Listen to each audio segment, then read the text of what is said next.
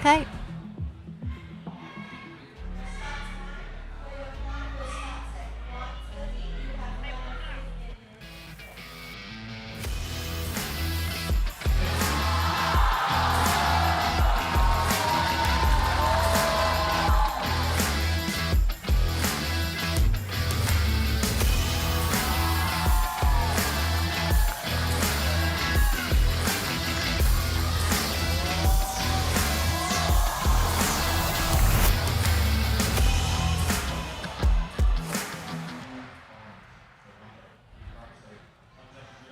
Big hello and welcome to you to KRAFT Boulder Competition 2025, brought to you by Petzl. Access the inaccessible. We are coming to you from Camp 5 Echo City at KL Echo City Mall in Kuala Lumpur, Malaysia. If you're joining us online, tell us where you're watching from, who you are supporting today.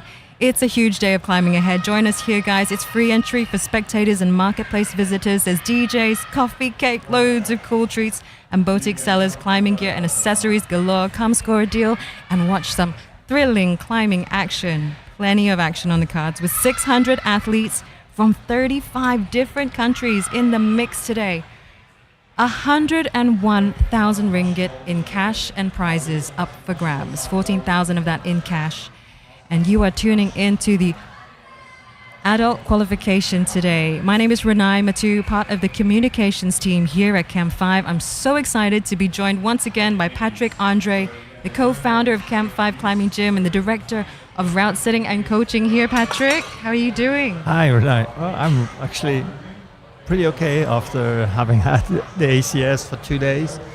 I slept in this morning, so I think I'm strong. I had a coffee, so ready to go. I think you're doing better than me right now. I'm shattered. It's been a big week for us over here. The first ever KL Climbing Week is done. This is the finale of it, and I mean, 600 competitors at KRAFT this year, Patrick. I mean, that number just mind boggles me. I think it's 620 to be fair. It is more. Yeah. 623. I don't know how many people didn't show up today, but it's big numbers, and we are expecting lots of big things from everyone.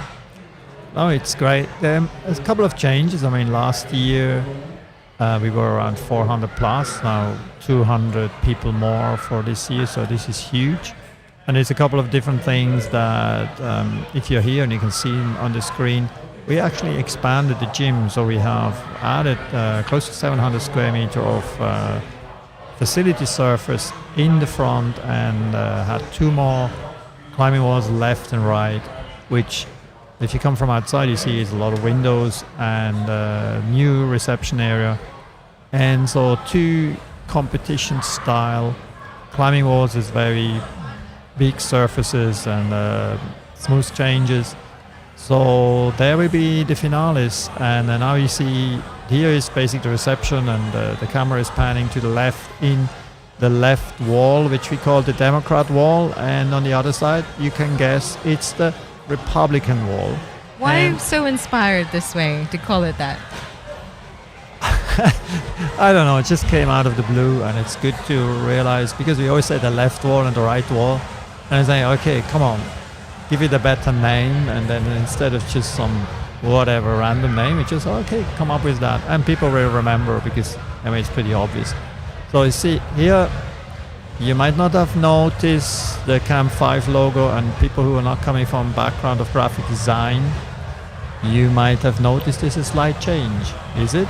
A slight change. Yes, we actually gave the job to the original designer of the logo, who is a Swiss guy named Bunny, and he runs a company, it's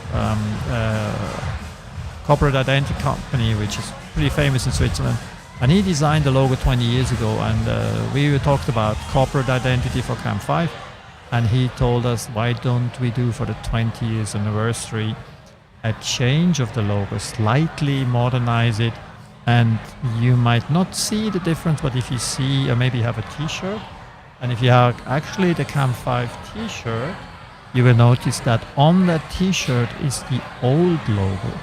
The old logo, the old and the new. Yes, so now you can actually have a comparison on it, and then you will notice there's a slight change. A slight change. You might have picked up there, Patrick, 20 years of Camp 5 this year in December. Yeah, exactly. So 1st of December will be a big party, and we will do a couple of activities during the year to celebrate. And one of the celebrations, of course, the new logo. We were planning to do like an inauguration, whatever, but then we just said, look, the logo is on the wall, people will notice, and we will have some change in corporate colors, but it's still Camp 5. It's still the old and new Camp 5, just bigger and more exciting. And like the new blue and pink that we will be debuting as well. On the wall there you can see Walltopia, one of our sponsors and walls that you will have been familiar to climb in at Camp 5. We of course wouldn't be able to make this weekend come together without our esteemed title sponsor Petzl. They also were part of KL Climbing Week this week. They held a belay workshop for the newest device, the Neox, like the Ferrari of belay devices.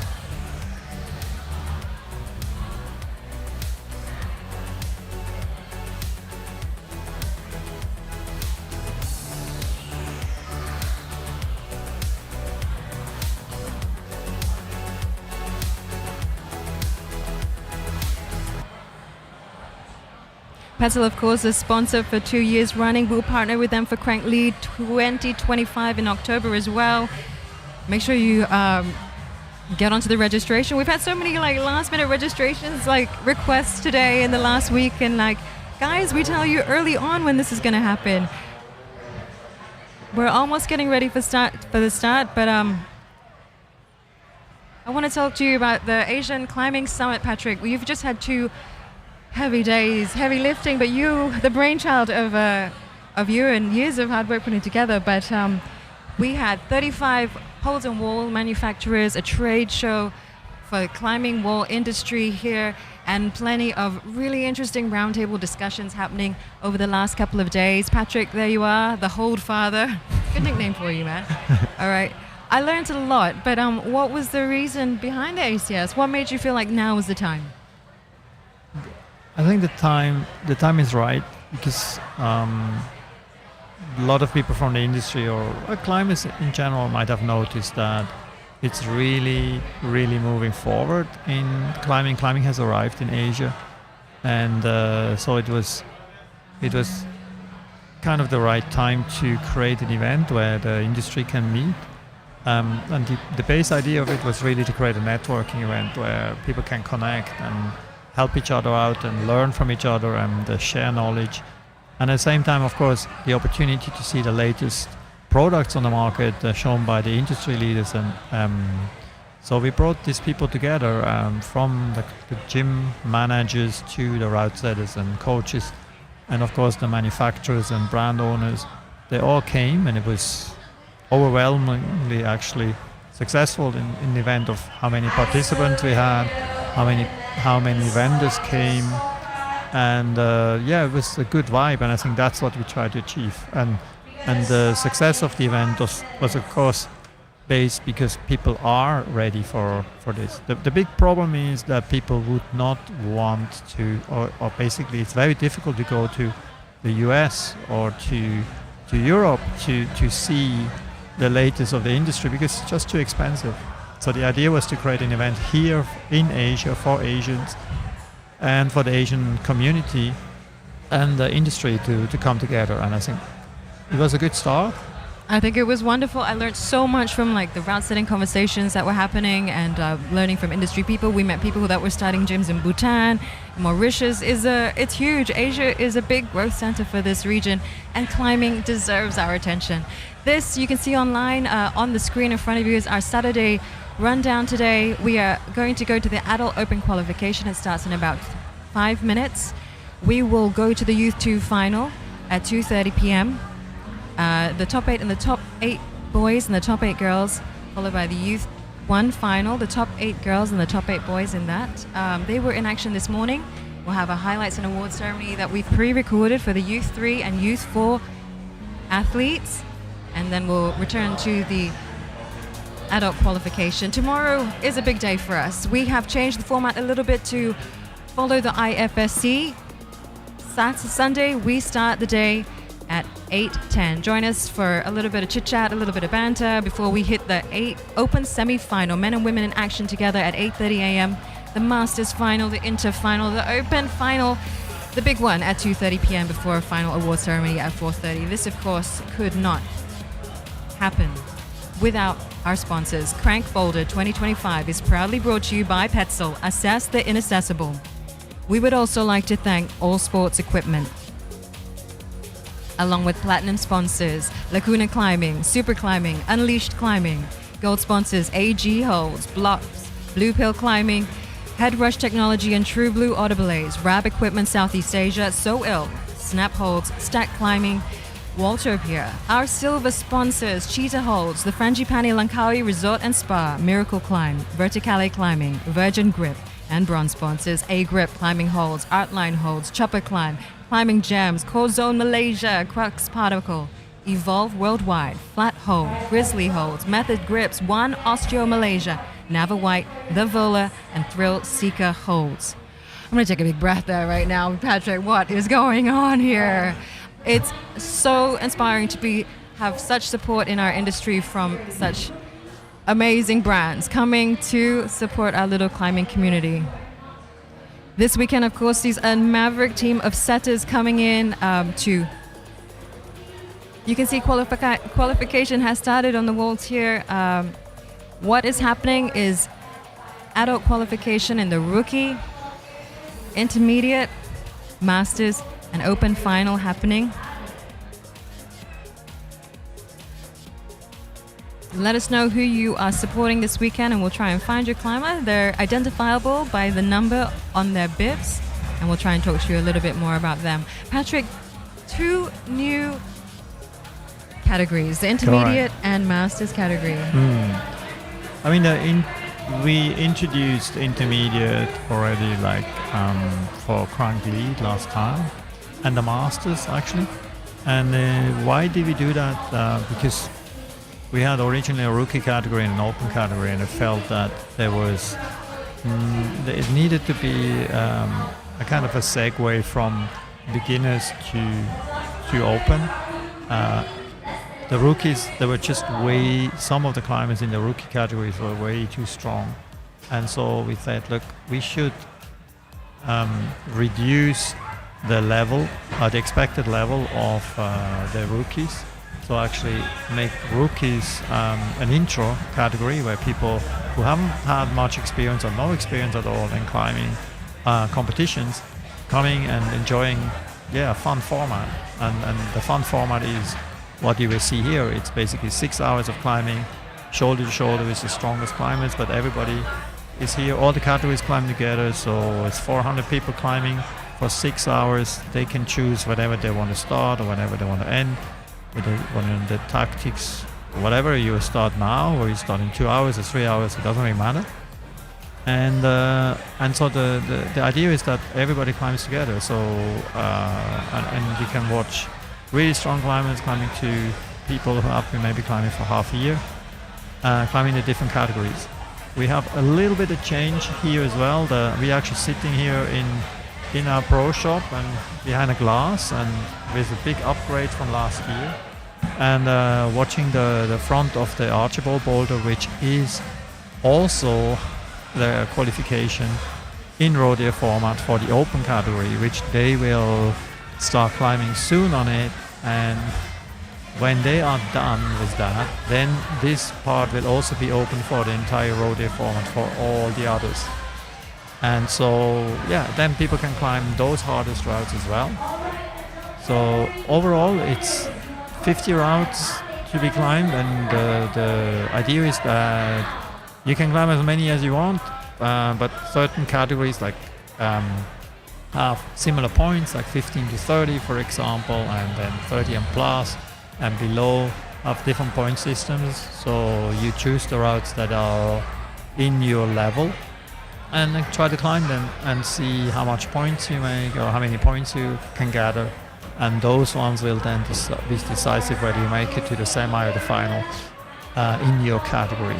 But the great thing is that the categories are mixed, so you climb, there's no differentiation in between the participants. Everybody climbs together. I think that's pretty cool for a community event and makes it much more fun. We've also got some World Cup climbers climbing this weekend, which means if you're a rookie, you could also be actually climbing next to someone that's just competed in Bali, for example. Exactly. So it's really cool. You could like you could fall off, or you could get your sand and be clapped. Have a support, an Allez come from. Well, to say that you were in, you climbed next to Aussie or one of the other ones that came back. So, Patrick, we have a really big, one of the special things that we do for this competition, we try to follow the IFSC World Cup format. And of course, we do that also by bringing in guest route setters. This year we have Nikki Weisman returning to the helm as chief setter. How did you guys go about deciding who's coming back? And we have a whole new bunch of setters coming from Stacks and Snap, Holtz, Cheetah as well. And Cheetah as well. Actually, let me introduce them. Yeah, to sure, everyone. sure, go ahead.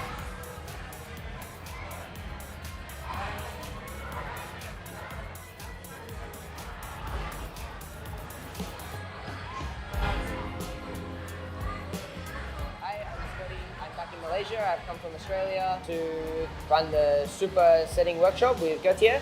I'm Gauthier from Super. I'm French, and I run Super and Unleash brands.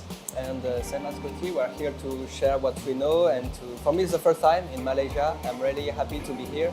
I think a lot of new ideas, thoughts, feelings came out of the focus on competition setting, whether it be at a local, regional level, all the way to a national or international level. Everyone took something away different that they hadn't thought of or experienced before. To anyone who aspires to set, what can we tell them?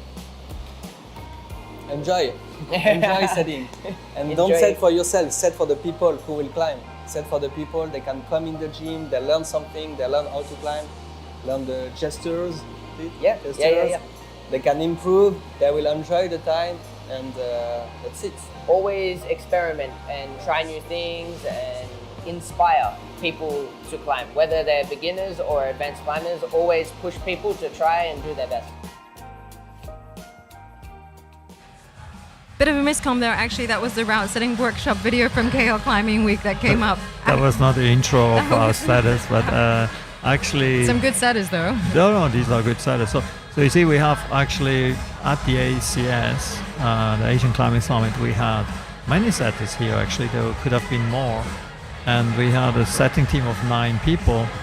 And how did this come about? I mean, first of all, Nikki did an amazing job last year to put this event together and worked with our local teams and some of the guest route setters to create some really high level competition. And so at the end of last competition, last Boulder Crank 2024, we already said, okay, Nikki, you should come back, really. And it was exciting. And then they said, okay, so that was actually already given. And then because of the combination of the Asian Climbing Summit and Crank coming back to back, we had the opportunity to have some of the brands that are actually were at the ACS bringing their setters, that we said, okay, why don't we just have more really international setters coming and make this like a party of setting. And that was great too. So for that reason, we had then 2 setters from Stacks, we had a setter from Snap, and we had a setter from Cheetah. And but it doesn't really matter where they come from, which brands they represent, because they were setting for the event. Okay, so you can mix handholds for creative setting. Actually, you can mix handholds with handholds of other brands, and it doesn't matter because it's really depending on the route you create. And so Nikki also told all the setters that they should not set with their own holds. They have to set with other brands' holds. So that's why it's not really necessary to just for example, Victor is the Snap setter because he was not setting with Snap holds, he was setting with others. So it was a team effort of 9 people, inclusive Chi Hui from Lighthouse Climbing from Singapore, and our setters from Malaysia, from Camp 5, And so it was a huge team effort, setting up 50 boulders, actually 80 boulders, inclusive of the finals. And so, so it's a blessing to have that Asian Climbing Summit just before, because we will now in the future, if we do this again, have the opportunity to have some really strong international setups here in Malaysia who can help us with Crank, and that's very promising for the future. So looking a little bit here at what's going on. As you said, rodeo format, so the people have to queue up. When you just have a full start or like a short start, you can maybe look back and say, okay, I can climb again. If you fall halfway up or you don't top, you have to go back in the queue. And so tactic-wise, what are you doing? You maybe look for warm-up, some routes which are not so long queues, and then you climb. Or the tactic even starts, am I starting at 1 o'clock or am I starting at 3? Because you have 6 hours and nobody necessarily want to climb 6 hours. If they will make it to the final, they'll be very tired. It's a strategic decision, is it? Yeah, so we had these discussions with someone like, should I come early, should I come late? What is the point? Most probably I was thinking everybody comes early, but then you have maybe longer queues. And maybe if you come later, then all the holes are chalked up. So and then you also, when you climb, you see where are you climbing, which routes are you actually climbing, because you maybe go first to warm up a bit, and then you have to find what I call the sweet spot of range that you can maybe climb in 1 or 2 to 3 tries, and then you maybe work yourself up towards this. Try maybe some harder problems, and if you're not being able to climb those, you go back to easier to gain some more points. So yeah, different tactics, and it will be interesting to see how people go ahead. So what we see here is we have actually these ones are no, not these ones. I'm looking outside and watching, not what you see on the screen. So we have, and later on I will show you, we have a format of less routes for the open category, and so these guys are having their own separate routes for qualification, but they have a limited time to climb on them, and if they are done, then as I said before, the routes will open. So this is a route now for qualification, for the open format, and these routes are the only ones that actually count for the open format. So they don't climb all the routes in the gym; they climb these in general. So here we see this is the side where we actually watching from our how do you say, commentator box. So we actually have a commentator box, and last year we were actually underneath the AHU room. Yeah. And, so it's actually super luxurious today, and it's funny because we are behind a glass wall, like in an aquarium, and or in a zoo, and we see outside. So I'm not sure whether we are the monkeys or the outside are the monkeys, so it has to be decided. So I'm saying, okay, outside are the monkeys, and we are watching them, and we can say hi to everybody and give fives through the glass. Yeah. And come and say hi them. to us. Yeah, they say Come hi and send to us us. some coffee. Yeah. We're also open to some cookies and chocolate and like. Yeah, that would be awesome. And we will also invite some of the setters and coaches and people who are around, sponsors, and people who actually know a lot about climbing and about the competition, and we will invite them here into our commentator box and comment on the competition, on what inspired them to come here, blah blah blah. So there will be a lot of stuff happening. A lot of knowledge shared here in the next couple of hours, and please tune in. Tell your friends that we are live, and bring this on, because we want to have a new record on live stream participation, and it will be very interesting to, if you are not capable to come, but if you are in KL, come to the event. It's so much more exciting to be at the event than watching this on TV. So if you are in KL, take the train. We are in KL Eco City, Ink Mall, which is at the LRT station. So you just Abdullah Hukum LRT station. Is that how you Abdullah came Hukum. today? Of course not, because I have a car, Okay. which is not what I tell people. But actually, I'm actually very close to the MRT Yeah. station, but it takes me 1 hour to come when I just roll down the hill in 2 minutes. So it's a bit. I could take the train, to be honest. You could, Patrick. Yeah. We could do better. We could do better. Okay, I would like to give some shout outs online. Charles Phillip, hi. Azman Ibrahim, let's go. Yes, 20 years of Camp 5, isn't it crazy? Were you there at the start? Let us know. Unfortunately, he tried to register, didn't get in, but we do tell you guys, register early. Next time. We've got the lead one coming up. Mark your calendar, Azman. It's the 7th of October. Dan Lucero in the Philippines cheering for 94, who I've just looked up is John Valoria. He is in the open men's category for the Philippines. We got some Filipinos in the mix today. And Mustafa Ozgungo. Hey, how are you doing? Where are you watching from, Mustafa?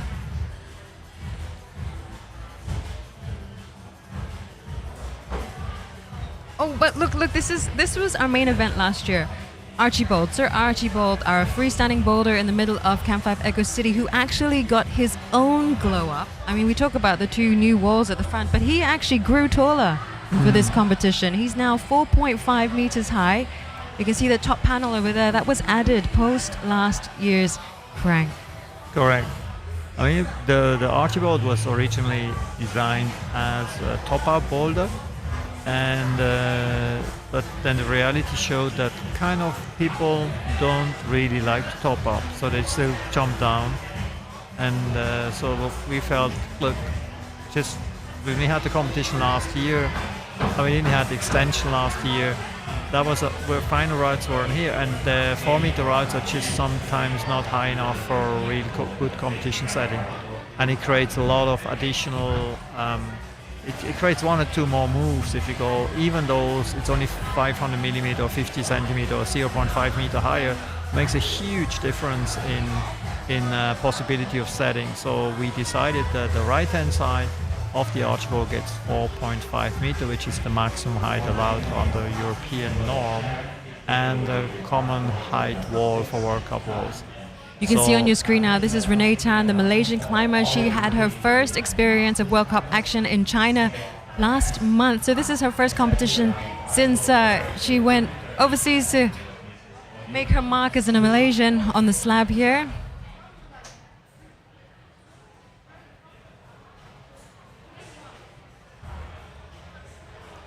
So what you cannot really see on the screen is that these are dual texture volumes, so they are not ideal to step on certain sides, so it's not as easy as it looks. Dual text, well, that actually makes that look a lot harder than I thought it was. Oh yeah, sure. I mean, the volumes have developed a lot over the last few years, and while originally volumes were an idea to create change of angles for the set of the handhold you're actually holding. Now a lot of the volumes are actually what we call like hold volumes, where the volume is actually more treated like a hold than as a volume per se. And so these are we have actually one problem here on hold volumes, which later on I can show you, which is, yeah, now we see that one. This is these are the block. Yeah, this is the blue pill volumes here. These are hold volumes. Actually, they are more used as a large hold than as the function of a volume itself. And so there's a lot of changes in the industry in how big volumes are or how they function. Some nice stuff. She got a little bit nervous about jumping down. You can actually use those white.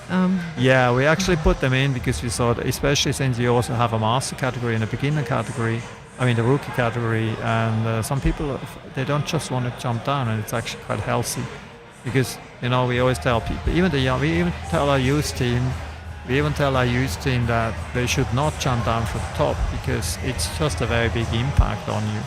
And so for that reason, we added some of those down climbing holds that people don't have to jump from the top. It's not very common in competition, but I think it's very useful and very very healthy for long term. My knees are hurting watching it. Yeah, my back is hurting jumping down, so it's just it's always a little impact, and it adds up over years, and you should be a bit more careful. I mean, tell this to an 18-year-old, they don't listen, but that's just the fact that it will actually have a big impact on your body over time. So One here of Malaysia's strong. Yes. The blocks that you were talking about, and one of our strong outdoor climbers here. Yeah, so these are dual texture volumes. You see the black. You see he's stepping now on. He's stepping on a smooth surface, and he has to push up on the rough surface, which is the black one. So the smooth surface is really hard to hold, and even if you pinch the holds on top, the real texture is actually only underneath. So you see now here, you see him on the right hand side. You just see his foot coming into the picture. Okay, gone. What is the degree on that part of Archibald? I call it the Instagrammable, the most Instagrammable part of our. This one is exactly 52 degrees. This wall is 52 degrees, and I remember that because I just recently looked at the model, and I was comparing the overhangs to the extension, and this one is 52, while the new one is larger but 45 degree overhang.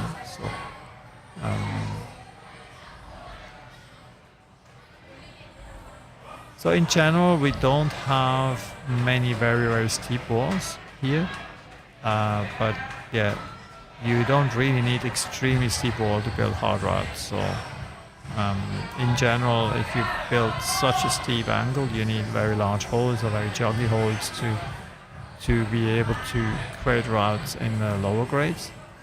But for competition, it's nice to have at least one or two of those steep walls. So this is actually a slab, which is a very steep slab. It's about 2 degrees.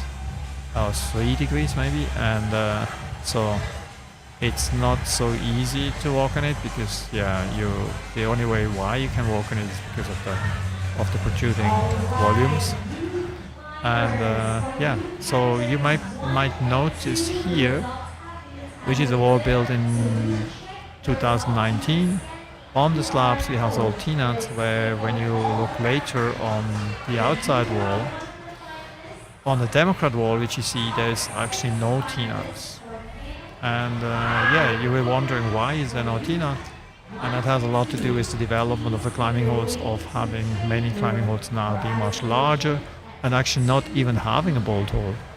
And then also a lot of holds are now fixed on big volumes, and then the hold is actually quite small. Here you see that. You see, like, if you look at all those holds, none of those holds has a bolt hole. No bolt holes. No, look at the holding holes. them out? These are all macros, or in Europe we call them also volumes because it's fiber volumes, but to differentiate here we call them macro, and the volumes we call the wooden volumes. And you can see on this wall there's none of these walls. So sorry about this shaking. This comes from the speaker being too close to a camera. Yes, so and our DJ. The DJ is hammering. Amping up the crowd. Yes. So you see these are all large holes, and if you look carefully, you see that they do not have bolt holes, and even on the right he's climbing now, the pockets just before the end hold, they don't have bolt holes. So and sometimes if they don't have bolt holes, they still have enough screw holes to fix the hole to the wall. So that's why we decided that these walls for once have no T-nut. Here you see on the left-hand side there are T-nuts because it's much steeper, and then in commercial setting it's an advantage if you want to place jogs, because those jogs often still have bolt holes. So now I'm getting interrupted by an annoying cameraman, so I have to shave but you cannot see it, so thank you. So going back to, you see this wall, this 2-wall right hand side is 22 degrees overhang, left hand side is 15 degrees overhanging, and we decided to have bolts all on those. But then, to be fair, look at that. Again, on none of those really has T-nuts. That has a bolt hole, so that's it. So this is the change of how the industry works, how handholds are produced. A lot of real estate of handholds sometimes, there's not much to hold on. Yes, these big, massive, slippery, shiny, beautiful looking things, but like there's only the tiniest amount of like grip. Actually, the left-hand side, you see like many of those the ones they're actually from Method, and they are VTFs, which is a thermoplastic, and they are jugs. They are jugs, and normally the VTFs, they are not really juggy because of the way they are constructed, but these ones are massive, these jugs, so that's why this route is relatively easy to climb for that angle. And you see here, these are also macros, which are all dual tech, so we have actually an amazing amount of beautiful new holds. Some of them never seen in Malaysia, some of them brand new on the market, and we are very blessed and very thankful to the sponsors and the brands who brought us the latest holds, and so it's really cool. And you see the setting, I saw the setting for the finals and the semi-finals. There will be some amazing routes from the point of climbing, but also visually, the visual impact they have is just really incredible. So if you have time tomorrow and you live somewhere close within 500 kilometers, make it down here. You can still travel from Penang today and come and see the finals, and it will be really incredible and a huge opportunity to see some of the strongest climbers of the region competing for the best places.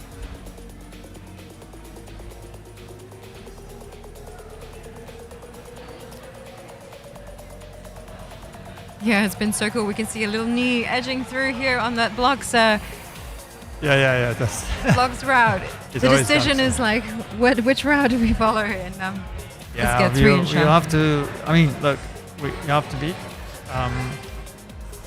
It's not 100%. We have not 100% covered all the walls. We have a limited amount of cameras, and there is actually another boulder area in the back, which we decided to forfeit this year and focus on the Archibald and the outside walls, because we have a limited range of a camera, so we are focusing on this and the new walls for the finals and semi-finals, and for the qualification these walls. So there is more routes in the back, but I would say we can see about 60% of the routes, so it's fine. And what you not really can see, even though you can see the people, it's the amazing amount of crowd that we have in here. It's just so many people, not only competitors but also spectators, and it's seriously crowded here. Yeah, it's cool not being in a cupboard this time. I feel like I tell people how awesome it is outside, and we never actually got to see it very much. So. No, this is awesome. Yeah. This is really good to. Yeah, you can see you can actually see some action in live, and it's actually very different for us as well to watch. If you watch stuff on the screen, it always looks small, and the handholds look shallow, and you cannot really see the nuances of the route so well as if you watch it in live. The action live is thrilling, especially in the middle of a crowd that is yelling and cheering. But still, we try to do our best to commend on what you see. Skiing. We actually have a live scoring system. So we had kryptonite, a kryptonite system. Which how does it work? We have when people climb around, it's like a scorecard, but the scorecard is on their phone. So after they climbed the route, they actually can lock in the route they climbed, and then as soon they climbed it, or they did the ascent, or did a try, so they lock it, and then it will actually go live. So you can actually go and see your live scoring, and that's very much different to last year. Yes, one of the promises we made, Patrick. Yes, we did many promises, and we kept at least this one, and so it's good.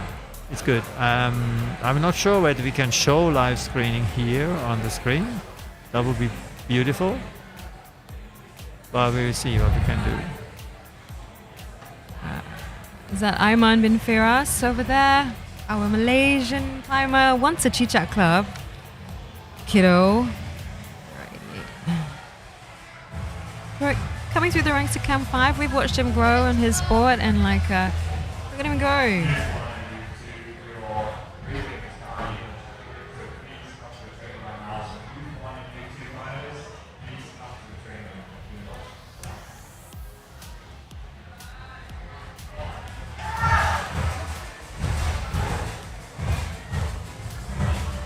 So rodeo format, it's actually going to run for 6 hours today. They don't all have to come out at the same time. They can take a lot of breaks. They can have a drink in between of everything. It really plays into the strategy of the particular climber. And hopefully it takes, well, I don't know, I guess it takes the weight or the pressure off a little bit, just to know that you don't have to rush out and get everything done, and you can, chill a little bit, if that's possible. Yeah, I think we, if you have 400 people, and then you need to think about a strategy as well for us to accommodate everybody, and in a way that you have, if you want, you can climb and not just queue. So, and this year I think it's an improvement because we have additional wall surface. We have spread it out through the entire gym. So the people can go to the back into the cove. They can be at the archibald, or it can be in the front at the Democrat wall. So it's right through our gym. So now our gym, with the extension, is about 2,900 square meter of surface on actually ground surface. So it spreads out really, really well. So even if you have a crowd of 600 people here with spectators or more, it spreads well. So I think it's worked. And and of course sometimes you have a queue, but I think it's quite obvious that some of the competitors have not come yet. So that means we don't have all the 400 at the same time. And so far I think the tactic or the strategy of how we handle the crowd worked out so far. So of course, Crank, if you're listening at home and don't know about it, we follow the IFC World Cup format as close as we can for a fun comp. We try to open it up to as many people as possible by having our rookie category, our masters for the over 40s or the 40 years young at heart, and the intermediate category, and an open category. We're seeing a lot of interest from other countries around the region, Southeast Asia especially. I'll give you some stats here. We've got climbers today who have flown in from Bhutan, Myanmar. We have 344 Malaysians climbing, about 16 Indonesians in the mix today, 27 climbers from China. And this one is the stat that gets me, 111 Singaporeans are here. They're coming across the border to take home some gold, our Singaporean brethren. And it's great to see such support from our regional neighbors who are actually quite strong. The Singaporeans are really strong at climbing. Depends how you define really strong. Well, compared to us, I guess. Yeah, I mean, it was always a bit like it's like an eternal battle. It's an eternal battle in between Singapore and Malaysia. Sometimes the Malaysians were ahead and sometimes the Singaporeans. Currently it seems that the Singaporeans are stronger. And let's see how it turns out. It's also often sometimes individual, but at the moment the general level in Singapore is definitely stronger. And what is the reason for it? I don't really want to discuss it. We talked about it last year, and it's definitely not infrastructure, because there is a lot of infrastructure here. There's a lot of nice gyms here in KL with good holds and good facilities, so it's definitely not the lack of facilities here. But nevertheless, we have actually climbers from Mauritius here, and as you said, from Bhutan, and it's great. It was people at the ACS were coming from Korea and Japan and all over the world, and Saudi Arabia. So it was amazing to see all those the people from all over the world coming to the ACS. Of course, focus on Asia. And now also, how many you said? 35 countries? People from 35 countries? Yeah, 35 countries, 344 Malaysians and about 270 plus foreigners in the competition. Not bad, not bad. It's pretty cool. Some of them coming from, obviously people based in Malaysia, but also a fair number coming in from, flying in from overseas. It's been really cool to see this competition grow. Yeah, so next year will be 800 then. What do you think, guys? If you guys get in early at home, we can make 800. I think we could have had 700 if everybody who registered late would have actually had registered earlier. But so never mind. We are pretty happy. I'm actually extremely happy with the turnout. And we try to fulfill our promises to improve every year. Better holds, good setting, better live stream. We have actually today improved on our cafe, and we have Paper Kite here offering beer, which like a lot of people came to me and said, wow, you're so cool. I don't recommend to drink too many beers before the competition, but after you can have one. And people enjoying that. And also our marketplace has improved and increased. So we have more vendors, we have more space for vendors and more vendors here. It's not comparable to the Asian Climbing Summit where some very big brands had big booths. Here it's really more focusing on the local exposure of local brands who want to show what they have, climbing related. We have physiotherapists here, we have osteopaths and chiropractors here who are specialized in treating sports injury and doing preventative measures. And they're here, and you can actually go to the warm-up room or to our yoga room, and they're there and they actually do treatment here on the spot. So if you are at the event and you want to have a treatment or assessment, just go there and they help you to get you fixed as good as possible. So you can climb harder. No, especially after you jump down a lot of times, so they can maybe help you to release the strain. So it's actually like impact on your body. You might not notice, but there is. So sometimes you have to do a little bit of correction if your body is not capable to correct it itself. But that also means you still have to do exercises yourself to get back in shape from injury, or do them actually ahead of time to prevent injuries. So we can see the whole of that block's route here in the shot now, and oh, that's great.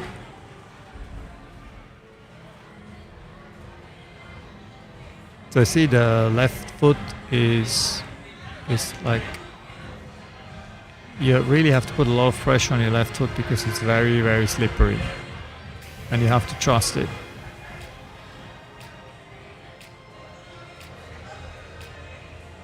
So it Super feels like- inspiring to yeah. watch, though. I want to ask this question from online. How long will the routes stay up after the comp? We take them all down. No. Not immediately, no. No. The amount of work that went into these routes. Some of the routes are taken down, unfortunately, because we have to set the semi-finals. Okay, so what will happen is the finals and the semi-finals, they will be up, and some of the qualification routes, all the qualification routes in the back, in the cove, they will stay. The routes that you see now will be replaced by semi-final routes, and then of course a little bit harder. Then we will have some finals, youth finals and others on the other side, so they will also stay. And then of course the open finals and the master finals, they will stay. So we keep them. And what we will do then after the event, our setters have to come back, even though after setting up really hard for 6 days, they still have to come back on Monday to add more routes, because if you will just have the open routes on the new walls, that will be, most of them are very tough, and then you only have 8 routes on the wall. So it will be very interesting to try them, but we don't have enough other routes, so we will add more routes to it, and the set will stay definitely for a couple of weeks with additional routes in between.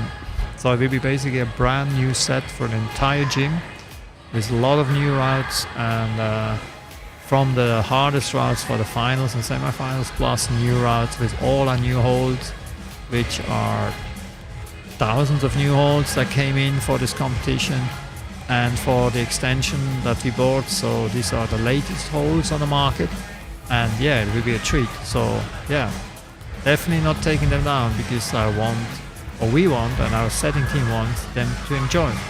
Aussie Arashid, Osman Arashid.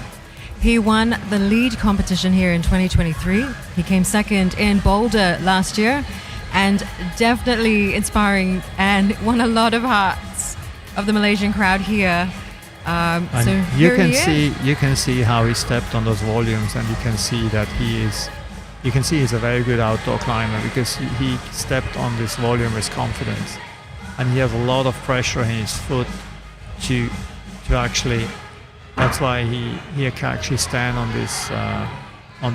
these volumes and steps on it and moves through without trying to go dynamically. So this is really good foot technique, and it pays off here on this wall. This is not, you cannot solve that by just jumping. I know jumping is fun, and a lot of people today try to jump. Someone's just delivered Patrick a coffee. Oh, that's Ask awesome. and you shall receive, Patrick. Thank you. Anyway, I was just marveling about foot technique, and it was interesting when we had the setters clinic and the coaching clinic, where we were talking about, and it was, European setting, and talking about movement and talking about enforcement of positioning, which you cannot overcome by just jumping. And so we try to implement these kind of moves again into our setting to teach people some kind of those movements.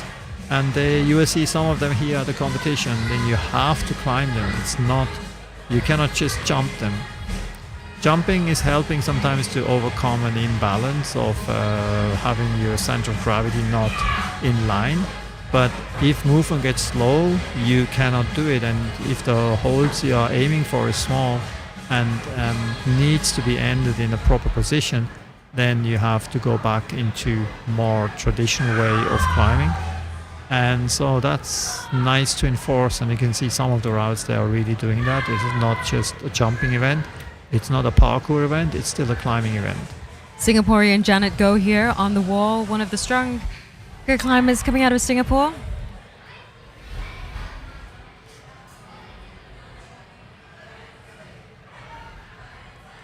Taking advantage of those white. No, it's good. I mean, look, it's obvious that people use them if they're there, and it's like it's fun, and I think it's fair, and it's good.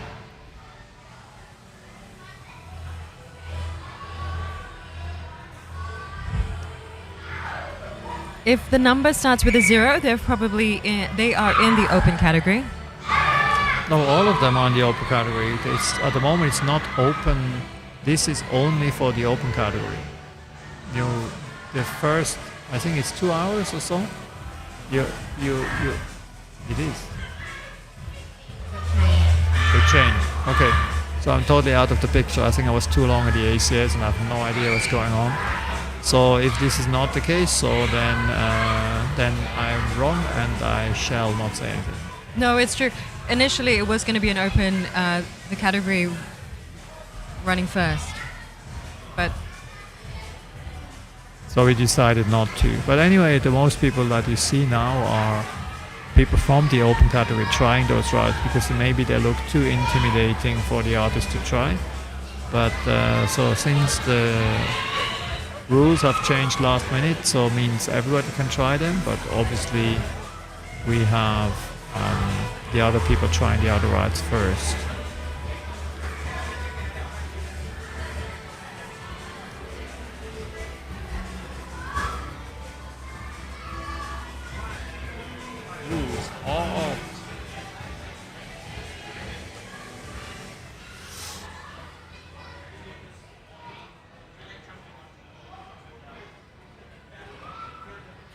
So you can see on the left hand side, the top of the volumes is actually dual texture. I mean, it's a smooth texture. So you have to pinch. The volume, and there is a small chip there to step on. So the surface is nearly impossible to stand on. It's too steep.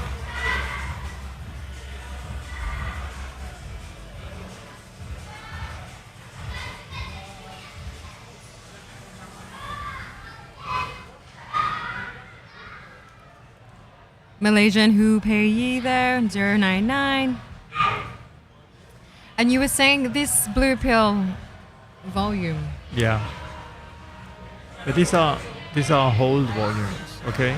Sounds weird, but it's not a hold, not a volume. Volume holds, hold volume,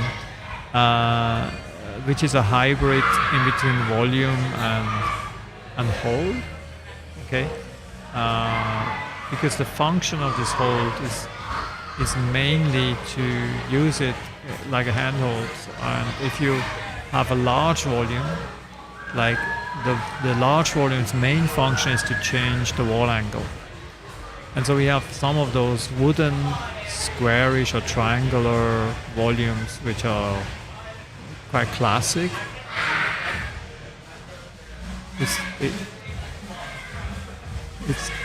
It's quite classic, and these ones are designed to change the existing wall angle, and when you place a handhold on that new angle, of course it changes the way you can hold a certain handhold. And so these volumes can be actually also round in shape, so we have those hybrid volumes these days which are more than one texture. It's like maybe a fiberglass round base, but then on the flat part there is a wooden panel, and they can be round and they can actually turn, or there's classic square ones, which then the main idea of these are, as I said, that it changes the wall angle. And a volume hold is then really used like a hold, and it doesn't really matter, it doesn't really change much on the wall angle, because the holding position where you actually hold the piece is part of the volume. So that's maybe to say that's most complex as possible, the difference. This Jemmy, the route setter over here on the blocks wall, number 79. Oh, I'm not looking at the screen, Patrick. There we go. Yeah. Yeah, it's the same. You're lucky that it's the same. No, Atira. I'm lucky I have Atira. Go for the send, Jemmy. Yeah, that's a trick here, because you're always watching them climbing outside and you don't see what's going on the screen. And on the screen now, Shireen Nazran, also a former Chit-Chat Club alumni. I'd like to just shout out to the Chit-Chat Club. Shireen also in her first taste of competition since returning from China, along with Renee Tan. They had some.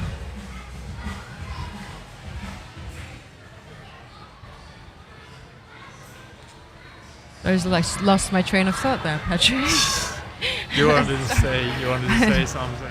At 2:30 p.m., guys, we are going to take a break from the live action from the Open and Rookie and Intermediate and Masters qualifying, and show you the final for the Youth 1 and Youth 2 categories. So this morning, about 300 young climbers climbed their wee little hearts out this morning and into the afternoon, and the Youth 3 and Youth 4 categories have been decided on points, and we'll be watching the final 8 boys and the final 8 girls in the Youth 2 and the Youth 1 category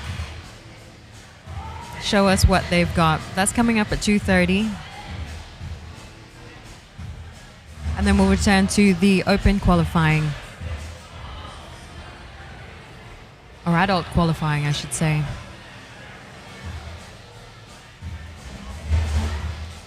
Singaporean Brandon Gui on the right here.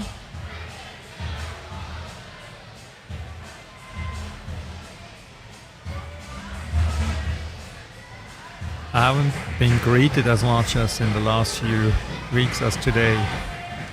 I mean, all the people passing by. It's been a pretty intense week, hasn't it? Yeah. It's like it's KL climbing week. It's just been non-stop. I lost 2 kilos actually. Yeah, you've done everything from like building walls, like shaking hands. Oh, shaking the hand was the easiest. But building walls, to be honest, it was our team, headed by Justin, who did a really good job, and amazingly in like basically 9 days built all these walls. And thanks so much for your effort to put this together so quickly. Justin and Mako and the whole of the Camp 5 team that are making sure this machine runs. Ayman bin Firas over there with the send, pretty solid top. You got to hold on to it. Is the recommended time 3 seconds or?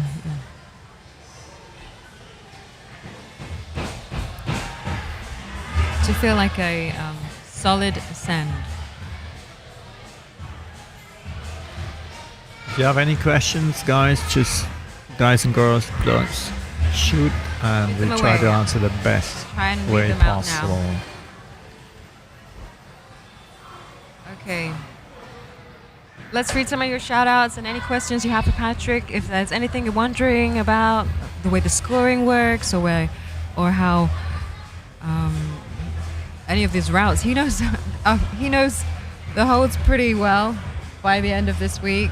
I mean, he's been staring at them. Who? You unpacked all these holds when they arrived. It was a mountain of holds. It's funny if you're actually now looking at this climb, and I see the owner of Blue Pill and Blocks just standing in front of us with his wife, and they're taking picture of that route because, of course, this is their hold. And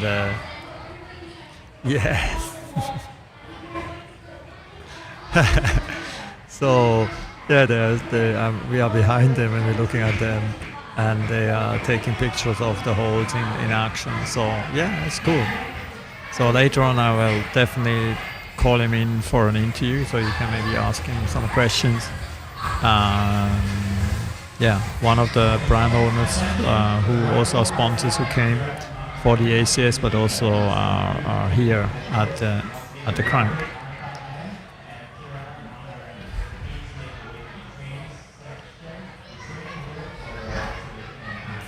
So we're looking for number 707 Uyen from Vietnam, so that Legend Games can give her a shout out. The shout out's going out to the Philippines climbers. We have 6, I think, in the competition. To Joy Lu, you can actually download the Grip2Night app, and you can head to the Camp 5 Echo City page, and you'll see our competition page. There's a live leaderboard there with all of the scores. This is a 6-hour qualification round, so anything can happen the next 6 hours. Some climbers might not have even started yet, actually. Actually, a lot haven't started because otherwise it would be much more crowded. The decision to go free and easy route like this was to allow everyone not to have to crowd and not to have to line up, and just to keep things a bit chill. Hi, Michelle Nguyen. We're looking for climber 913.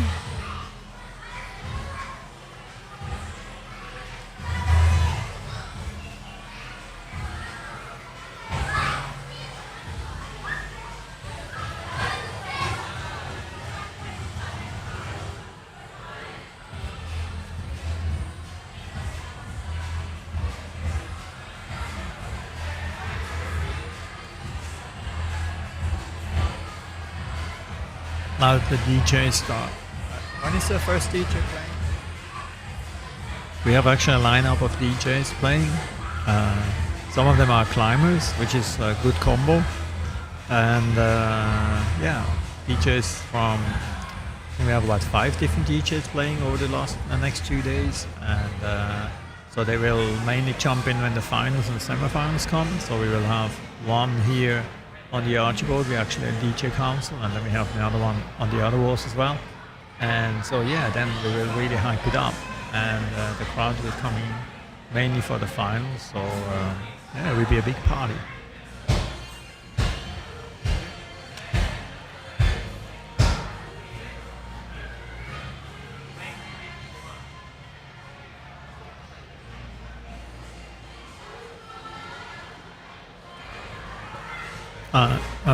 Renai, I have to step out for a couple of minutes because I have to give a rope and some quick draws to Joseph, because Joseph is the owner of Blue Pill, and he actually decided to come here and take 2 weeks holiday in Malaysia. And they rent a car and will drive 2 weeks through to Malaysia. So, and I will lend him a rope and some quick draws because they will do some climbing, so I will pass that to them now. Awesome. And then I will be back in a minute.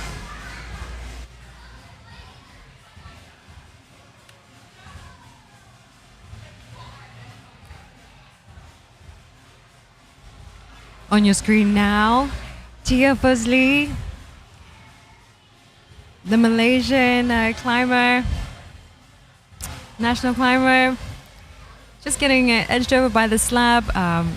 Patrick has explained before, maybe I'll get him to explain again, that what's so interesting about slab climbing. I heard one opinion that it's a very popular form of climbing here in Malaysia. We like a good slab.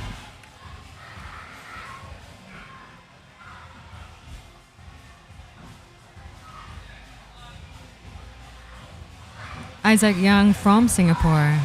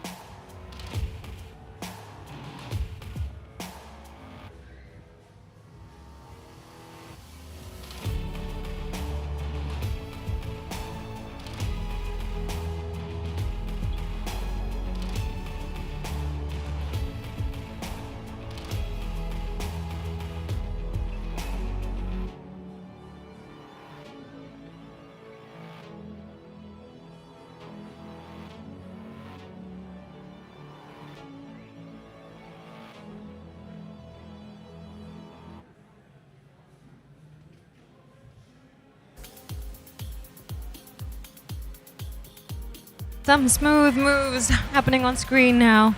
Let you know that we are going to take a break from the adult qualification in a little bit because some serious action in the Youth 2 final is going to get started very soon at 2:30 p.m.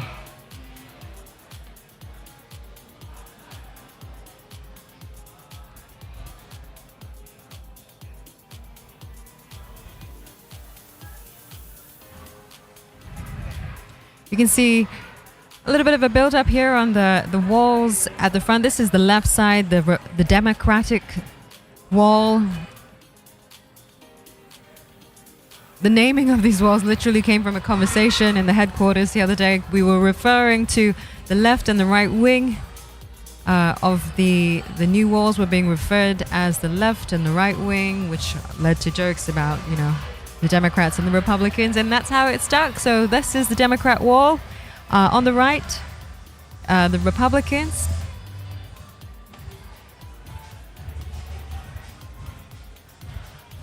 So here we are. This is the Republican wall. Brand new, ready for action today. It's not been climbed at all. This is for the final of the Youth 2. The guys have been in isolation for the last half an hour or so, and they're getting ready to come out. And doesn't it look good? You can see the shine on some of those holes. That's that shiny dual text that we see quite a lot of in route setting these days, especially for competitions, because it's very tricky surfaces to handle. Here we are, the final.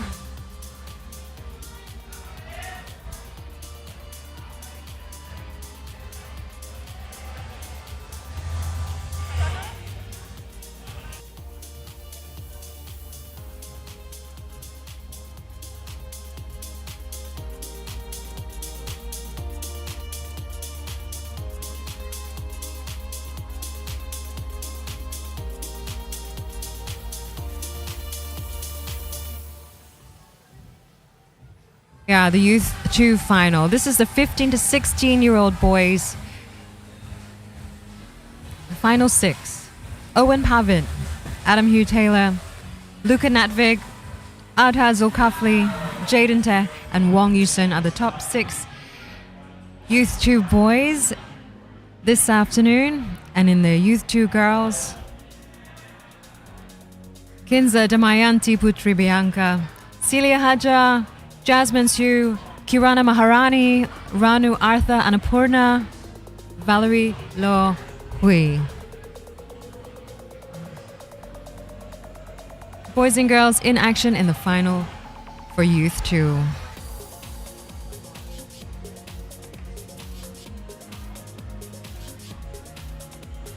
Not too late to join us this afternoon. As you can see, everybody's milling around. There's some boutique stalls set up there. Shout out to all of our vendors this weekend.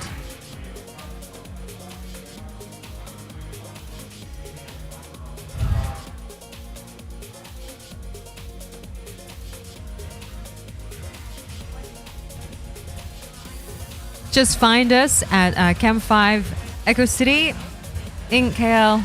Echo City Mall.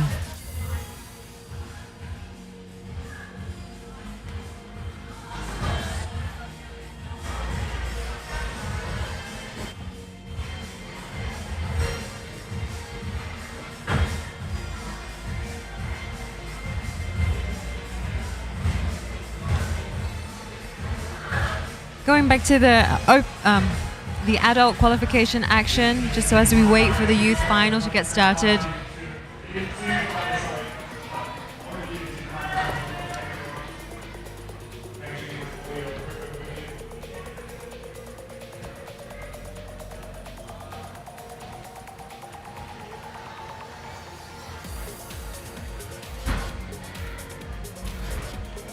Patrick's back. I've got a question from online.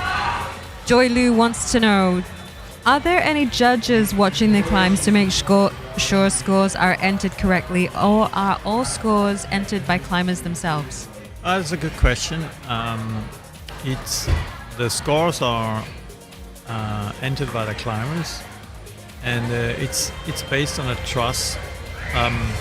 It's trust based, and we are of the opinion if you are cheating, you cheat mainly yourself, because if you, for example, make it to the final and in the final you cannot actually get off the ground, then it's pretty obvious that you might have cheated. And the thing is also that basically everything is on CCTV, so everything is actually on live stream or CCTV, and the judges are around. There are judges around, and they might have a glimpse, and the judges can, if they need to, check whether you actually score properly or not. But of course there is room for cheating, because you walk around and then you walk around the corner, go to the toilet and type 5 of the top routes that you have climbed, and then you come to the final. But the reality is, if you make it to the final by cheating, it's, I mean, we don't really have to go down to say that this is really not the way you should do it, because the idea is this is a community event. This is fun. It's a fun event. And of course you might be tempted to cheat when you're close to make it, or you just feel that you have to prove something to yourself or to whoever. But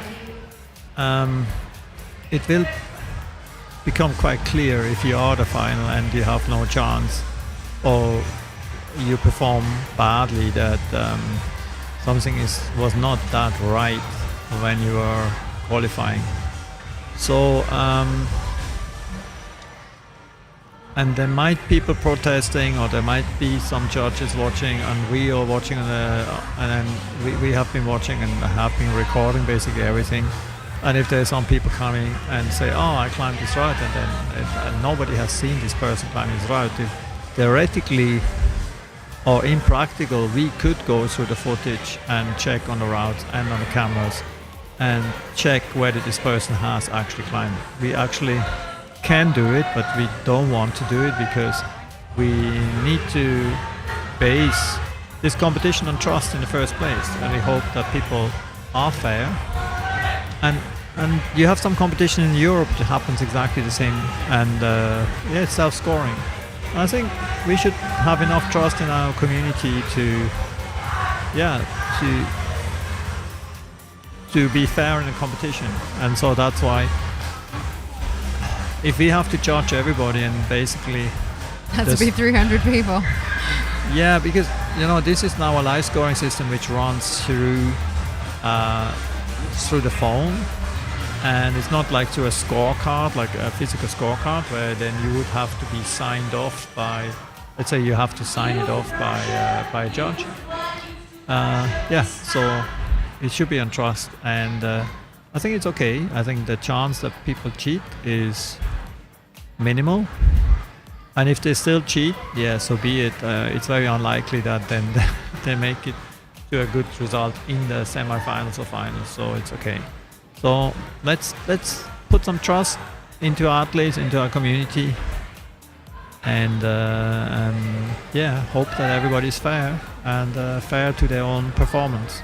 You don't really win anything instead of just identifying yourself as a liar.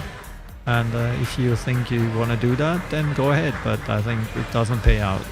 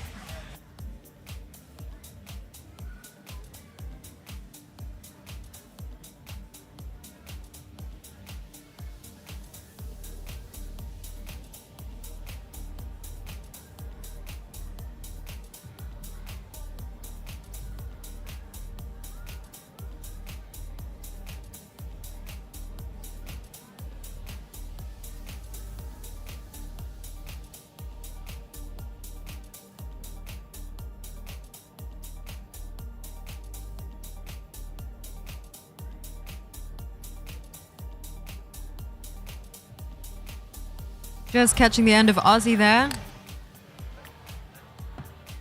Bit of a parkourish move. Let's have a little bit look at this route, and I just talked to Pierre, who is the route setter of Cheetah here at this event, and it was very interesting because he was mentioning to me that 2 days ago he was very tired and sick, and then he said, okay, why don't I do a route which I already know it functions? And then actually this similar route, a similar style of route he has set in the Swiss Cup last week in Bern, and it was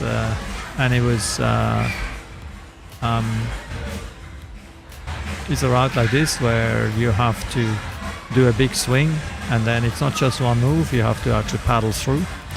And so I think we had one top so far, and if you go on Instagram and you go to have a look at yes, he is nearly close. So you will see the same route but going from left to right on Instagram, and you can compare it, and it's a similar style. And he said, okay, let's do it safe, let's do a similar route, and then I save a lot of skin because I know it works. And so they set this up, and it has become like a big challenge for the open climbers to do it, because it needs, first of all, a big swing, then land precisely, paddle, and stop the swing at the end. So quite a complex coordination. And we had so far one top, which is great, and that shows that it's possible. And cool story from Pierre, because he set this up safely, but it works. And great to have a problem similar to the Swiss Cup here at Crank. So it shows the level is, and he said, oh, the climbers here are strong. They are very, very strong, have good core, strong biceps, and very good on the fingers. Good biceps. Yeah, no, like, the thing is, it's climbing is defined on how strong you can, how much contact strength you have to hold a hold in general. Then from the biceps is more or less how much you can pull in. From the core is how much tension you can create on the route. Then comes how much toe strength you can apply on the route, which is sometimes neglected even though you have a strong core. And then the rest is, of course, positioning, and in dynamic climbing is actually also the positioning and the coordination. So where from an assessment from a European route setter just said, he looks at the Asian climbers here in this competition, and he realized they're really strong. They're really strong on the fingers. Maybe sometimes on the positioning there can be some improvement, but when it comes to core strength and finger strength, they are really, really far here. And they were actually, the international setters were quite impressed. And because Nicky has been here before and he has set in Asia before, so he knew how strong the Asian climbers are, and that's why the setting for the Open is really tough. It's really hard because we have some really strong climbers in Asia. We're not talking here about the Japanese and Koreans and the Japanese dominating also in the World Cup, but in general, the competition scene, we have strong climbers here. Surprising for some foreign setters to see how high the level has become. And so great to have these comments. And so Asia is on the way for domination in the next few years, not only from Japan but from other countries too. Why do I say domination? Because the many Asian have the perfect body for climbing, or for the current way of climbing. It's like the height is, most of the strong climbers these days are around 164 to 172. They are actually not that tall, and the Asians in general have a light frame, and so it comes down maybe a bit on the ape index, who is stronger than others, and but from the general frame of the population, Asians are having an advantage over Europeans. And so you see it now in the Japanese, that if you look at the average climber in Japan on like a high level climber, it's like such a huge density of strong climbers. Korea now coming up, Chinese coming up very strongly because of the systematic way they are actually searching talents. And if this kind of systems could be in place in Southeast Asia as well, then you will see a lot of Southeast Asian climbers coming really, really strong in the World Cup. Currently not yet the case, but yeah, it will be the case in the future. Waiting for an explosion to happen.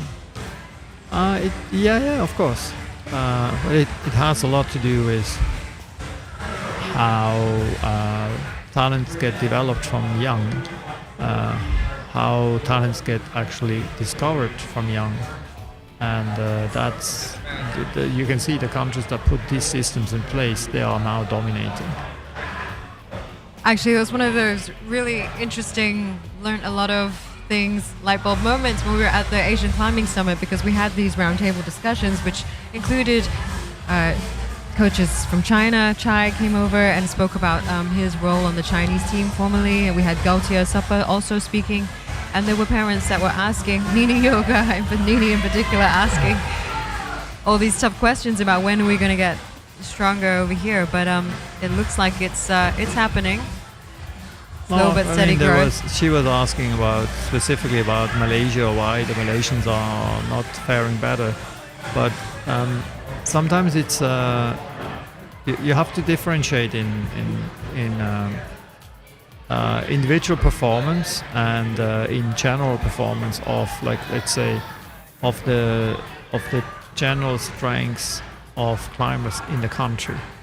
And so on individual performance, you always have a chance to be world class from whatever country you come from, if you started early and you had a good training regime and maybe climbed in an environment that was conducive for you to improve.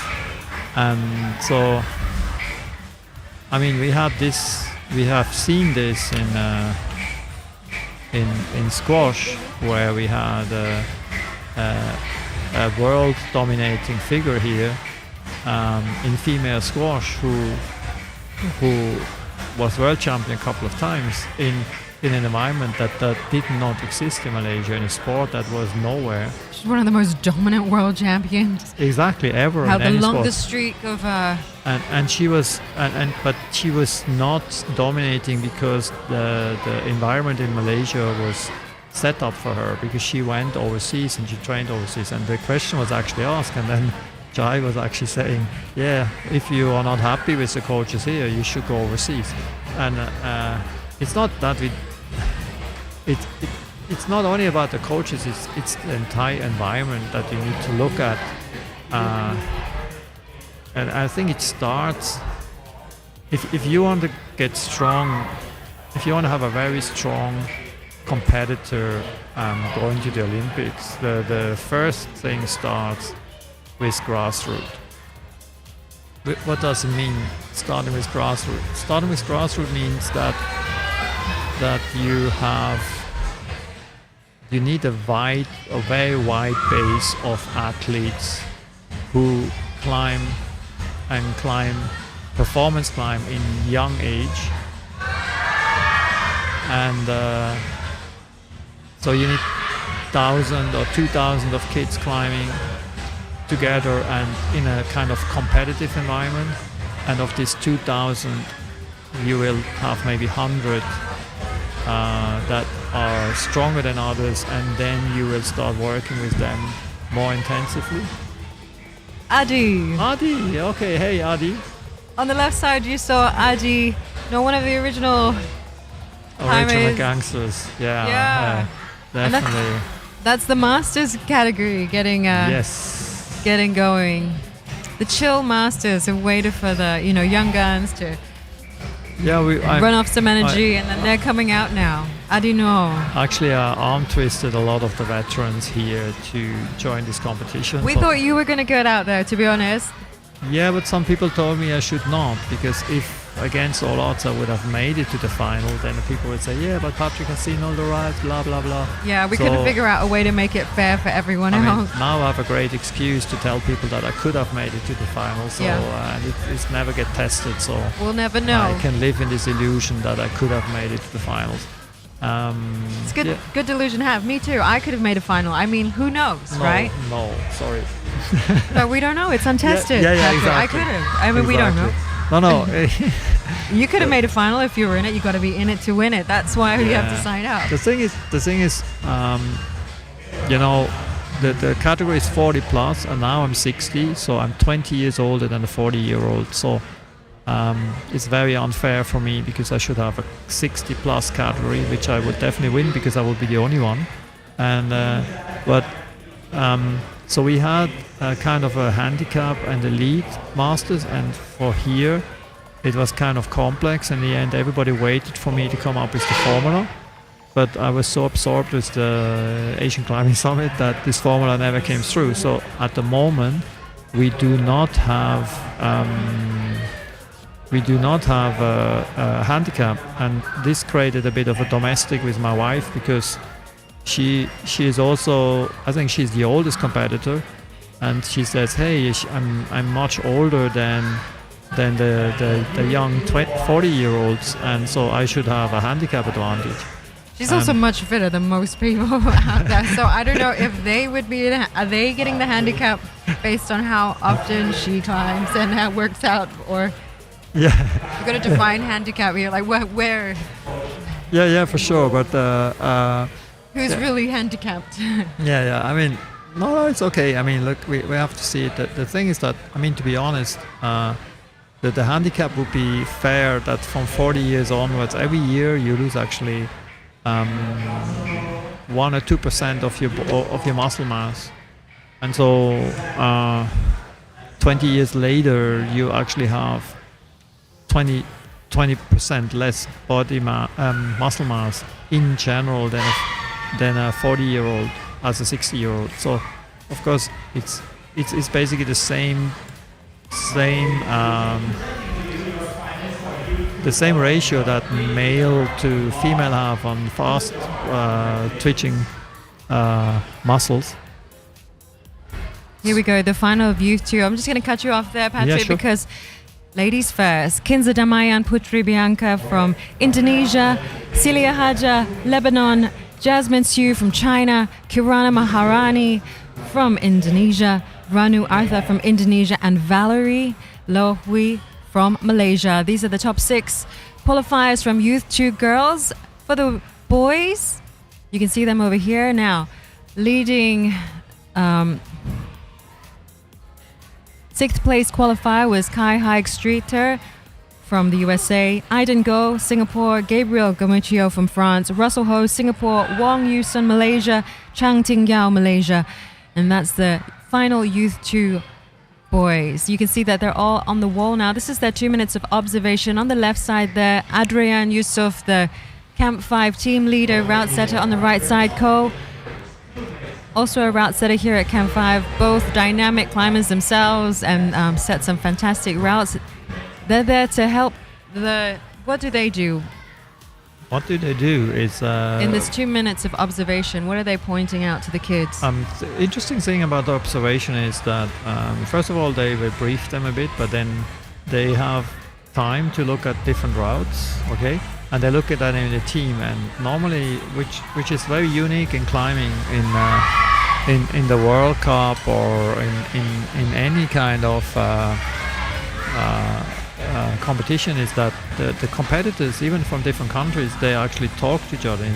You can see them now, they are actually saying, how does it work? And they have a discussion, and they have a discussion among themselves, how do we do it? So they have this per route, they have time to look at them. They can actually touch the start hold, but not more, and depends on competition, but then they can see how this works, and then they can figure out the moves and discuss it. And then after that, you see now, you can see that, this is how I start, and then they discuss, look, they have a discussion. How do you think it works? How do I place my foot? How do I move over? What kind of movement I do? And then this is what you need to remember because afterwards you go off, have to wait, and till your turn comes on. So you have, depending on competition, 4 or 5 minutes time to climb, and then the same amount of time in between the routes to climb, and then you come back and have to climb all the 4 problems for the final. So 4 final problems. The athletes have been in isolation prior to this. They've moved on to the other routes now to check them out. Yeah, so they have we have, because the female and male, we have 8 problems here. Female and male are in the same place, so we set them up. We set them up in a way that they are not overlapping. So the wall is pretty large, so we have quite huge problems. I mean, a lot of space, a lot of real estate for the routes, a lot of possibilities to go diagonal or sideways. So now you can see the male discussing that route, that boulder problem. And so they have the time, then they go back in installation and they come out one by one climbing this. Always a female and a male together. Oh, I don't know what's I have to check what is the format because they have changed. Concurrent format. Concurrent, okay. All clear. So, yeah. Great problems, great new handles. Here on the left you see a combo of the Cheetah hybrid skyball or skybase and a U-turn from flat-hold. We have on the right-hand side a wall which you just see on B4. We see the purple super. The other ones that you see, the mint ones are from AG. All new holds for Cam 5, and volumes from Stacks here. So some of our sponsors, and see here on the right hand side we see Unleashed in yellow. Oh, gorgeous looking holes. Beautiful, look at that. And then we have snap holes to the left, and then there was the purple one, the super that I already told you about there. And then we have a uniform amount of volumes, which are Stacks volumes, which some were sponsors, some we actually purchased for the new extension to have a uniform or a big variation of volumes for this particular wall. You can see the Stacks. This guy actually in front is actually that's Will Atkinson. Will Atkinson, and he is one of the shapers of those volumes. And when I designed the wall, I actually sent a 3D model to him, and he then made a selection of volumes for that particular wall, and that's why it works so well for the competition. Wow, you're talking about these grey volumes on the right here. Yes, all the volumes actually. So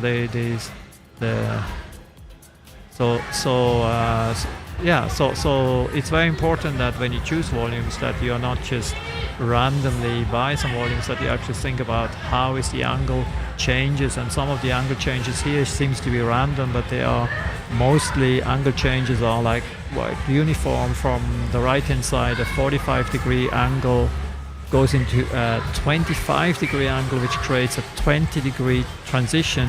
So you add a 20-degree shaped volume to it, so you actually extend you can see where the Cam 5 logo is. You extend that white area into the volume with exactly the same angle, so you actually extend that angled shape of the wall further down and create a steeper angle on the 45-degree from the bottom of the volume. So this is how volume placement works. And so volume placement has to work also with the design of the climbing wall. And this is a Voltopia wall. And you see again, we have left-hand side no T-nuts, right-hand side on a very steep part. The blue part actually left is 30 degrees, doesn't look steep, but it is. So it's a steep wall, a very big overhang, a very wide, very spacious overhang. And the wall where the Cheese 3 problem is actually 7-degree overhang, slightly overhanging, but huge panel. You know, this is 10-meter wide panel. So what were you saying the degree was on this one on the right? Which ones? Ah, here. A quick move there. Look at, very fast. You see, this is a 45-degree overhang here. Doesn't look it, does it? You have to be in person to actually understand Yeah, if you are that. underneath, and 45 degrees is pretty steep, and it goes into 25 degrees where the CAMF logo There you is go. on That's it. a good angle to show you And there. here you can see it a bit, how steep it is actually is. So this, and then the right-hand side is still, this one I don't remember. I think 14 degrees overhanging. You So- consider doing this for a full-time job? Those walls look really good. Pretty good at designing them, aren't you, Bashir? I have been doing this for 30 years, man. I say it's pretty good. You shouldn't quit your day job of being a commentator. You should probably do that, I think. Yeah, maybe. It's cool. And kudos to the setting team. They did an amazing job. On the right-hand side, by the way, some of the volumes that Voltopia sponsored for 2 years, basically. And so they sponsored us a huge amount of volumes, which we are very thankful for. And in the middle, the red ones, you see this is Virgin Grip, and the green ones are Stax fiber volumes produced in cast line in China. And so interesting. We had this discussion at the Asian Climbing Summit about production in Asia, and many of the European and American, Australian brands now produce in China or Korea.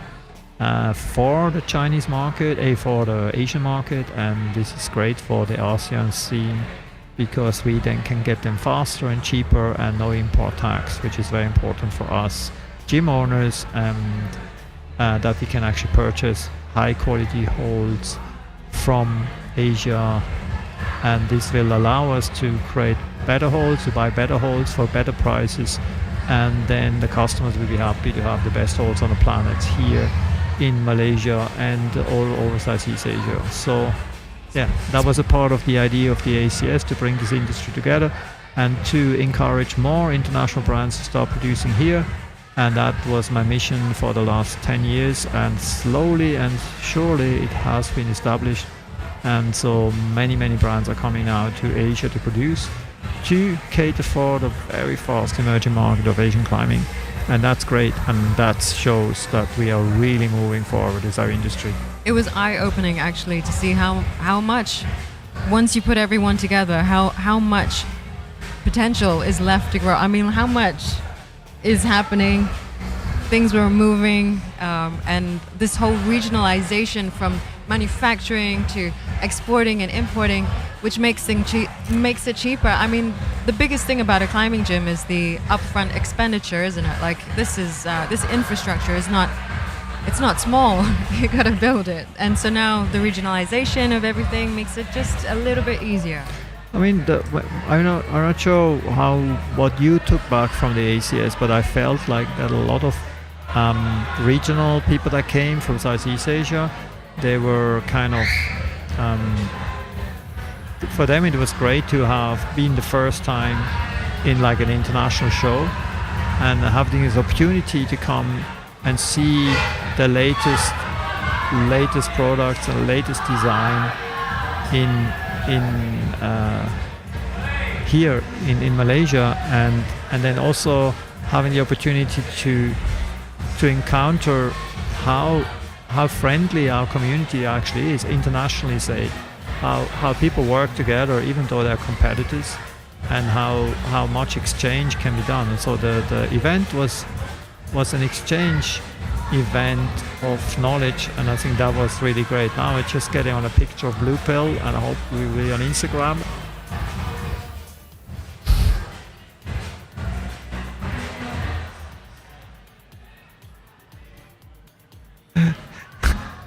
You see some action. We're waiting for the action to get started in the Youth 2 final here. And if you know these walls as well as I do now, everybody at home listening to Holtopia. Yeah, Spiel, sure. the new logo up there on the left. We're going to find you some action while we wait for this to start. Let's go back to the adult qualification. It's a 6-hour qualification, the adult category. Here we go.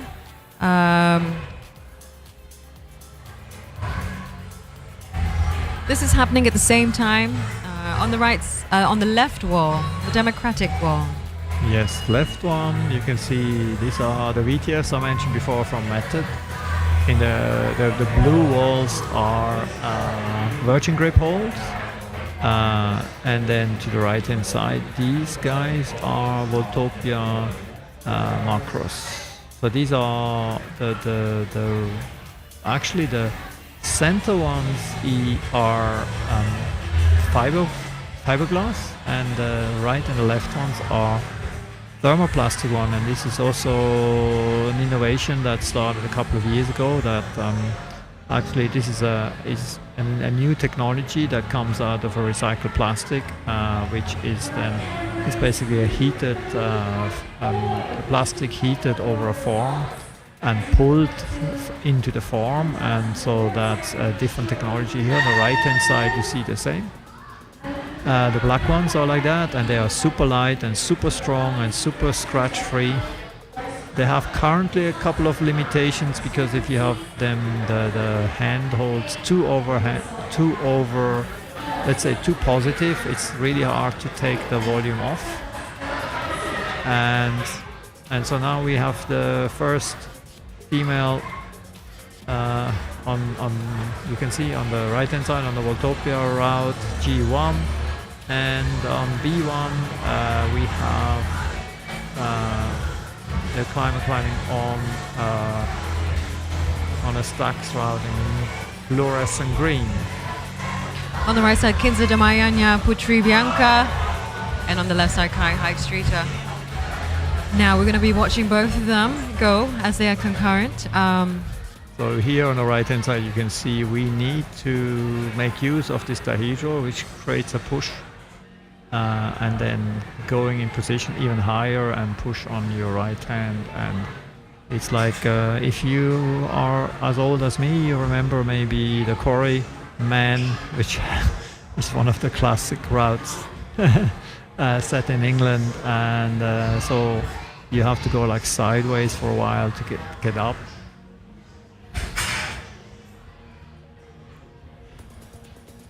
It's not as hard as a Quarryman for sure.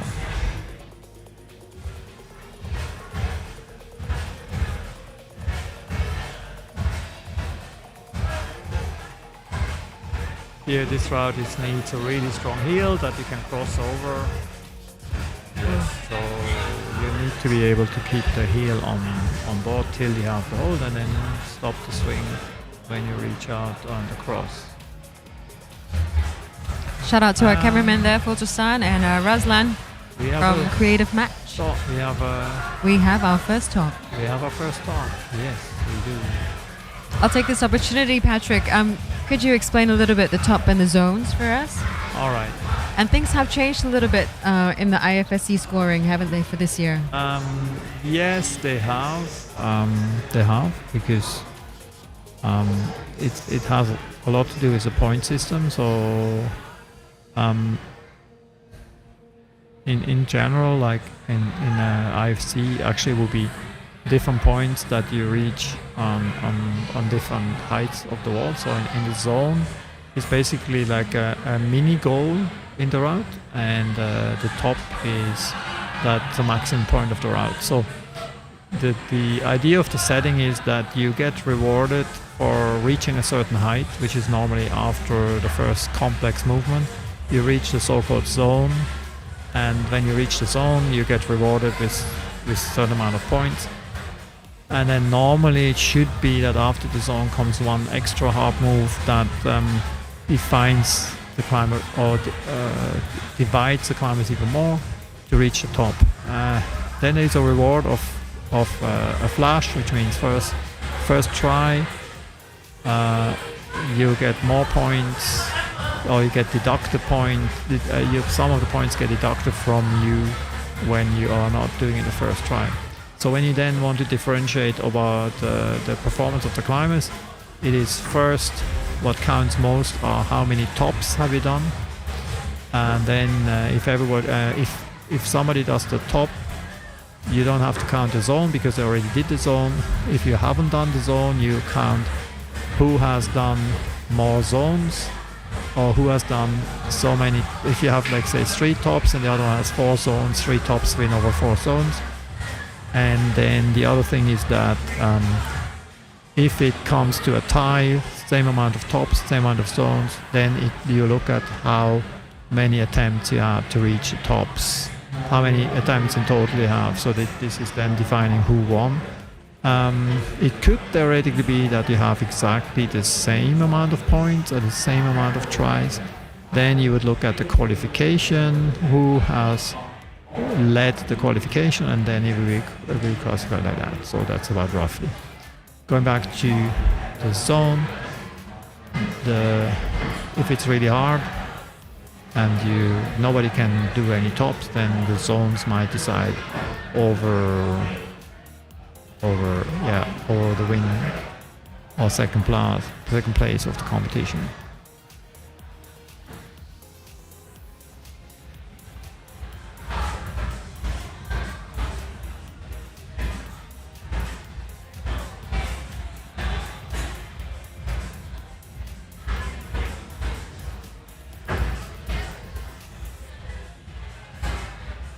A lot of body positioning in this route, this black route on the right, having to change from left to right. Am I reading this correctly, Patrick? It's more or less it's actually like a classical dihedral climb where you have to create compression from the one side to the next, and now it changes because you move to the left. So the climb character changes. You have to basically move on this handhold to, you have to stand on the volume to actually be able to move to the left. I mean, I'm calling this volume because of my tradition, so let's call it macro. You have to stand on the top and not on the side, otherwise you will not be able to move over.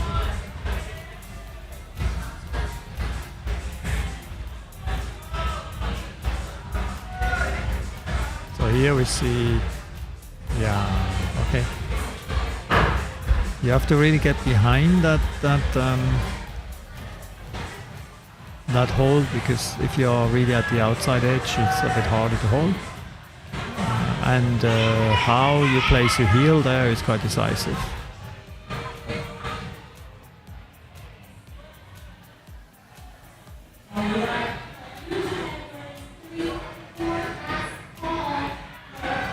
Celia Haja there on the right.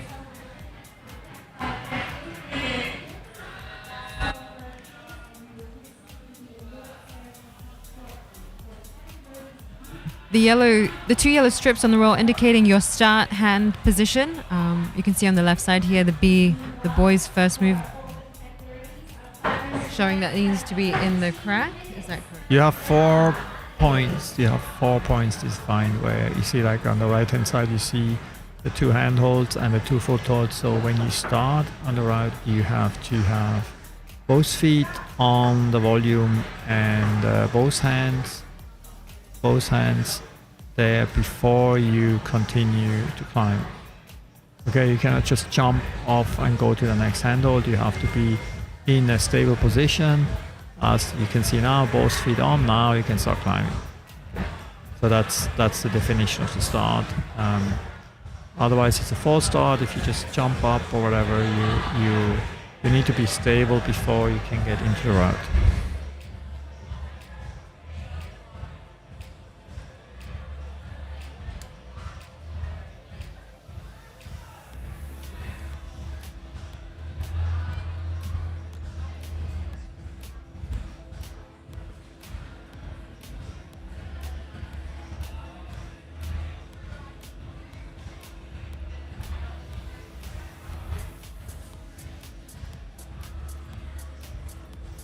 She made it, that's good. She got a couple of tries, and see now a comparison to the girl who climbed before. She made a top, but she had 4 tries, I think, if I'm clear, if not, yeah. So she topped, which is important, but the other girl is in the lead because of only having one try, which is a flash, and so of course so Celia got some points deducted from the high score, and that is then, as I told you before, comes down to the differentiation when or if all of the competitors have the same amount of tops and zones.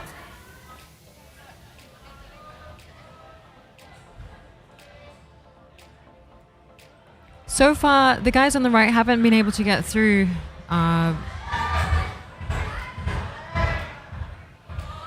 Into the zone yet. What do they need to do to crack that, Patrick? As I said before, you you have to keep your heel on for a while before when you do the crossover into the right hand. So and then you have to go really push hard on the heel to be able to swap your hand to match your hand to actually let go and then hold the swing. If you have, I'm not sure, but I don't see really how the right hand hold looks like if you keep them in shoulder.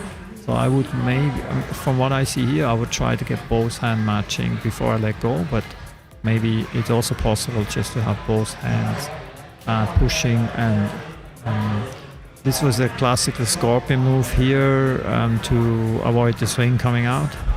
So you see now, I think doing a false start, so the judge told him that he has to have his hands there, his foot before he can start. So now he's getting a bit tired here. Don't remember the strongest qualifier comes last. So in competitions, it might be that the first two might not be able to get the zone, and then the next one might be top it, and the last one might flash it. That can happen, depends on how strong you are in the qualification. So, or how strong as a climber you actually are. So let's see. I think somebody will top that.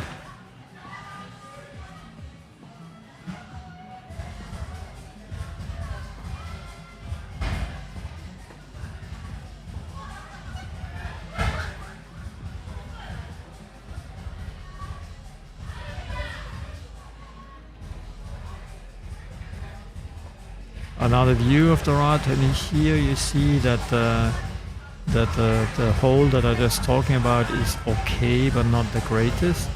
So when you get into it, you really need to keep your heel in to create a pressure that this handhold can actually be held, and that means then you have to cross over, and probably better to match the other hand and let go and catch the swing that way.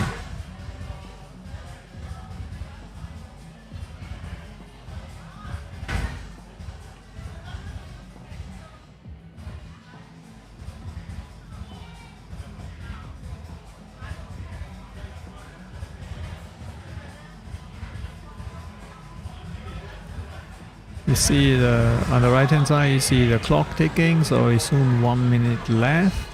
So it should be a dong, dong now, and so 1 minute left to get the problem done. But I think he's a bit tired and getting a bit flustered here, not being patient. And if you watch a World Cup or something like that, then you will realize that people are taking more time in between attempts. And so instead of trying 50 times, you just take a little bit more time, chalk properly, rest a bit, and then try with full energy, because every try you do, you get more tired. The added pressure of the timer going down also, I guess, makes you feel like you need to try. Now it's basically 19 seconds, so yeah, he gave up. But this is interesting when you talk to our teams, and when it comes to competition preparation, it's things like, how do you attempt, how many attempts do you do, how do you focus, how do you actually prepare yourself for the competition, like in a warm-up, what kind of routine you're doing, starting with the way you get up and you have your breakfast, and how you go to the, how many hours before you will be there, what kind of routine you do for warm-up, how do you calm yourself down, how do you prepare yourself, all these kind of routines helping you to be more prepared. And then it comes to the limited amount of time you have to actually climb this route, how do you divide the time? Well, how you first have to figure out how to climb the route, how to climb the moves, and then when you once figure it, you should maybe take 1 minute rest and then put all your energy together to climb it through, instead of trying like 15 times in 1 minute. And then you take a good rest, take a full focus, and then climb it in your last go a couple of seconds before the clock ends.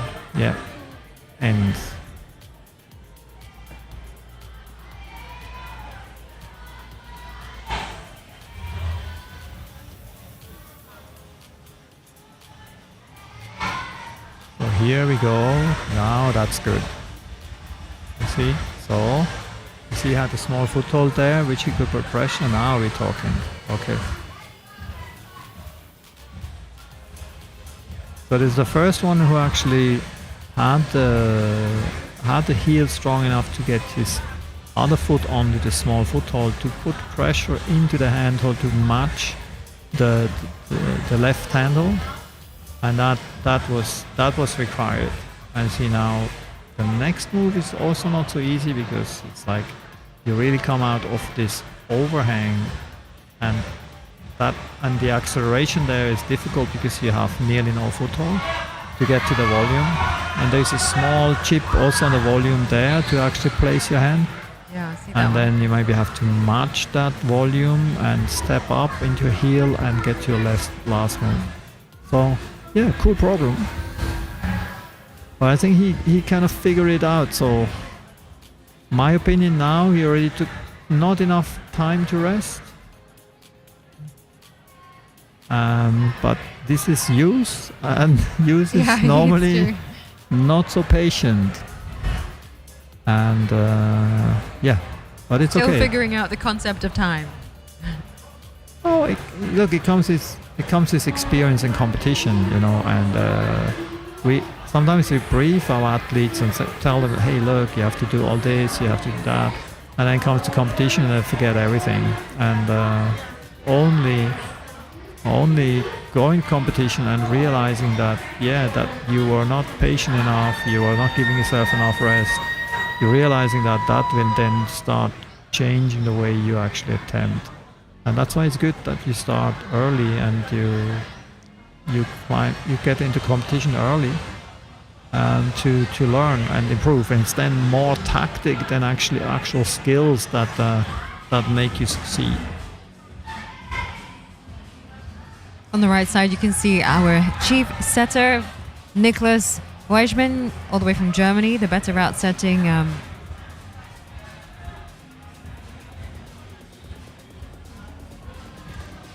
but the route setter is always a gamble, you know, like saying you want to set in a way that it's a balance in between making it hard enough so there is a division in the field, but don't make it too hard so that then nobody has a top. Yeah, so we have seen no tops on the left and like all tops on the right.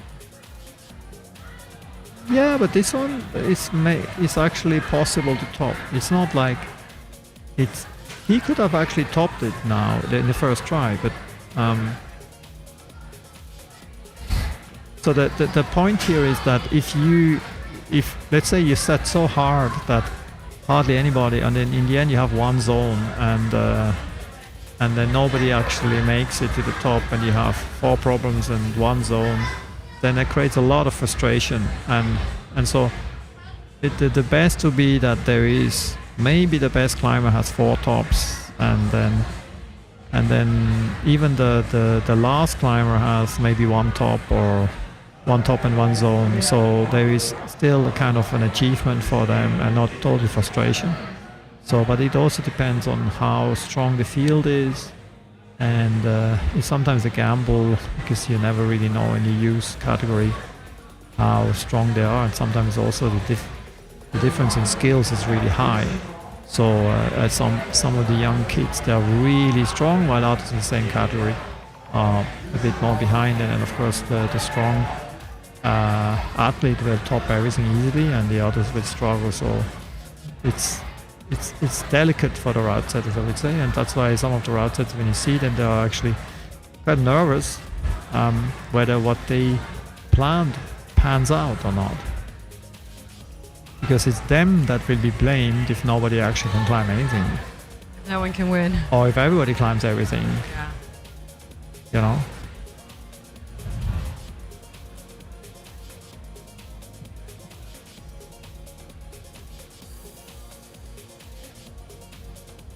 Ranu Arthur Annapurna and Wong Yu Sun, the Youth 2 boys. So this is still the first route that the guys have climbed. We're getting towards the... Annapurna is a nice name. It's actually a mountain of 8,000 meter height. It was actually a joy. Nepal. Huh? It was actually a joy to read the whole list of names out here. Yeah. They were beautiful. Have you done the Annapurna circuit? No, I'm not a trekker. I'm trying to reach the summits and not around the mountains.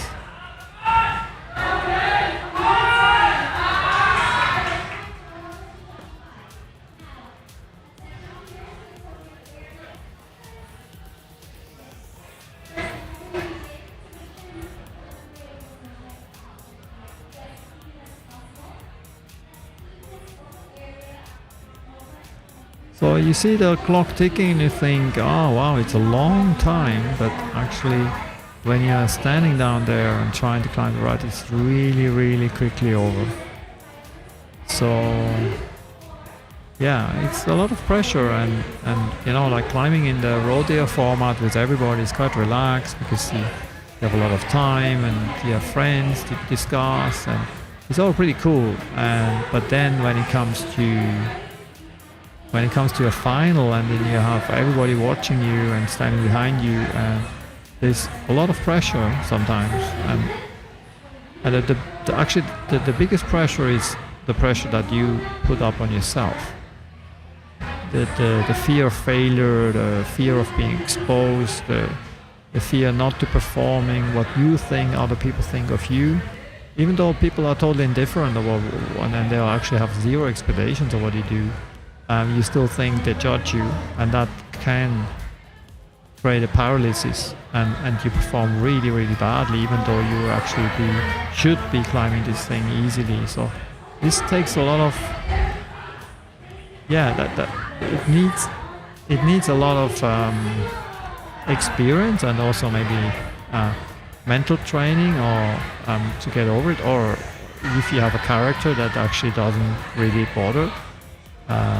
Some of the youths that I was training in my life, they were just totally indifferent about that. They just don't care, and they just wanted to win, and they didn't bother what people think about them. And even they were only 15, they already had this maturity, and these were the ones that then went really far.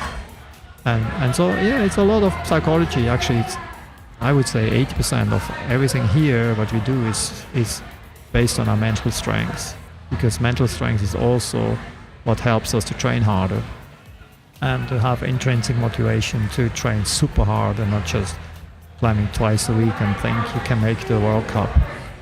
That's just physically not possible. Is it nature or nurture, that ingrained sense of wanting to win? That's a good question. It's both. It's both, because nature is a little bit who you are. What is your character? What is your base character? You know, like for example, I can say from my experience, like my sister and myself, we are very different people. We had very similar education. My parents were pretty much the same, the way they treat us. And so, but we are very different in character, and very different in how competitive we are, and so yeah, and in that sense it's definitely nature.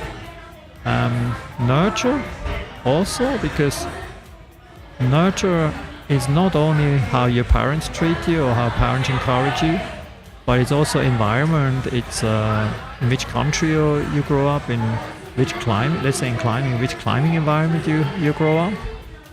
And if you are growing up in an environment which is not conducive or not supportive, you have to be much, much stronger and much, much more dedicated as a person to overcome these obstacles. And if you're growing up in an environment which is a lot of strong climbers around you and a lot of encouragement and a lot of exposure, you will naturally get stronger faster because you're just getting pulled by the general level of climbing around you. So it's both. But in general, when you see people win in any competition, in any sports, are people who are really competitive in nature and are strong mentally, and they are ready to sacrifice. If you're not ready to sacrifice, Not hungry enough. not hungry enough, you will never make it. I mean, it's just this question was asked in the ACS: why are we not there, or who, or what does it need? But this question was also asked actually in the coaching clinic of Gauthier, and a similar question was asked, and say, how much do you need to train? And then Gauthier said, he trains 7 hours, 6 times a week. So, and then you go around in the gym and you see how many people here are training 7 hours a week, 7 hours a day, 6 times a week. Who is doing that? And then people, no, I have to study, I have to do this, I have to do that. And then, you have to, but if you want to get there, that's what you have to invest. And you have to invest it from 5 years onwards. If you're 16 years old and think you can get back in the sport, it's already 11 years too late. So that's the reality now of modern sports.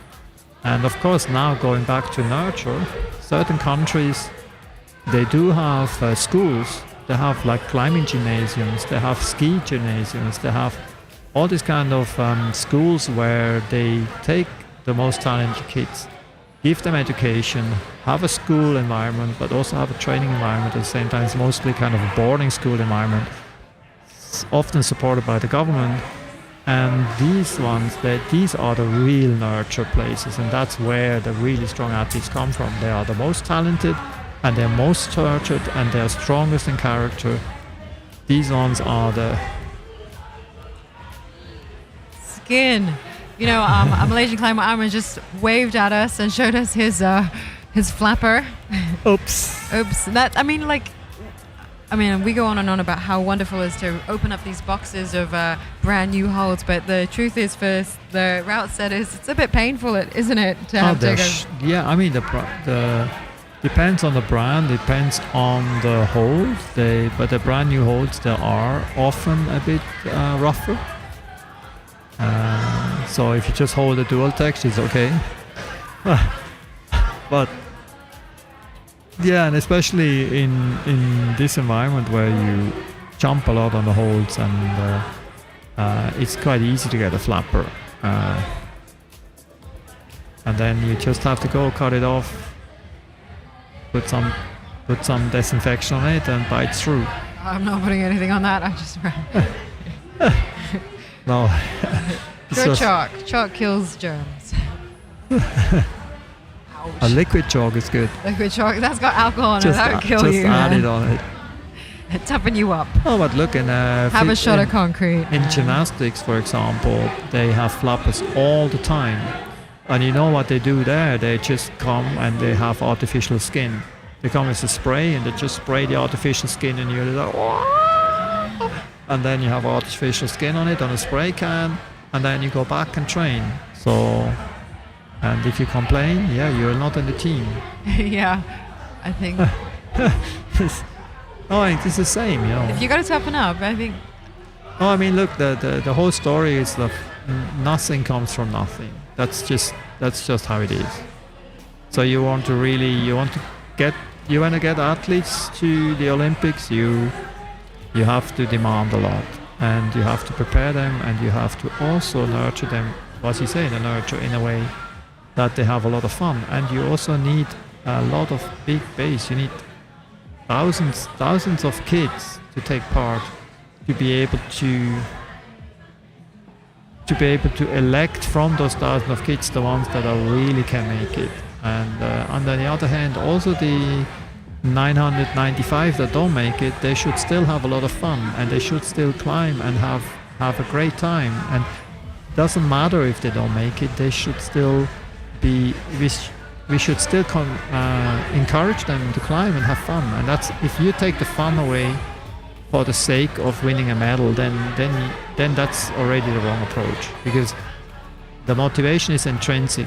They have to do it. If you as a parent think, if you pull out the sledgehammer and put motivation in the kid by a sledgehammer, that doesn't work, because the kid needs to be motivated by himself. Maybe help them, encourage not just to let go and give up too early, but on the other hand, if they don't make it to the top climbers in the world, which is a very high chance, then they still should have good time. And climbing is amazing.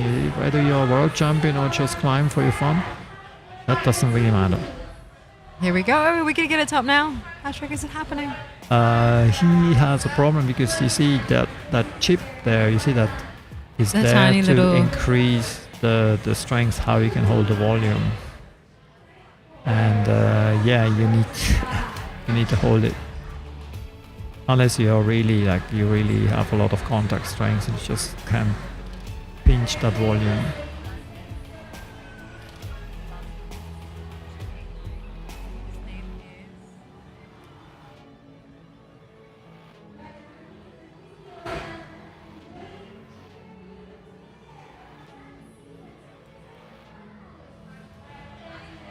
Which was actually one of the points that I really appreciated hearing from the Chinese coach Chai at the Asian Climbing Summit. He said to the question, how do we get more? Well, it was along the lines of how do we get more stronger climbers? He said, or world champions, and he said, is it the parent that wants it or the child that wants it? And if this child grows up and he doesn't win anything, but he becomes a coach and he's happy, isn't that also a good thing? And we don't all necessarily have to be a world champion or... No, that's exactly what I tried to say just now. Yeah. The thing is, often the parents want something for the kid which the kid doesn't want.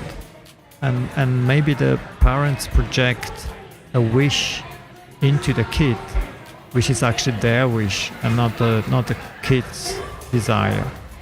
And the kid, maybe the kid wants to get strong and the kid wants to improve, and maybe the kid wants to get there, but if the desire of the parent is stronger to be there than the kid, then that creates a tension which is kind of unsolvable. And then the parents maybe have to look a little bit more inside of them and say, why are you doing that? It was your life so miserable that you have to project your failures onto the future success of your kid. So you really have to assess that, and then maybe say, maybe I didn't do it. So what? So why do I now want my kid to do it so desperately? Does it make me a better person? Does it make me a better person because my child is now so amazing? Or why don't I just improve on myself first and then let my kid do and explore them on their own what they want to do? I think sometimes it's just too much, and the issue is, if you do that to your child, there's a very, very high chance that there will be a pushback from the child against the direction you are pushing it. And that's why there's so many dropouts of kids from helicopter parents, because they're just fed up with that constant pressure. And there needs to be a balance in between encouragement and pressure, and if the pressure is too much, it will just break somewhere. And I think that's a message to helicopter parents. Just relax a bit and let your kid be. But what if he doesn't do well enough? No, the reality is, there's only one world champion, and there's maybe 10,000 people trying.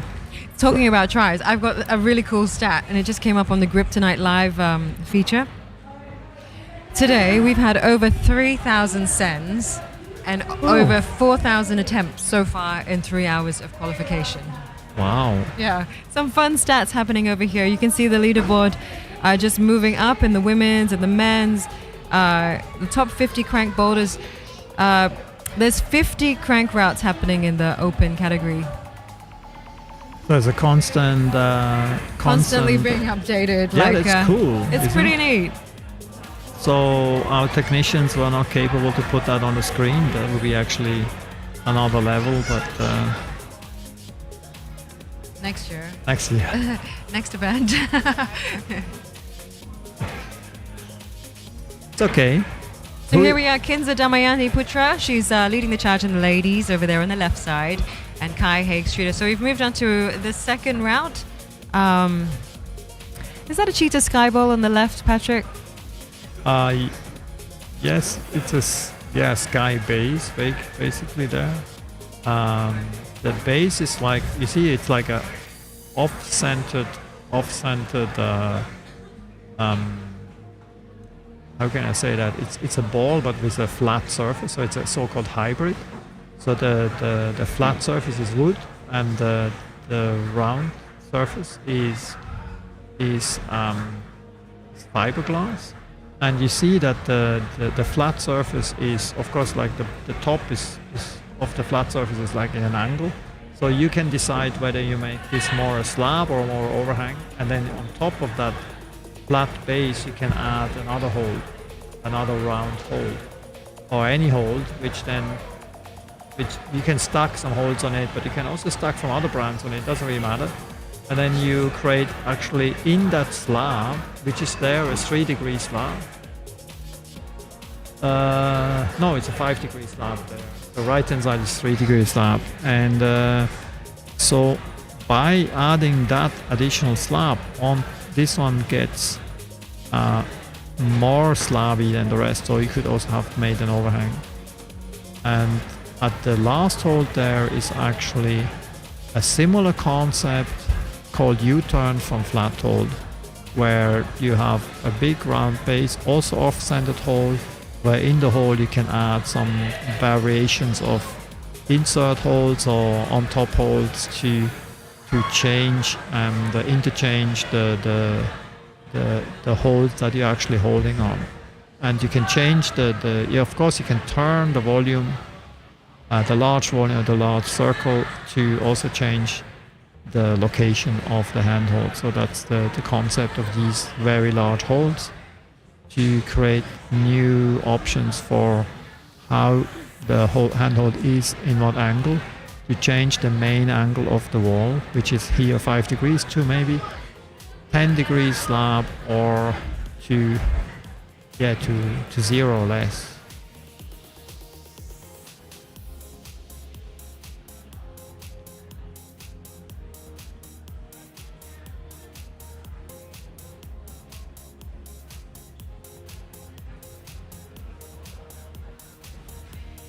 And why is slab route? So the 4 different routes, we're following a World Cup format. We have 4 different routes, and they're all testing you on different aspects of your climbing game. Correct. And the slabby sort of route, what is that testing you on? Your balance, your coordination? Both is possible. Slabby routes can be really like for very balancy moves where you cannot really use handholds, and you just have to walk or step very, very carefully and transition yourself over very small footholds without any handholds. It can also be that you create a couple of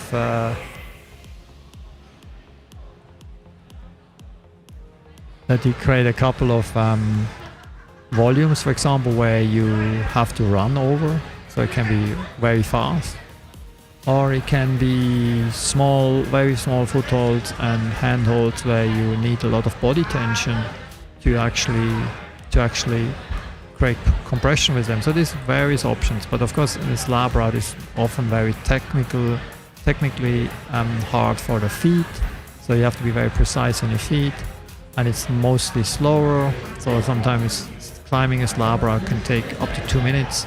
So it's a totally different style than, for example, another route where you just have coordination move, jump move, or paddle move, where you really have to accelerate, and then the whole problem can be climbed in 15 seconds. So it's very different in style, and for that reason now in most World Cups you have definitely one slab route to really test these kind of skills, while you maybe have then a route in a more steeper section where it asks you for pure power or pure strength, which is then grip strength or pulling through strength, and then you might have coordinative problem or a combination problem. So it's basically the idea to have the most complete climber working it out and winning instead of just a specialist. And this is great that we have slabs, because otherwise if all would be steep, then this kind of tradition of climbing will be overlooked, and I think that has been established for a couple of years now, and it's still there, and I think for me it works out. So these guys, these AG holds here, they have this, it's a bit hard to see here on the screen, they're also dual texture, and they have these surfaces on it where it's not really much to hold, but they are, you can see that on the flatter areas they're also relatively flat, so they are designed also to add handholds to these flat surfaces, and these flat surfaces are interestingly not, they are textured, so you can actually put pressure with your hand on them, or you could add handholds to them, larger handholds. So you have many options with these, and they are, you can see that where a lot of these moves here are actually pressing, and you can really in these angles only hold the areas that are textured.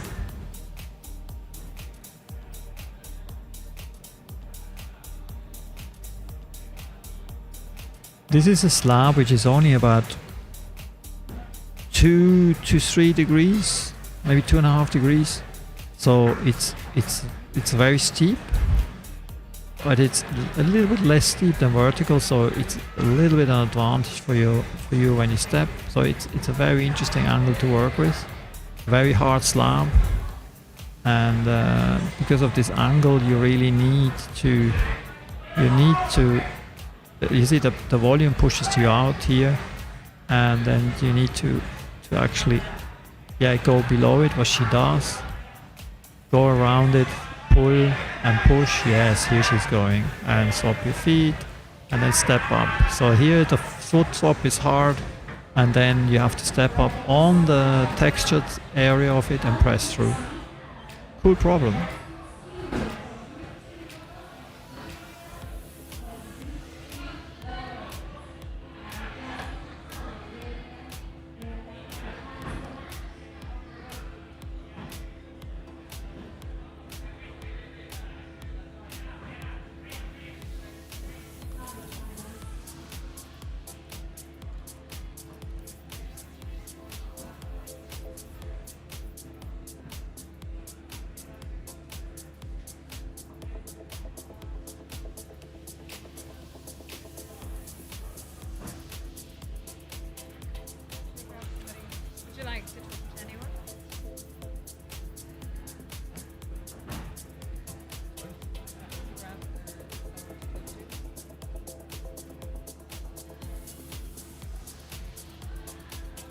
Yeah, if you can get the guy from Blue Pill here.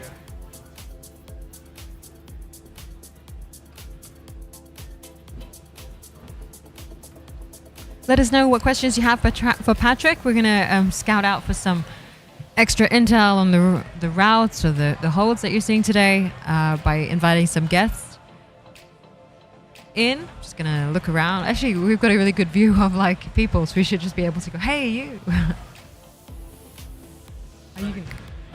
I try to get Joseph from Blue Pill for a short interview, so I'm just scouting for him.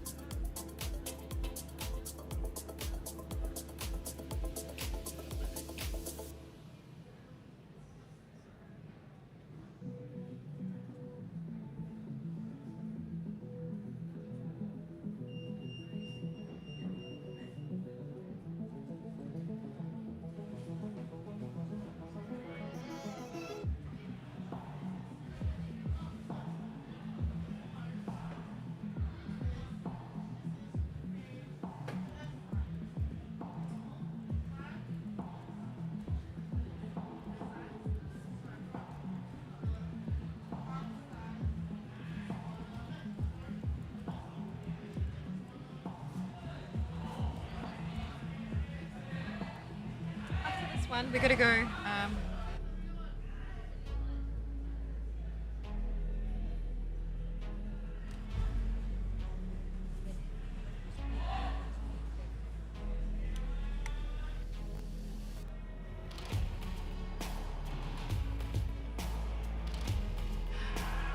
Gabriel Garuccio on the left side, the Youth 2 boys. Jasmine Shu should be coming up on the right now. Patrick's gone to go and get some expert commentary from one of our sponsors. Let us know who you would like to hear from. Would you like to hear from Nicholas, the chief setter from Camp 5?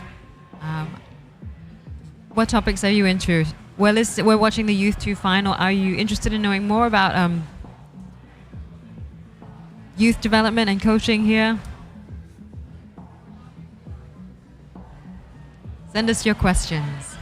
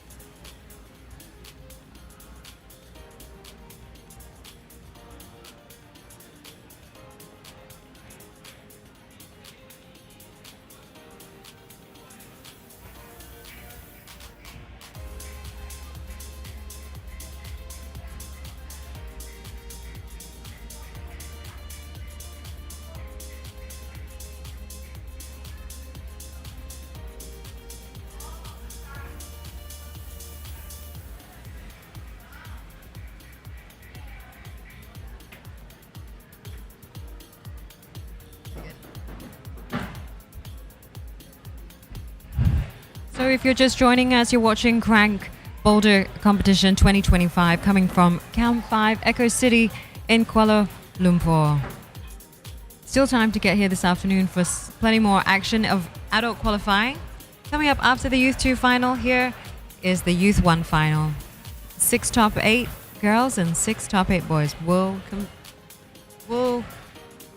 compete in a concurrent format. 4 problems that they need to attempt in order to gain points and see who is the strongest climber out there today. Crank is, of course, a series of competitions in lead and bouldering that we run here annually at Camp 5. This is the bouldering comp, which has grown so much in the last couple of years. 600 competitors out there today. 300 or so were out in the youth qualifying this morning. At the same time as these finals, the adult qualification is happening. You can follow the scores at the Grip Tonight app. If you're online YouTube, if you have a checkout of the link above, you can see the live scoring, and there's plenty of really interesting stats up there. So what we learned earlier this week from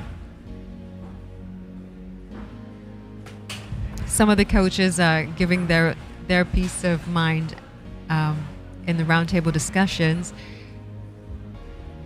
was that post-competition you need to check out your data, make real assessments of where you need to work on your game, and every training session needs to have an objective.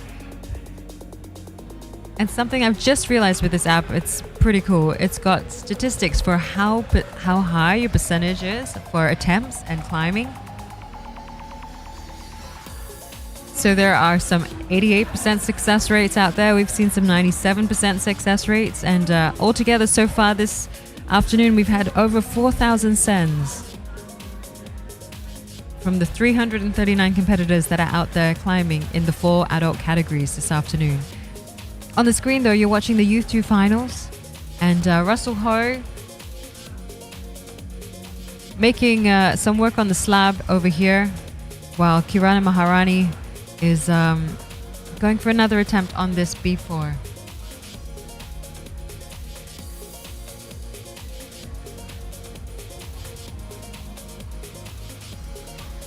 The judge calling him down. We need to have a solid start. Your feet need to be you need to be solid before you make your first move. You can't hop around. You need to have a solid start. So restarting there, Russell.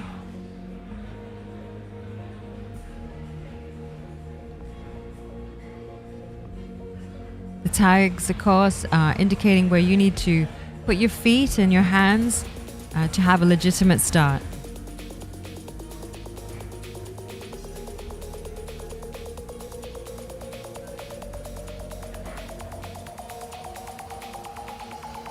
Kirana edging. It's just on the edge of that.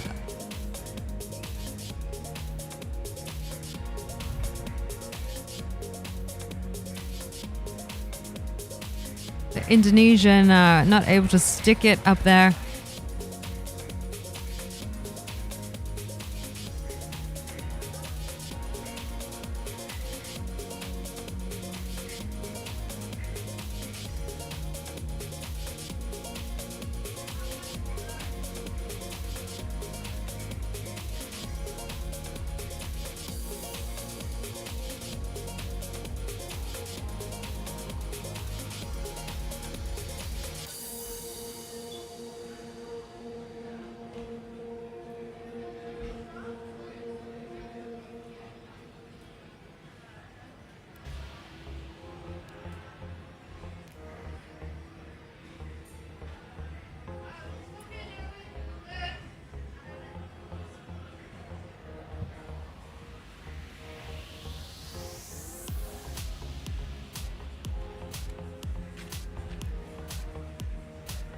They have 4 minutes each prior to attempt each route.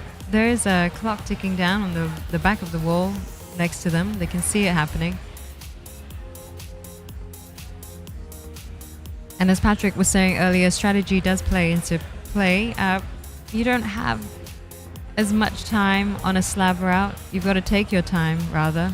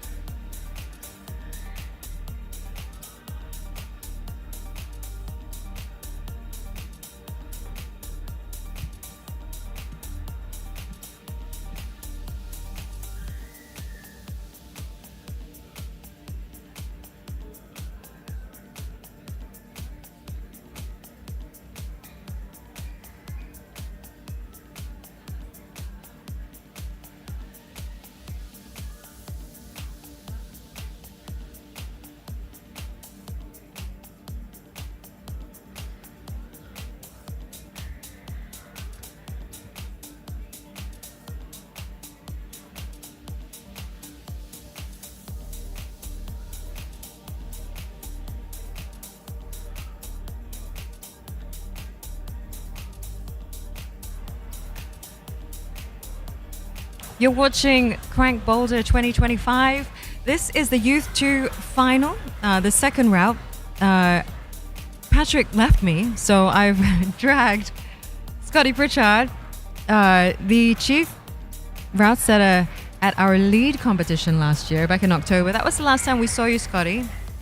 It's good to see you again. What brings you back to Kuala Lumpur? Thank you very much. I've been here for a week now, attending ACS, doing a talk for route setting trends for the last couple of days with a few route setters that were working on this event, which seemed to have really great response and engaged with the crowd greatly with 1,000 questions that we didn't have time to answer all of them, but maybe next time we can give some more time. I had so much fun at that one. I mean, like, I've been sitting through all of them and I found them really kind of eye-opening and interesting, but that was a really enjoyable one to see the route setters. You guys have a sort of rapport going on. Yeah, I'm very glad to hear that because quite a few of us are introverts, I would say, but we've all worked together in some sense. Maybe not all at the same event, but one by one met each other, worked together, and it was really easy to chat. Yeah, I like that. I mean, we could have done a whole 3 hours. I think it would have been really good. At least. Yeah. What are you observing today over here at Crank? What have you liked? What have you seen that like is inspiring you these days or today? Today, the resilience from all the climbers. I've been watching the finals for the Youth 2 category that's on currently, and also the qualifiers that are happening all throughout the rest of the gym, and everyone's coming off the wall with a smile but an attitude that they want to get back on, get to the top of everything, and it's great to see. That's kind of cool. We obviously try to get like a certain format going, like the world.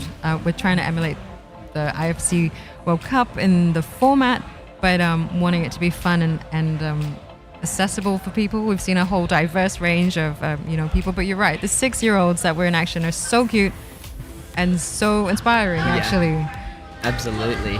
What's it like over in Australia? At the moment, like, it's... How would I describe it?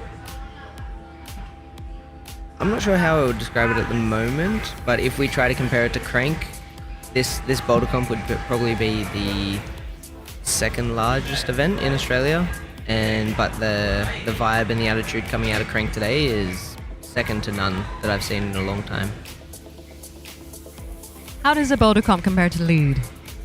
Would you say your forte is more like a lead? I don't know. Of recent times, yeah. I would be more inclined to set lead or climb lead just because of my everyday work. I'm the head setter of a lead gym in Australia, but also I love Boulder and work closely in both events. But going back to your question on lead versus Boulder for competition style, in a Boulder sense, there's a lot more hecticness going on the competition day.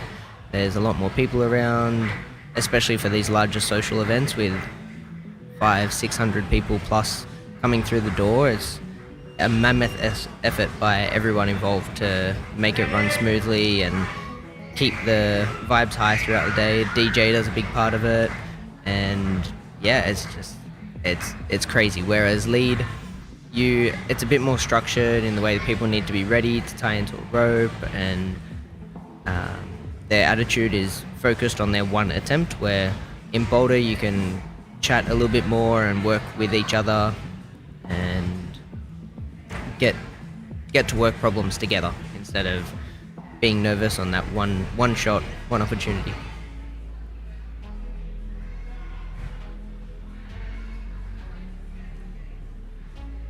You've had a chance to have a look at some of these guys today. What is happening on the left side here? On the left side here on the black boulder for the boys, this is just slightly off vertical, the wall. It's just slightly slabby, but this large cheetah sky base that's in the middle there, the intention is to step up on top of it so that you gain some height, and then you can walk over onto the small holds on the left of it. There we go. Just the way he is now, exactly. That's it. Dropping the heels, finding the balance point. If you try to climb around it, the sky base really gets in your way and pushes you out from the wall, but it looks like he's got it now. She's got to keep composed.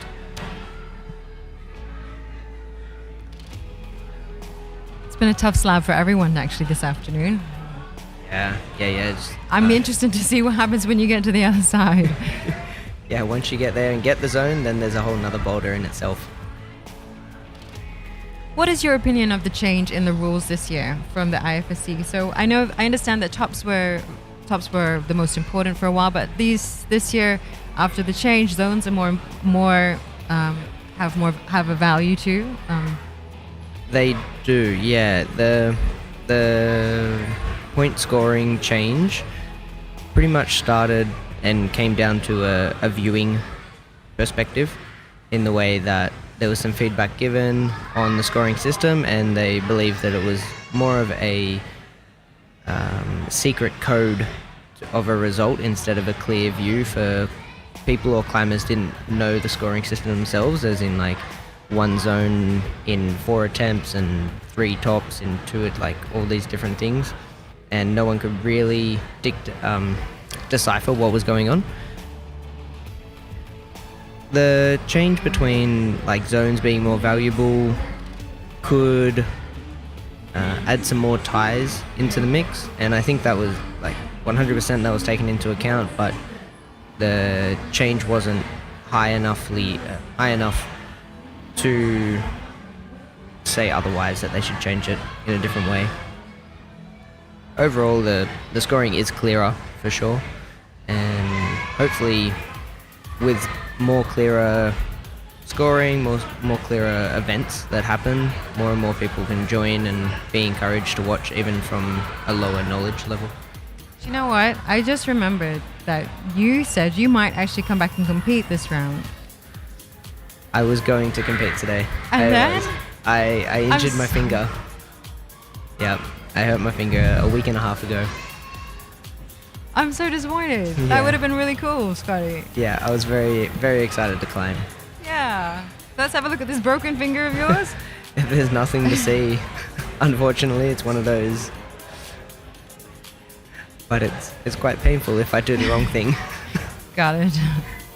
It's the same reason I'm not competing, obviously. Like, you know, I'm at my fitness level, not up there today. Yep.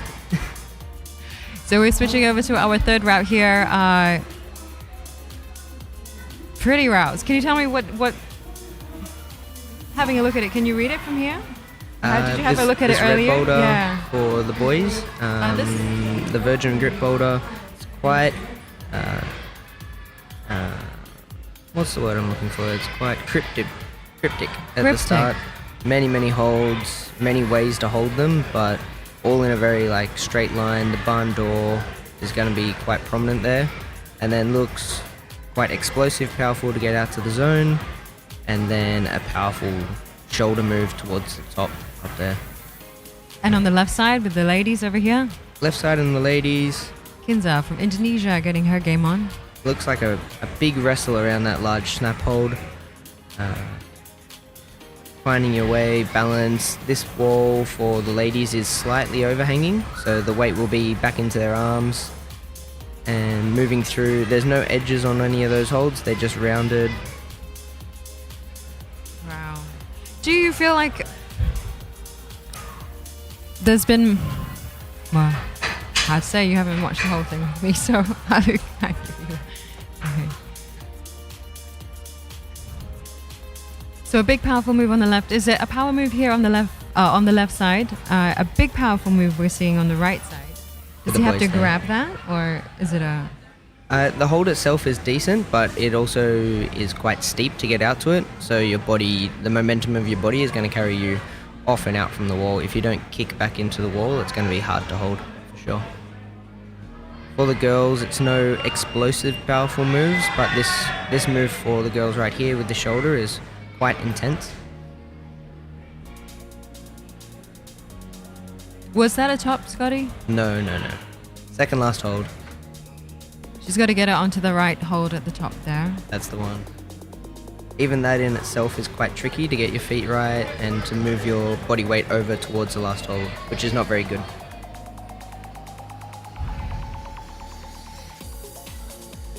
Did you get any route setting in this weekend? Did Did you hold an impact drill? I mean, what? A little bit, yeah. Yeah? Yeah, I'll suck it in a little bit.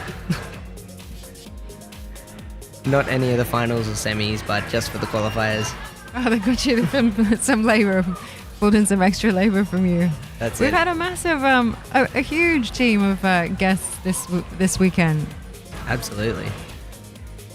And then they've got me back employed tonight to help them change over for finals. Oh, that's awesome. Yeah.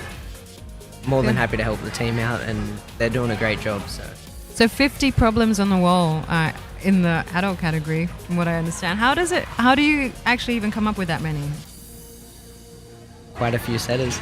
Okay, fair But enough. also from the chief setter, Nicky, he laid out, from what I saw, quite a detailed plan, which already created diversity in the whole range of boulders that went onto the wall. Does his process differ from your own? Oh yeah, he's German. Yeah. But He's pretty, trained. I feel like he is, but he's also probably one of the most relaxed head route setters I've ever worked with in my life.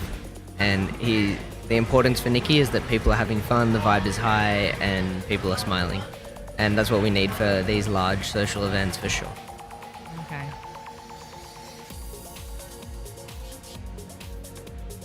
We say you get itchy fingers, so you couldn't just let them have it, so you had to get in there as well. I didn't need to. Okay. I offered to come and do a couple of boulders, which was nice, something that I didn't have to hurt my finger on. Yeah. And then I just kept coming back. So then they put a drill in my hand. We can fix that for you. You look like you're running a bit light.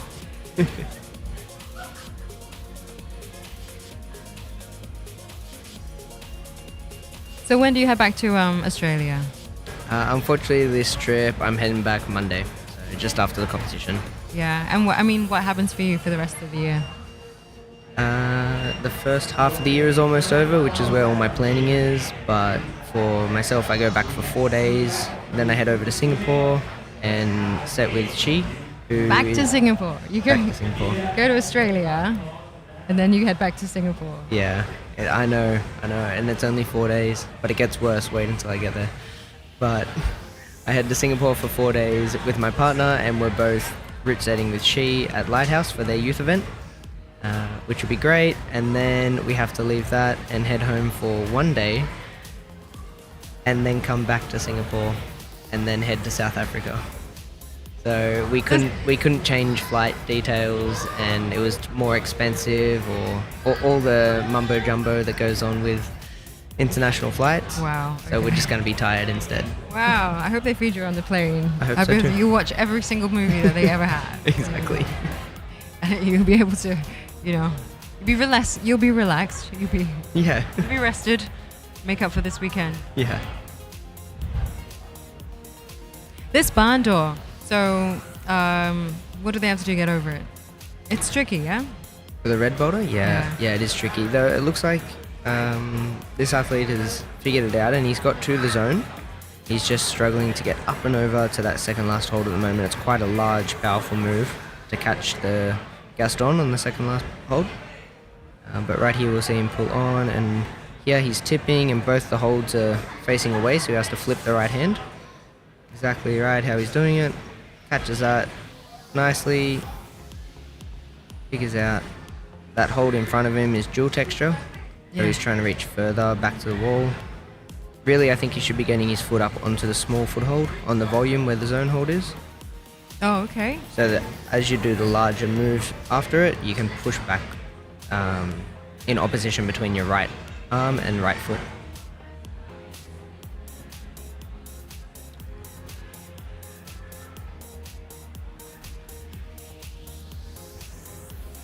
Celia on the left here. What can we say about Celia's some hip action going on there? Yeah, I know the intended beta for this is exactly how she's doing it, with the right hand palming down, left hand goes out to the zone. But that left toe on the volume there, it's quite a good foothold, and you can dig your toe into it to pull your hips over. It's just maybe not obvious when you only have 4 minutes and the crowd's watching, the music's pumping. A lot of these boulders come down to mental ability.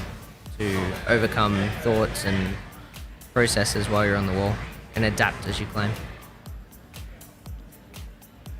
Were you a Perfect. competitive climber? Forgive me my ignorance here. I was for a while. Yeah. Mainly in my youth years. Yeah. As I got older, I realized that I could be paid to route set and climb instead of being nervous, which I was at almost every comp. But yeah, I competed from Youth B, so I think that's Youth 2 for these guys, and nationally, internationally, until I was 19, and then I competed in a few larger international comps in my open years, and then I called it quits on competing and then just work on comps now. Yeah. Can you be a route setter and a competitive climber at the same time? It's very hard, very, very hard. The dedication now that you have to put in to be an athlete at the top of your game is insane. And same for route setting. The amount of effort, training, the whole process between both fields, they're both athletes, just in different fields for sure. There's no way I don't think anyone can keep up top of their game for both at the same time. Both very draining mentally and physically. Do you have to have a choice? You have to make that choice, I guess. What you're going to spend 7 hours a day doing. I think so. 'Cause, Yeah. that was what we were told. Gautier was doing 7 hours a day, 6 days a week. Yep, that sounds about right. Yeah. How hard were you training? That hard? Not quite that hard. I was training about 6 days a week, about 5 hours a day.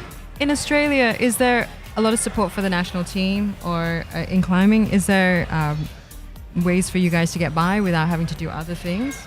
It's growing. Like as an athlete, the support is getting there for sure, and at the moment, the funding is coming in for the National Federation, so it's being trickled down as much as it can, and this is only of very recent times actually. But it's trickling down from the national team and then hopefully getting into progression of athletes who are growing into positions that could be medals at national and international events.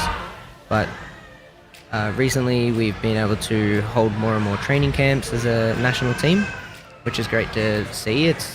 We've been pushing for it for a long time, or one gym has offered to do it here and there, but it's always a loss of money for everyone, and it's always been highly respected if someone's able to put it on. But we've just landed, I guess, I don't know the right words, but the Federation has just got a whole lot of money to put forward to progressing the athletes. And has that got stuff to do with like the Olympics having climbing in there?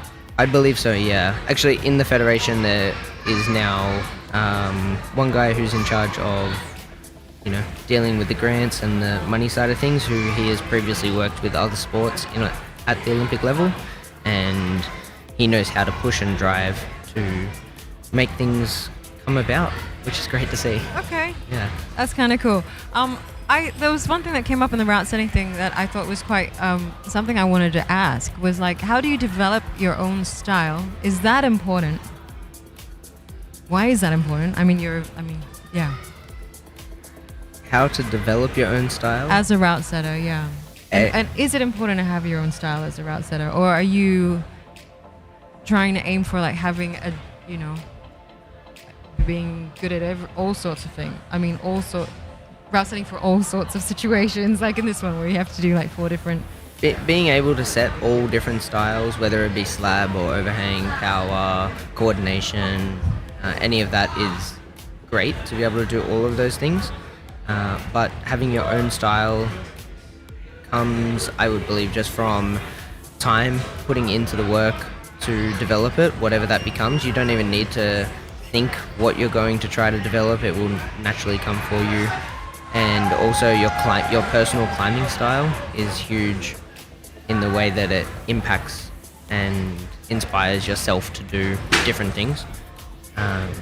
It's like I got asked yesterday after the talk about how to set for boulders that I can't do at a level that's higher than my own climbing ability, and in styles that I'm not good for. And I said that I'm actually very bad at coordination boulders, but I can still set them with enough confidence that I know something will happen with them, and I ask someone who specifically on the team that I know is better than me at coordination to come test with me.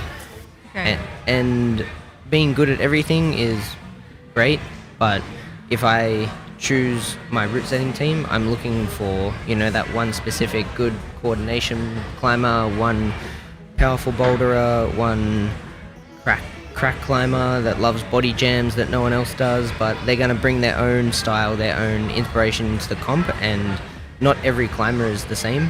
So we're just looking for the most diverse round of boulders that we can put on the wall for them. And what makes a good boulder? Is that is that like a dumb question? It's not a dumb question, it's maybe a very long answer. It's very personal, I think, to what is a good boulder. And coming from like chiefing events like this, there are boulders that I don't like at all, for sure. Like 100%, there'll be something that I don't like climbing myself, and I would never want to climb or set. But I understand that there's someone out of these 500 or 600 people that's going to love that boulder for sure, and it's going to impact their day like nothing else. So to say actually what is good and what is bad is so It's just a subjective thing. Okay. Yeah. Asman Ibrahim asks, which is the hardest route in the tournament so far? Oh, that's a good question. I haven't looked at every single boulder. From what Actually, I really don't know. I'm very sorry. I can't answer that question. I did try a lot of boulders yesterday that were quite tricky.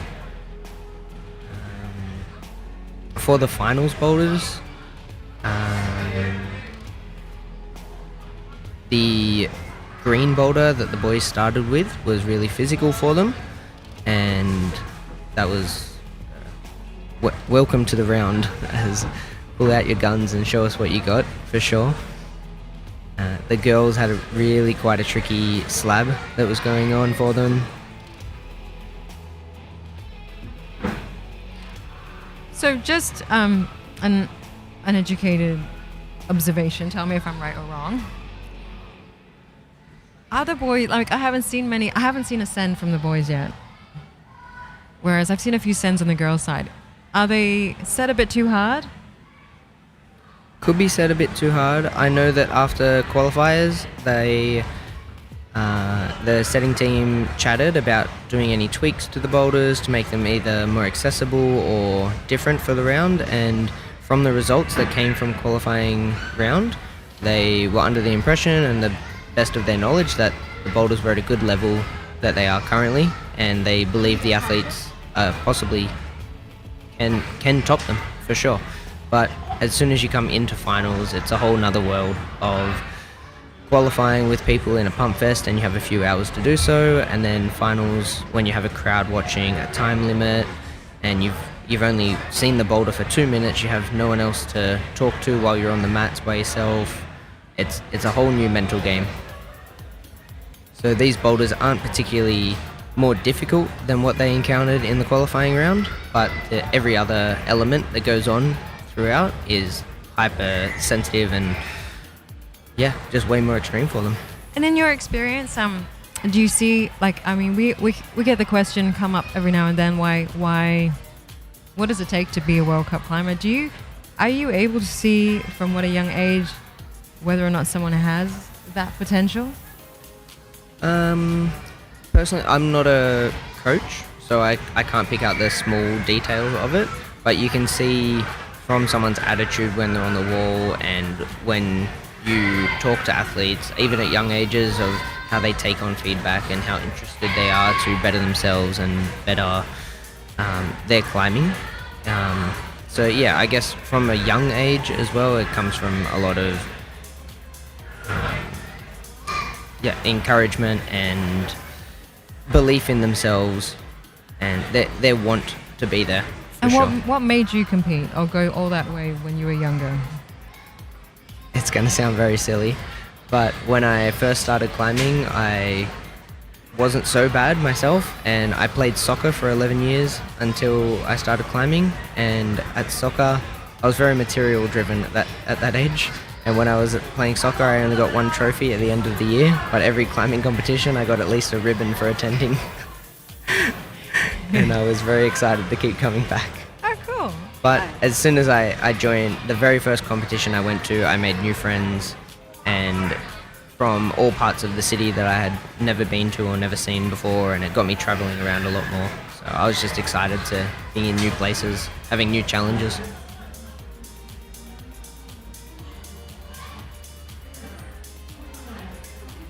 Do you get to travel a lot? Is there a lot of competitions in Australia you get to travel around to? There's quite a few. It's been growing over the years for sure. And Australia is just such a large country, so you do get to travel quite a lot. And when you do travel, because you've gone so far, you make it worth it and stay for a few extra days or anything like that. But that's one thing I'm very thankful for my parents for taking me around and giving me the opportunity to see the different places, meet people, climb all over Australia. And then I've continued that throughout my youth years of competing. There was still a lot of places I didn't get to in Australia, so I have now finally gone to all of them through route setting as well.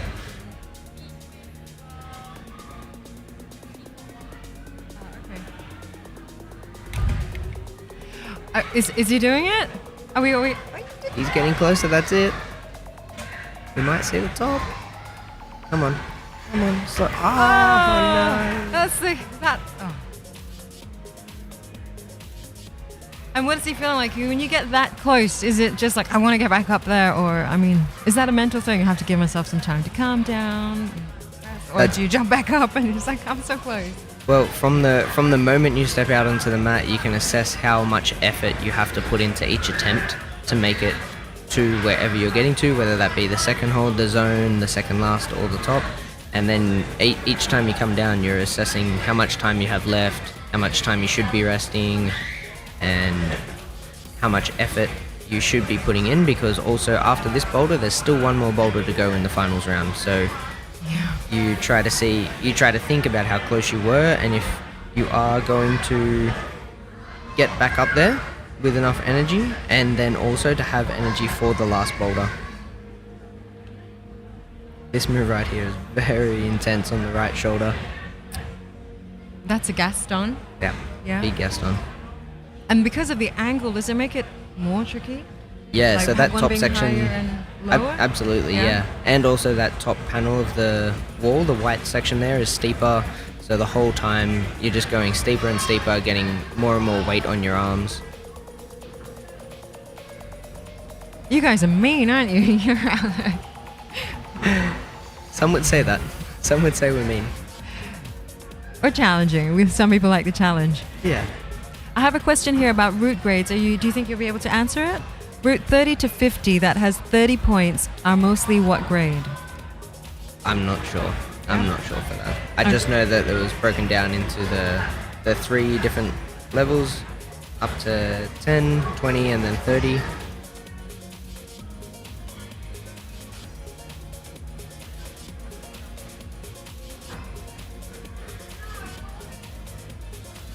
Come on, Yusun, you can do it.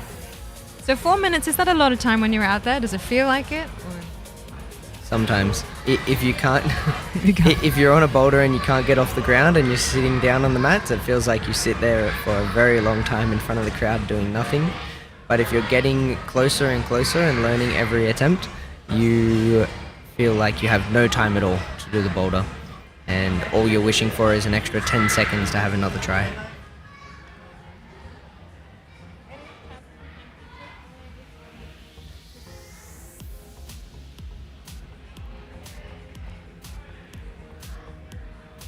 I've very much appreciated you being here, Scotty. No worries. Yeah. Look at that wall. It's a beautiful wall. Those new walls. It's cool, huh? Yeah. And do you like our new logo? It's great. Yeah. Pretty fancy. I tell you what, it looks amazing when you walk up to the gym and you have the big glass windows with the walls now. It looks really great. Yep. Yeah. We didn't. Well, it got close. We didn't know whether or not this was going to make this this competition. To be honest with you guys, it was very much in a construction site up until a few days ago. Patrick, Well, they've done great. welcome back. I still have to do some transactions here.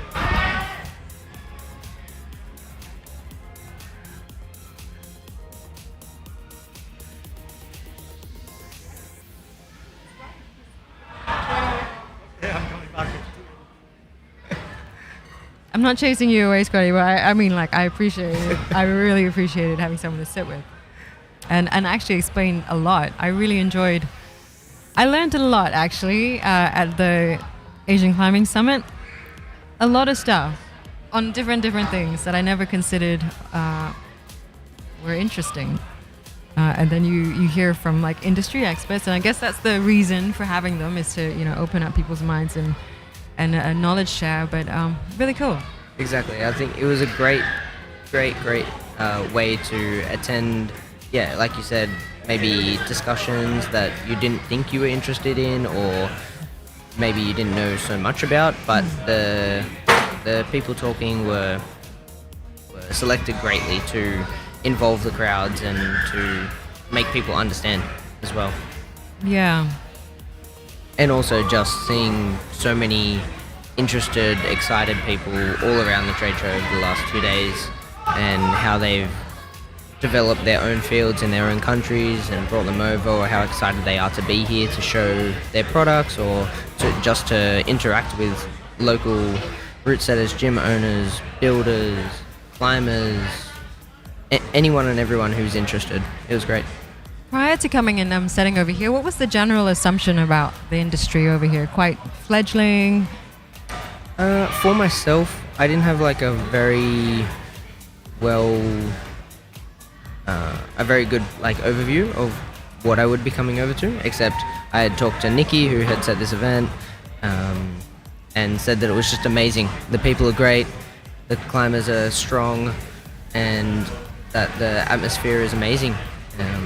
So I was excited to get over here, get immersed in it all.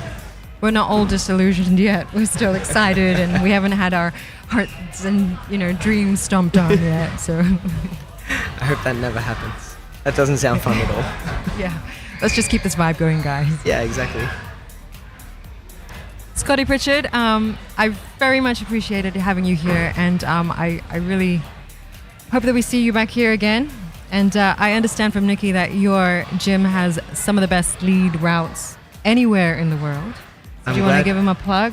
Yeah, I'm really glad, and thank you, Nikki, for saying that, because that man has traveled the world to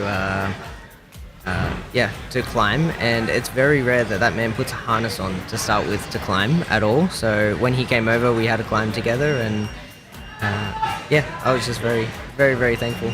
Yeah. But yeah, it's a nice place to work. That's cool. I'll let you go, Scotty. Cool, thank you for having me. Bye. Patrick's back on the mic now. Patrick, See you later. I heard that Scotty got dragged in for some route setting. He got dragged in for some route setting. We had an extra route setter on the team. Yeah. Yeah, thanks, Scotty. Patrick, you come back but not bearing any gifts at all. Where is the coffees and cakes? I didn't have time to actually get water, so Oh, okay. Let's put it out there in the world. Patrick needs a drink, guys. how was it? How was everything going? To be honest, I felt like the boys was quite hard because we haven't seen quite a top yet. We got a zone here from this boulder. The girls are doing a little bit better. We have one last boulder in this Youth 2 final.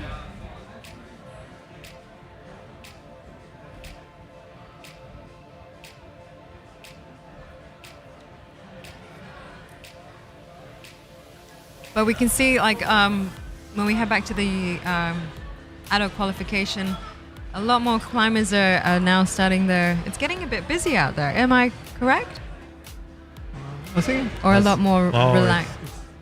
No, more people are here in front of you because the guys from the Open have left. So that's why now they're trying these routes. So that's why in front of you now it looks super busy. But overall in the gym it's about the same. And a lot of people came at 12 o'clock. Not so many people came later.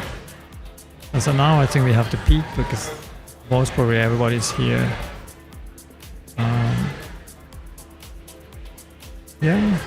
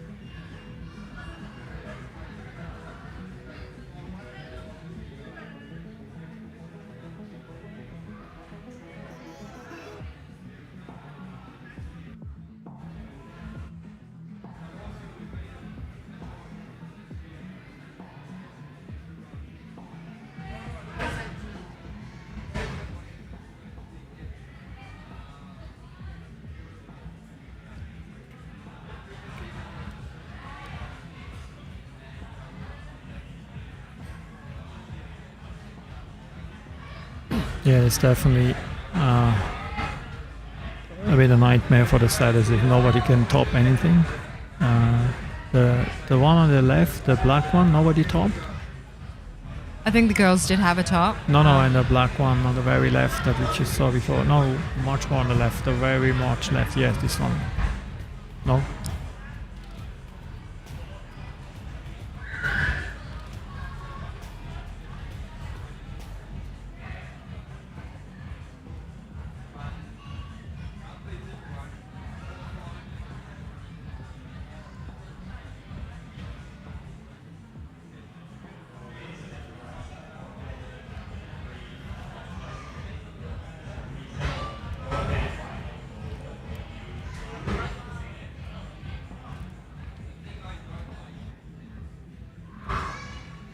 What we don't see from here, actually the DJs are playing on top of the archable boulder, and currently Maya is playing, and yeah, she's also a climber, a very strong climber, but she is injured and she got a very complex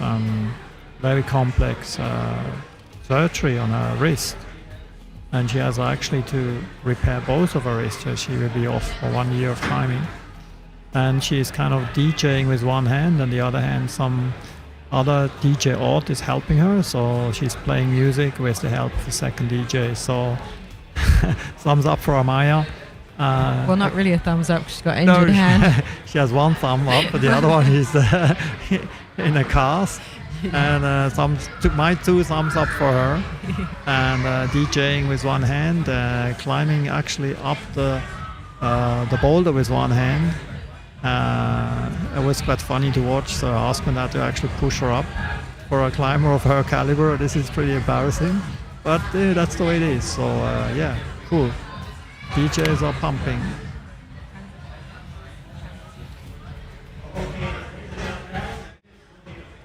Okay, let's get some action going. Here we are in the adult qualification round. This is actually what is happening in front of me and Patrick right here.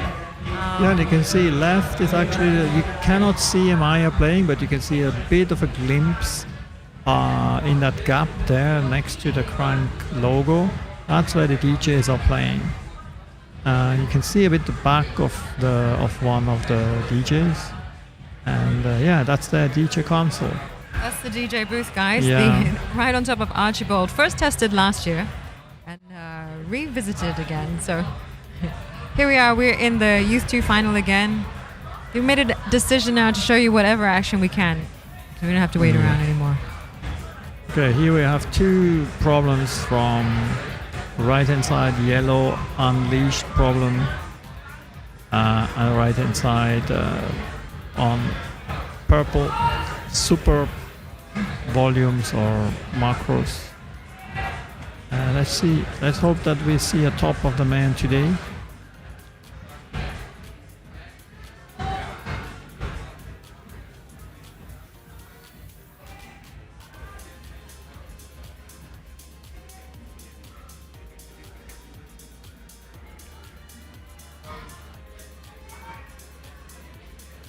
Oh, nice. I think he might get it done.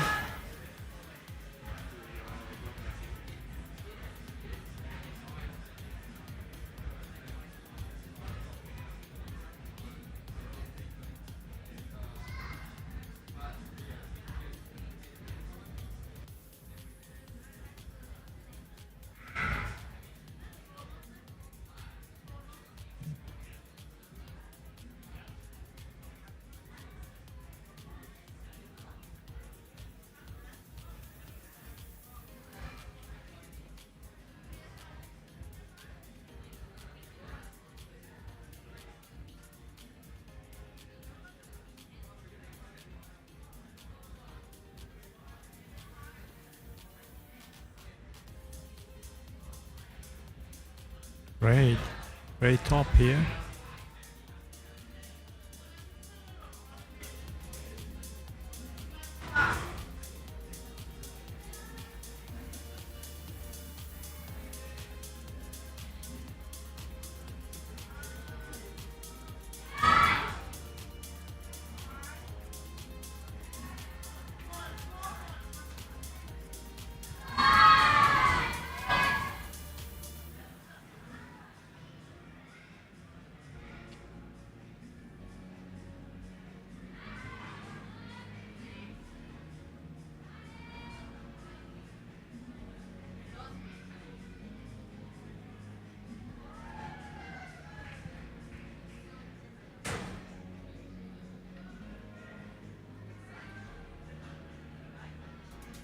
Nice, come on. This will be the first top. Awesome, first top in the male category.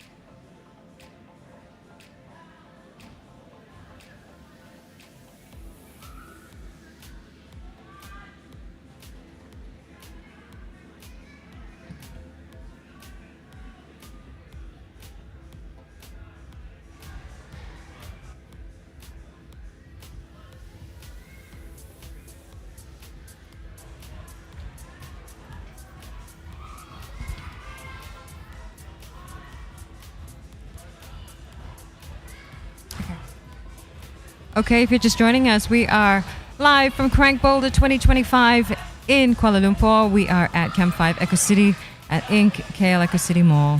And it's been an epic day of climbing. 600 climbers in action today.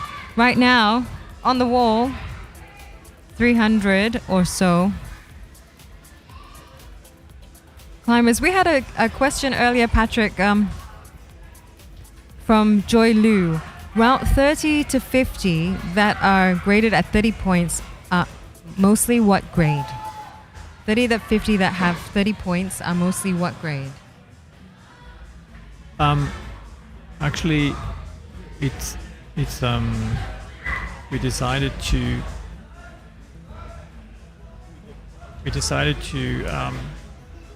not grade them like not being so specific. Before we used to have like route 1 to 150, each of them have different points, and then just as the difficulty was ascending, you would have more points. So the range of difficulty is not the same. So some of them might be substantially easier than the others. So we just decided that it is in groups. So maybe one of them might be maybe a V5, V6 up to maybe V8, V7, V8. We don't.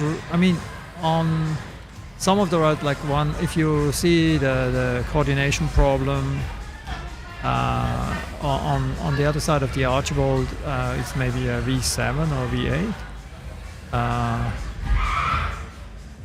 And then there's a lot of problems that give 30. I mean, I look at them, maybe it's a V6 or V7, V5 maybe even. So it's versatile. So and also the styles are very different.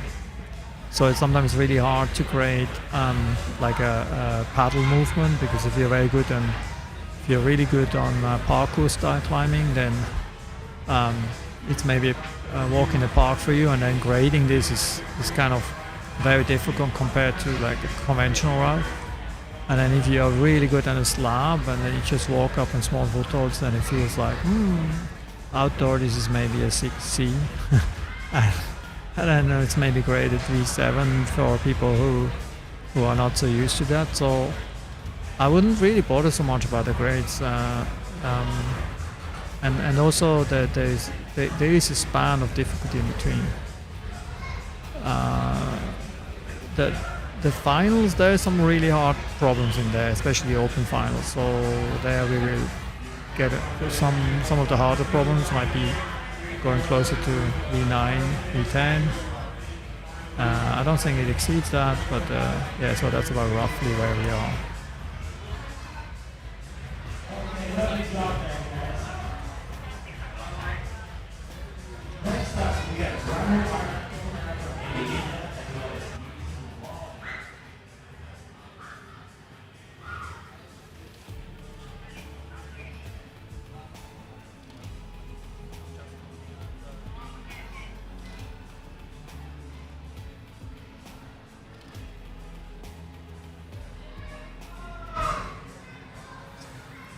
Yeah, I'm just looking at, for example,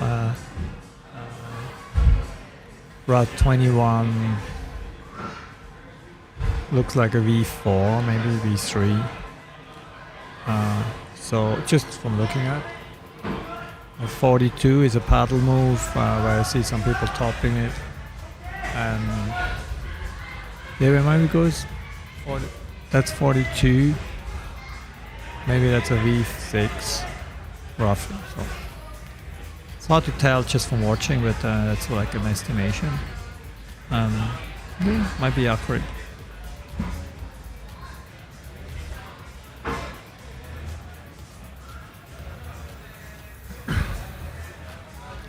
We had actually down climbing jogs in most of the places, but not in all, and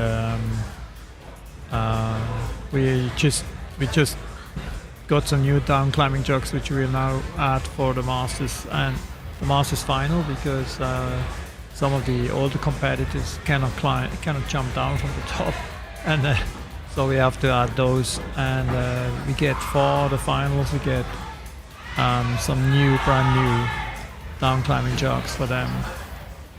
You see that in the finals for the youth, they do not have it, so they have to jump from the top, and we really want to avoid that for the plus 40 category.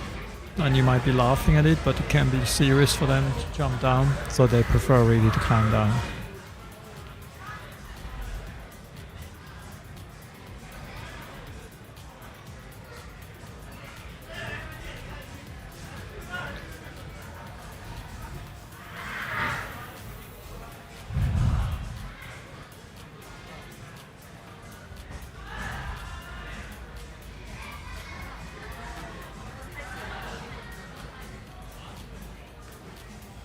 Nice top from Ranu, Arthur, Annapurna.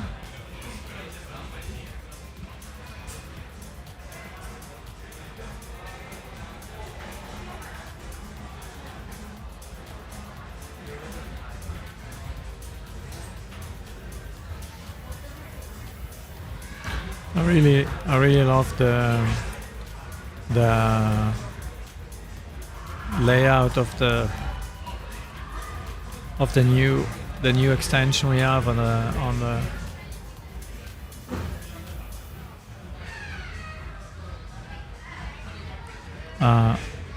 creates so much big surfaces, so for that reason we can really set like in a big competition with like 8 trials and a lot of space in between.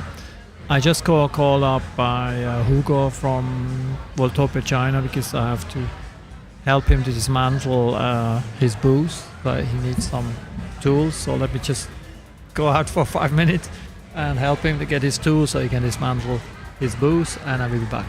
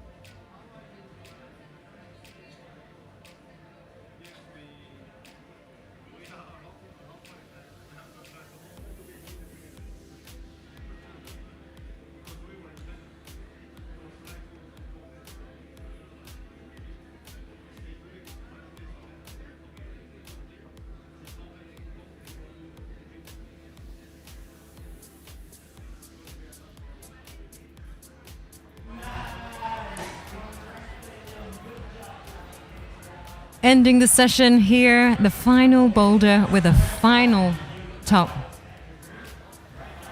Finally. You've been watching Crank Boulder 2025. This is the end of Youth 2's final. Great to see the session end with a top.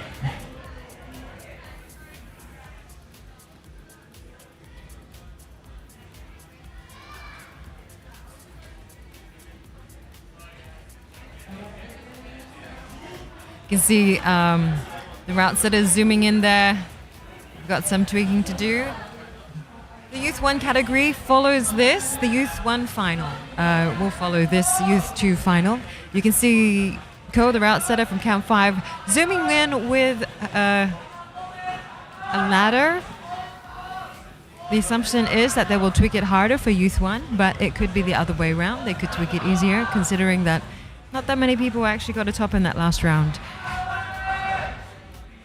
We will follow the Youth 1 final with the highlights and award ceremony from Youth 3 and 4, as well as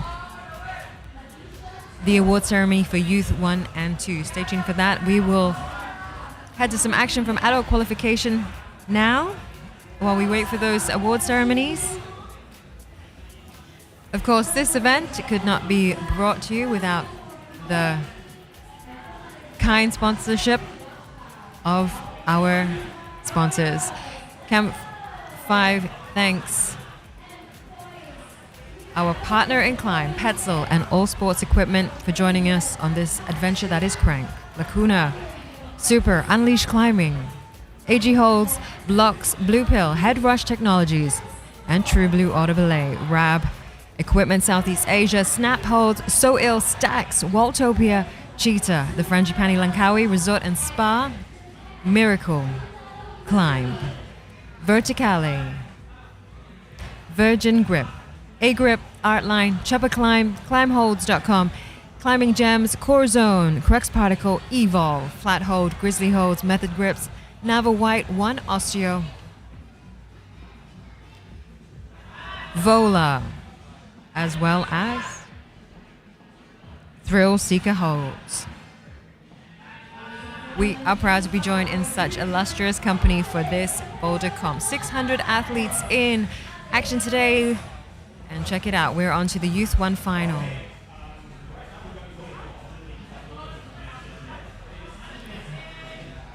The 17 and 18-year-olds in action earlier this morning, and it was whittled down to these final competitors. On the left side there, you can see the boys lining up on the right side. Ladies first.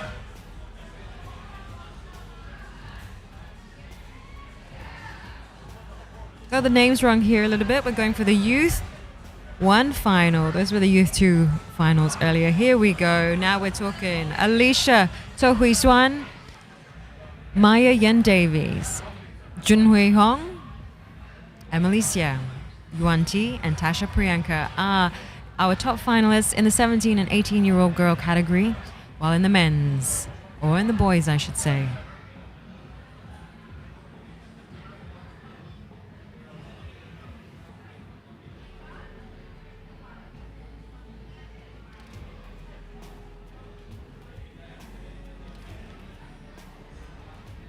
Marcus Tam Chi Yuan from Malaysia, Addison Ali from Malaysia, Joshua Ong Yi Hong from Singapore, Natepat Charpong from Thailand, Juhar Alza Muhammad Zamri from Malaysia, Rintaro Uzumi from Japan are our finalists in the Youth 1 category.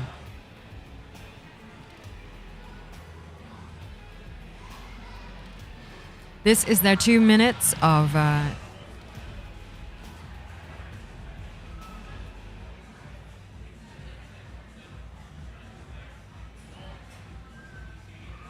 observation. The first route here, you can see it is the same route that the Youth 2 boys and girls were on.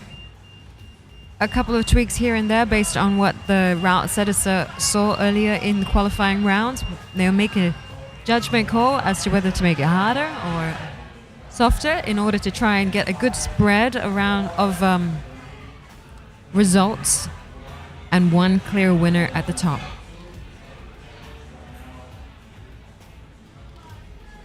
If you're joining me on the YouTube, let me know if you have any questions or if there's anyone that you would like to follow. We'll be tapping into the adult qualification round when we can. It's a 6 hours of free and easy climb for all the adult categories, and that's happening at the same time as this Youth 1 final. So they've moved on to the second route, the male B2.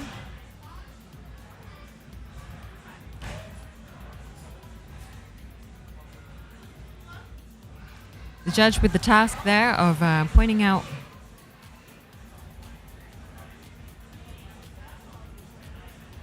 what they need to do.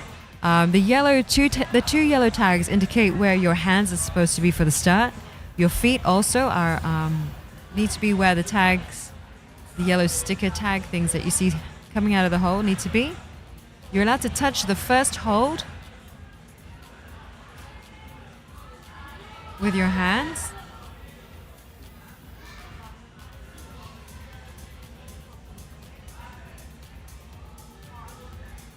This part of the observation round is always really interesting because you get to see them work together to try and figure out a route.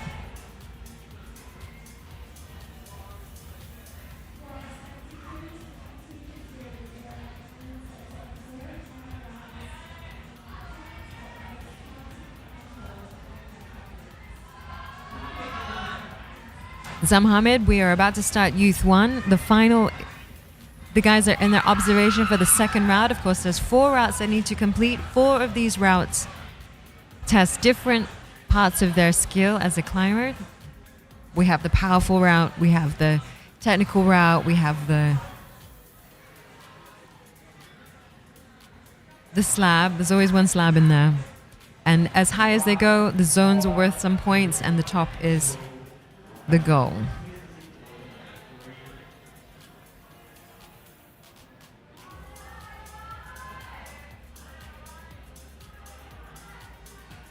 If you look up in our comments, we have put a link there to the live scoring on the Grip Tonight app. You can see where everybody is in the adult category. It's live scoring. Lots of really interesting stats happening as well.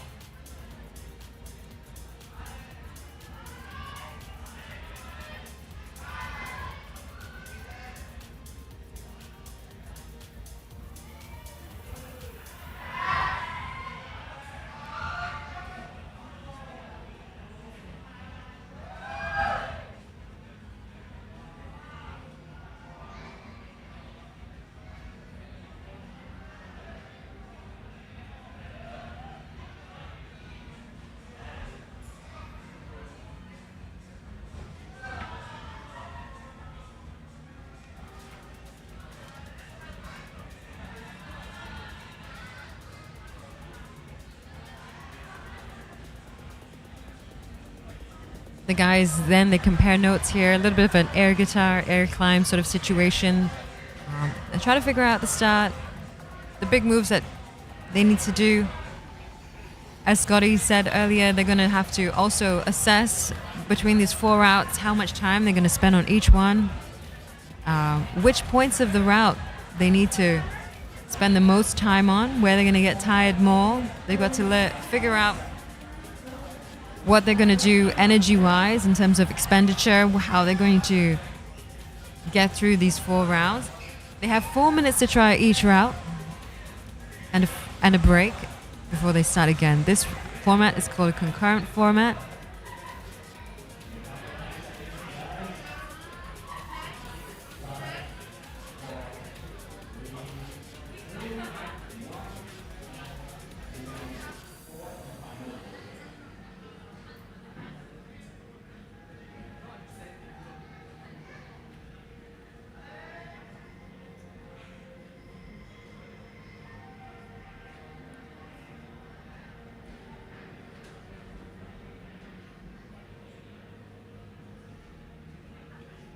The ages of the youth categories follow the IFSC categories. This is an attempt to follow the format slightly of the IFSC. Here is the B4 Boulder.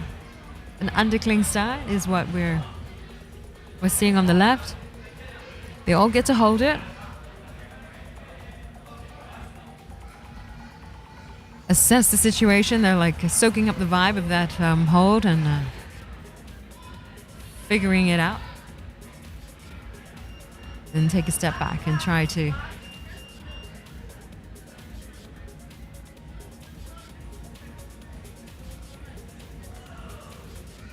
get your strategy in place.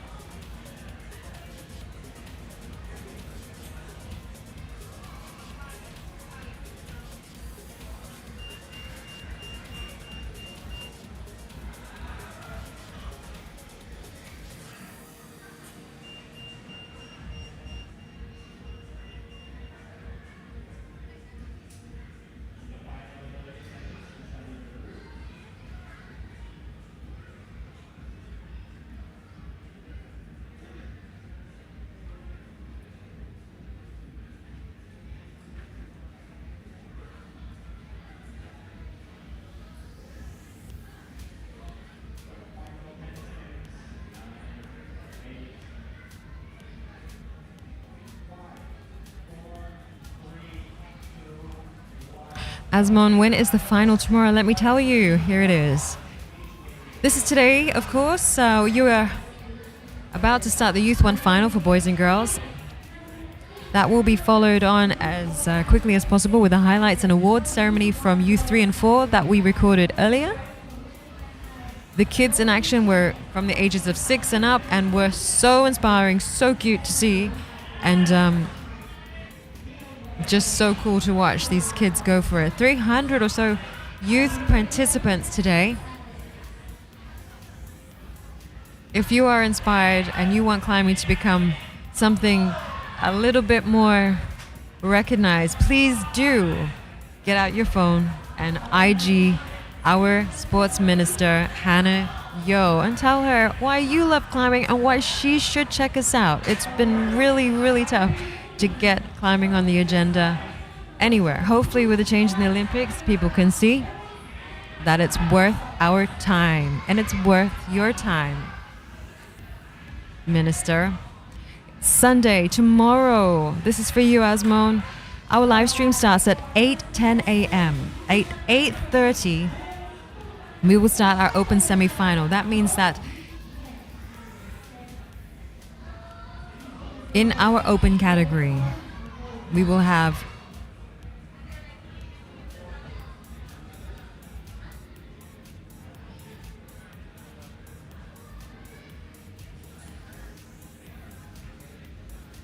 so at 8:30, the open semi-final, the top 16 men and the top 16 women will have another sort of a qualification round to get into the final, the main event. At 11 o'clock, we will have the Masters final. That is our 40 plus years and above category. We call this the joy category. The people that are in this category, the 40-year-olds that have the technical know-how, owned over years of experience,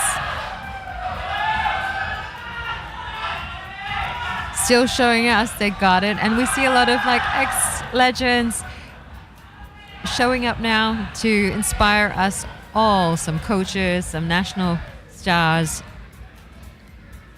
in the 40 plus category.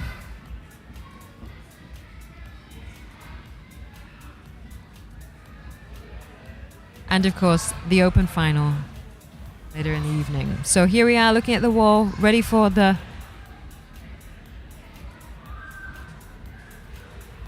Youth 1 final.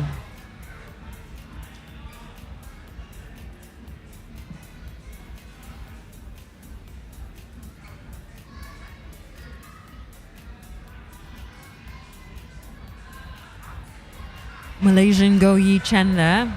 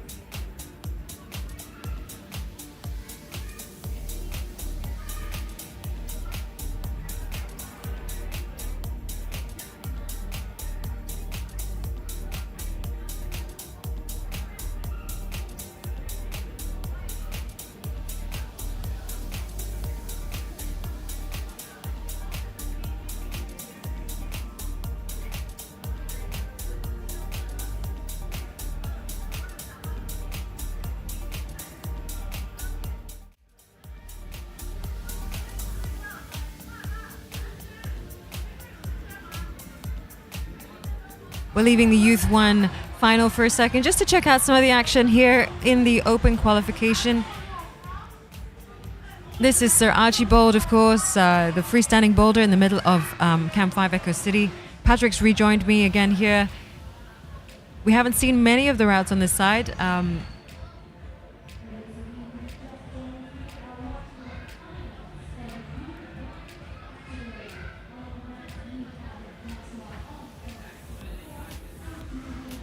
But over 341 competitors currently climbing on these routes around the boulder. We already have about 6,800 sends in all the climbs today. Incredible. And 9,000 tries out of all of them.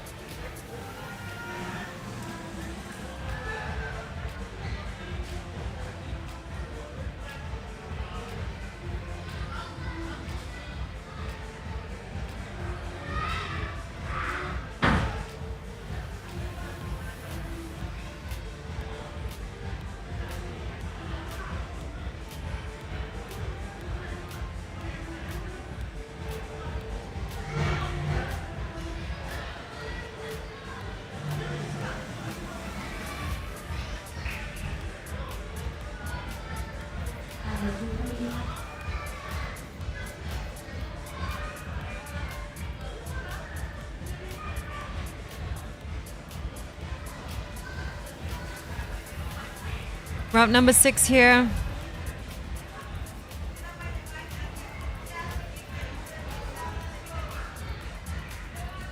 If you're following us along, you can see that the top 8 currently in intermediate women.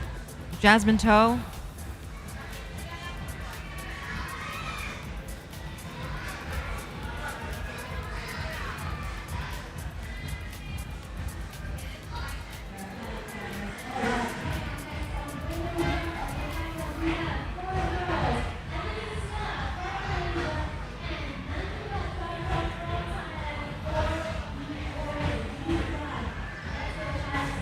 We have under 2 hours remaining here at Crank Boulder 2025 for the Open Qualification.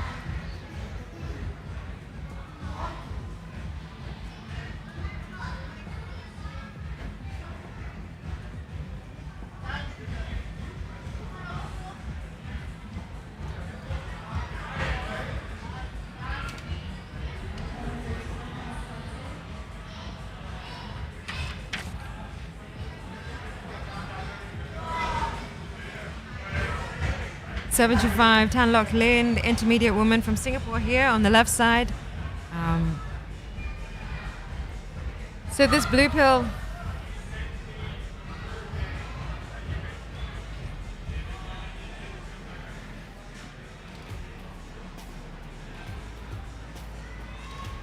bit of a nice dynamic move there on the green route, number 21.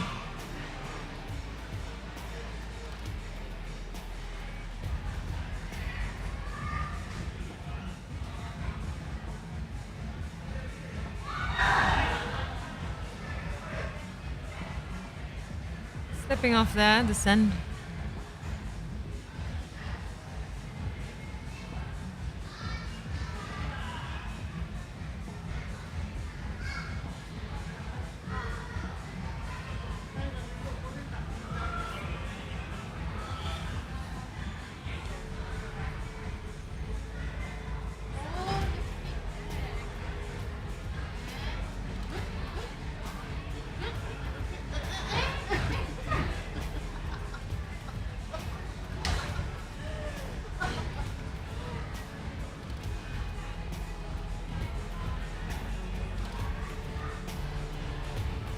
Lots of last-minute climbs happening here in the open qualification round. We'll switch it back over to the Youth 1 final. Here we are on the left side.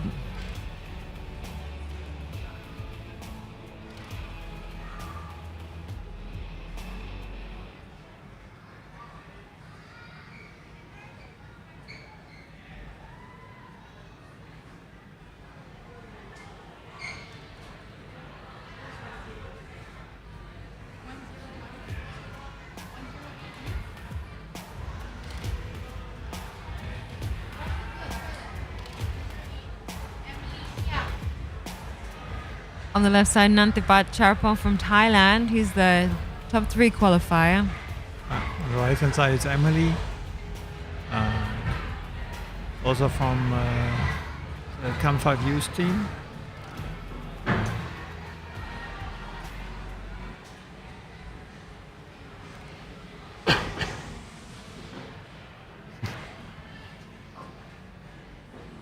Is that a, do you have to grip that?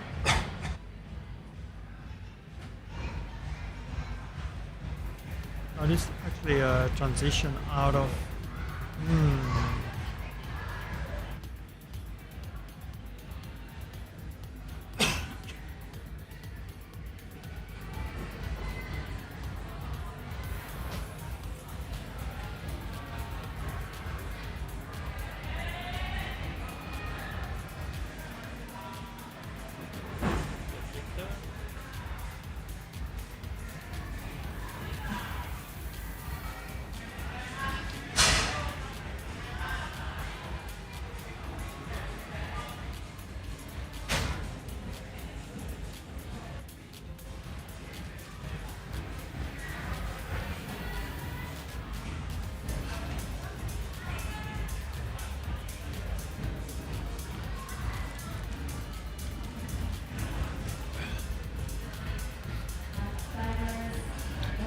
What does Emily have to do to unlock this move, Patrick? Stay close to the wall? That's what she just did. Oh, she was timed out. Unfortunate.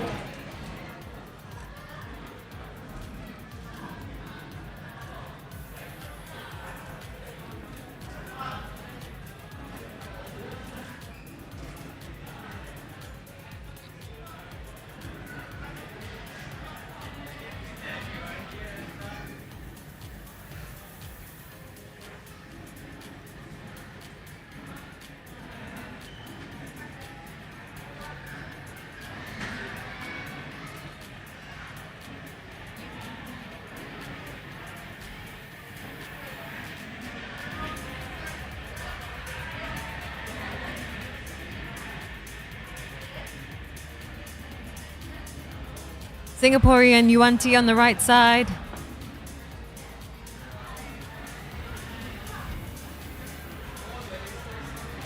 And Zuhai Alzam Mohammed Zamri here on the left now. Zuhai coming from an incredible climbing background. His father,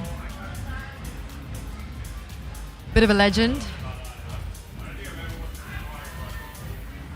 In fact, in the lead competition last year, the father won and the elder brother Zulkram was on the podium as well. So Zuhai here, finishing second in qualifying earlier.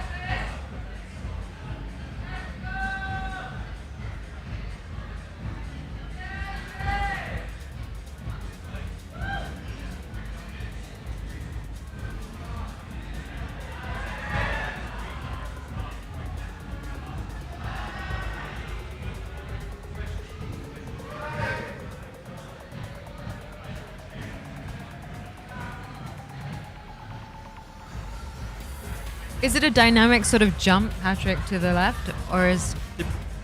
It depends how you can pinch that, but of course you have to...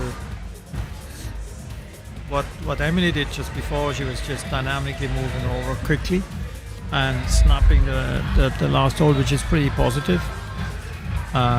You could also, if you are more flexible, you can stand a bit higher on the volume and step over on the right-hand side, on the wall itself. to do it a bit slower.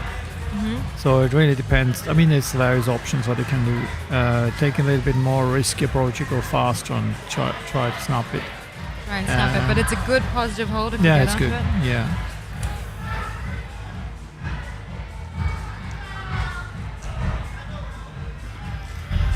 It feels like if they're not, the body is tending to fall backwards.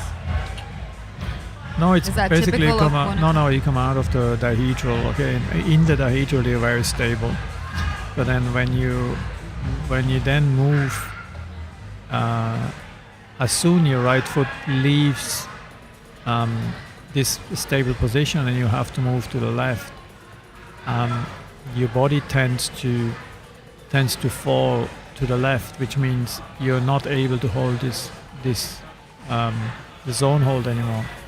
So you either really step higher, continue stepping higher, not on the volume but on the wall, to keep that stable position with your right foot. But or you accelerate from that position to move over to the left and snap the handhold before you fall. It's like a dynamic balance or more stable bridging to the right. So two options. If you're a bit taller, you definitely go for the more bridging. If it's shorter, you might go for the jump.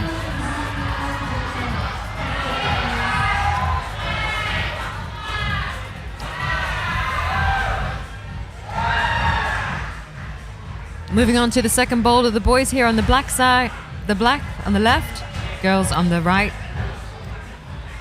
Loving that teal color. Very pretty.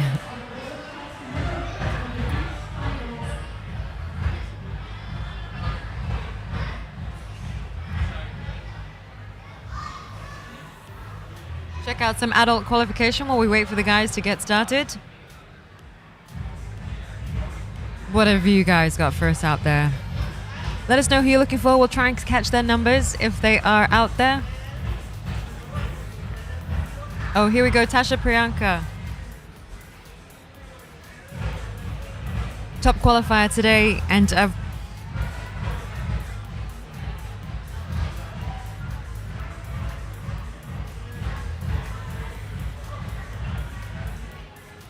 You see, she's very flexible, and in this position, you actually no hand rest.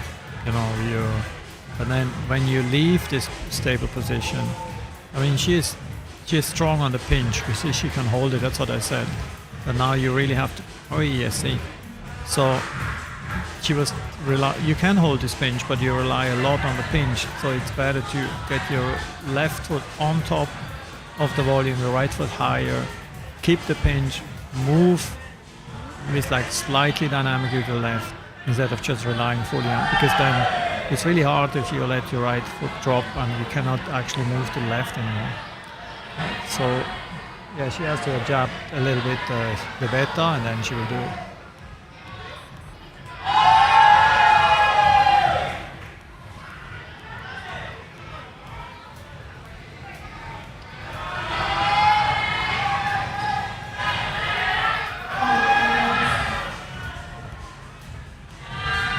Rintaro Izumi, the Japanese climber here on the left side. He's getting to the highest of anyone has been on this Yeah, because round. now he is holding this quite easily.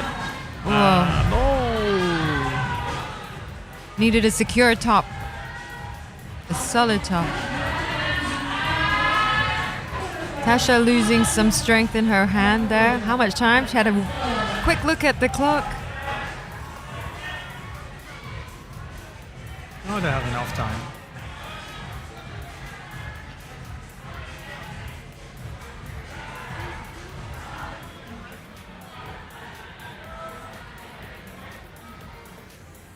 One minute 20 is more than enough time.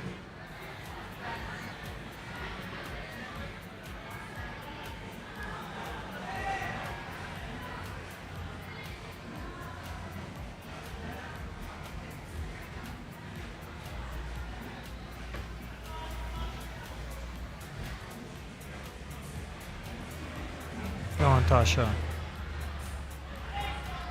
She's still going for the Ah. Oh, she Yeah, that's it. locked on. Oh, is it a dynamic jump? Yeah, that's everybody jumps there. I mean, You just have to yeah, we should have to go. lock it.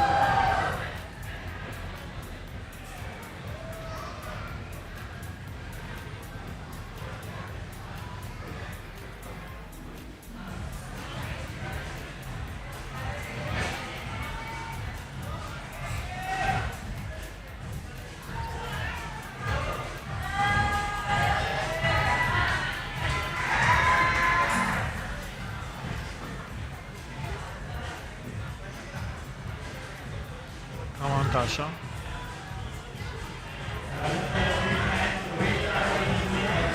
Okay, now you really have to accelerate.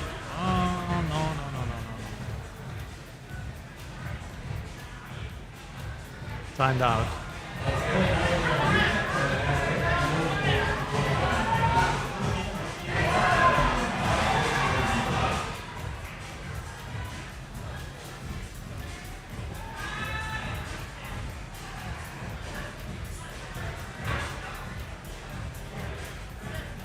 Now moving to the left on the other side of the boulder.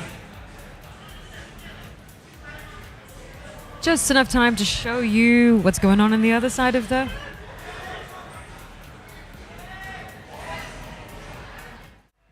gym here on Archibald. This blue route, the top. Over there, another youth team, alumni. Callie gets a game on.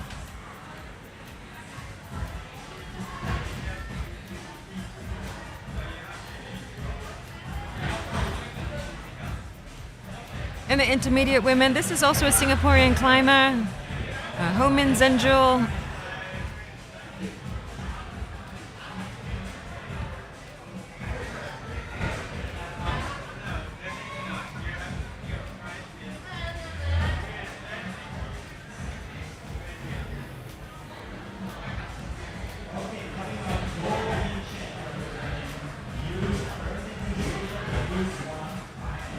Gets the top there.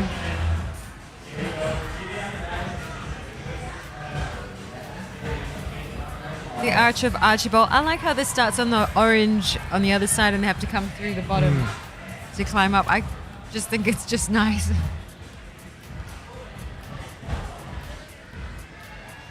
Yeah, that's because of the arch, and this is like an opportunity to have basically kind of a roof climb without protruding too much into the space of the gym. And it's of course ultimately steep and has a steep start, and then it's always like a roof flip option, feet first. So you can create some kind of interesting problems on this feature. Of course, this arete that we have seen is like a classic. It's always used for this kind of arete climbing. Yeah, I don't think I've seen a top here on this one for the use 2. And it's a bit a tricky stand-up. Actually, interesting one here. This is a Combo 3 brand. So as I said before, it's a cheetah, it's the flat hold, and it's some of the holds here, the smaller holds are from Snap. And what is interesting about these holds is they are produced by a French company called Gold, G Hold. In English people call it G Hold, but it's actually Gold. These guys are the first fully recyclable handholds on the market. So they started a production of that you can actually use these handholds when they are done, when they are run down, you can actually bring them back, send them back, they get actually fully recycled into new handholds. I love that. I actually really love that. So this is a concept which really I wanted to bring up in the ACS as well, recycling, because there was also Binary from Canada was there who tries to recycle like thermoplastic. Blocks in Germany is on the forefront of that, so it's coming in. It's coming more interesting. A lot of the thermoplastic is actually recycled, but then the issue is after they have been produced, you still have to recycle them, and you have to be able to. And there are now new methods that you can get the paint off from the plastic by. It depends on the temperature, So this is interesting, and the gold one you actually grind the holes back in and then re-pour them. So there is actually a marking on the back of the hole, so you know exactly which hole, and then you can re-pour it and create a new hole out of the old plastic. And I think this is these was the questions you wanted to have. So what happens? And there was no answer for it, because currently there is no answer. It's just, as you say, downcycling, which means you just give it to somebody else, and at one point it ends from a gym into a home wall. But if we in the industry can create a system that we have 100% recyclable plastics throughout, that would be perfect. And and then recreating handholds all the time. So this is one of the pioneers there, which they produce for a couple of companies now, and a company to watch. And I think this will be hopefully used in the future all over the planet, with all the manufacturers, that we have 100% recycled holes and not creating so much crap, so much trash. We don't really want to throw away plastic. That just doesn't make sense. And so, I think we're on the right way here. But you still have to climb. It's still a climb hold, and you still have to pass. Yeah, it still looks pretty when it's new. But what about refurbishing? You know, when they resurface it? No, resurfacing is another option. The issue with resurfacing in general, it's just, I don't know how many people took a picture from us in the cage. So one more. So refurbishing is definitely a thing to go, because you have a lot of, especially of those big macros or of the big holes, where you can actually even refurbish them more creatively and readdress the way they are designed or they are furbished. So when you look at those, let's say the dual texture holes, depends on, because let's say the ones that you see here, the to the right, the mint ones, this is thermoplastic, and they come actually out of production totally smooth. It's like one smooth texture, and then you have to apply the texture after and create those textures where, you know, the ones that you're going for. And of course you could change that. You can actually apply different forms of texture, and in a retexturing format you could actually also play with it.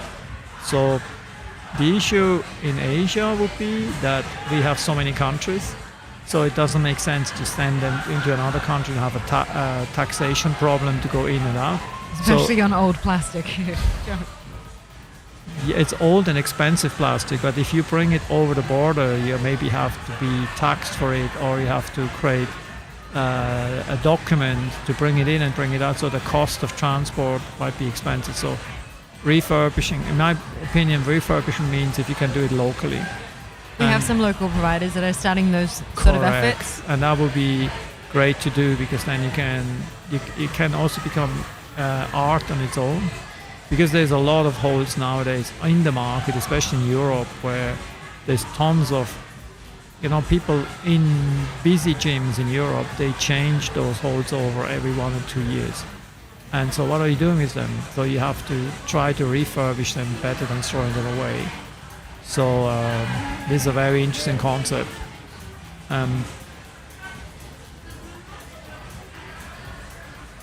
This is Cushing, Cash.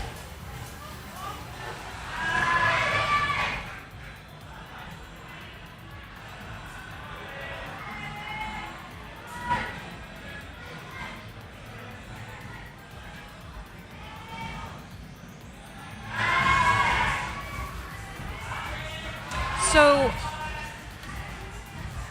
during the talks over the week, over the last 2 days, there was something that I thought was really interesting that Jai, the coach, brought up again, and also Gautier, is making sure that certain growth spurts you recognize growth spurts in young climbers. Correct. And you not push them during, important growth We're periods. seeing our Cash doing progress here. Yeah. That's what we wanted to see of all of them. So now it's basically balancing your way through. This is not an easy foot swap, and then that's it. If he can manage his foot swap, he's done. Not now, but he's on the way. Okay, go back to the growth spurt, sorry. Like a certain period when your hands are growing and your bones are getting harder, to push the athlete during those periods where your bones are changing or when they're growing can do long-term damage to an athlete's It does, and you can progress. see that there is actually an indication, like when that's why when we're doing our assessment every half a year, we assess and we measure from all the age that come to us, depending on how strong they climb. We will always assess the data, and when we see that within a short period of time they have grown considerably, and when we know in this age group they are, and we will observe it and see, hey, now they are growing fast. This is the so-called growth spurt. That's when we need to be very careful, especially working on hangboarding and even more on let's say on campus boarding and stuff like that. So especially plyometric training, you have to be a bit more careful. It doesn't mean that you cannot work out. In a growth spurt you can work out, but you have to be more careful, and especially when you work out on the joints and that's when it can become very dangerous for you. And you have seen that, like in olden time there were some youths that were coming on very quickly and very fast, and then they were very dominating when they were 15, 16, and they disappeared from the scene when they're 19, because by that time they were actually burnout and injured, and constantly injured. So you have to be careful with that, and sometimes the over ambition of the coaches to push them hard. So some coaches have this idea, what doesn't kill me makes me stronger, and that doesn't work, and that just basically destroys a career of a youth. There is more to it. There's actually very strong scientific proof that it's better for the youth to work on a polysportive approach when they're young. Don't just force them to purely climb. So you're talking about different kinds of sports like soccer, mixing it up a little bit. But what if that child only has that interest to climb?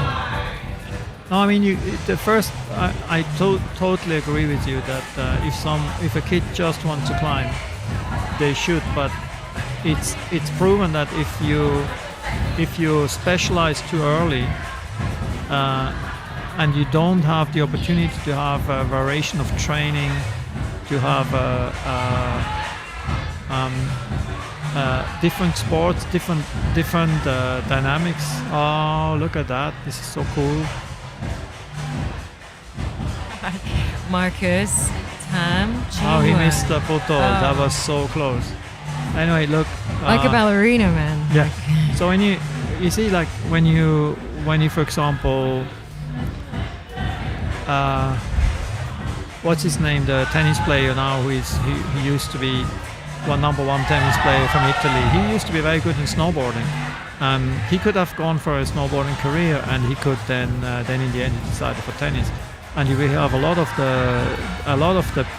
the sports people who are actually very strong. They were also strong in other sports, and then at one point they decided to go for one. But it's, for example, if you're climbing and snowboarding, it uses different muscles. I was also snowboarding and climbing at the same time, and at one point, and I chose more for snowboarding than for climbing when I went to like teenager. But it didn't really harm my climb. I mean, of course, if I would have focused on climbing, maybe it would have been different. But the thing is that when you look at the career of the climbers, if they were more polysportive as young, Then when they start to excel in 22, 24 years old up to 27, suddenly they are actually stronger than the kids that were purely climbing only as teenagers. And that has a lot to do with the development of your muscles, the development of your coordination in general, how your muscles group work together. So it's always helpful to do other stuff instead of just one single sport. And so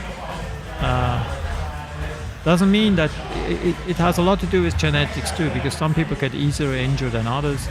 But in general, it would be always good to give more opportunities to the kids to explore other things. And also, like one of my best friends, he owns a climbing gym, but his son doesn't want to climb; he just wants to play soccer. So the kid just wants to play soccer. So it's okay, I mean, maybe one day the kid wants to climb, and then let them climb. And maybe that polysportive approach helps the kid in long term to get stronger.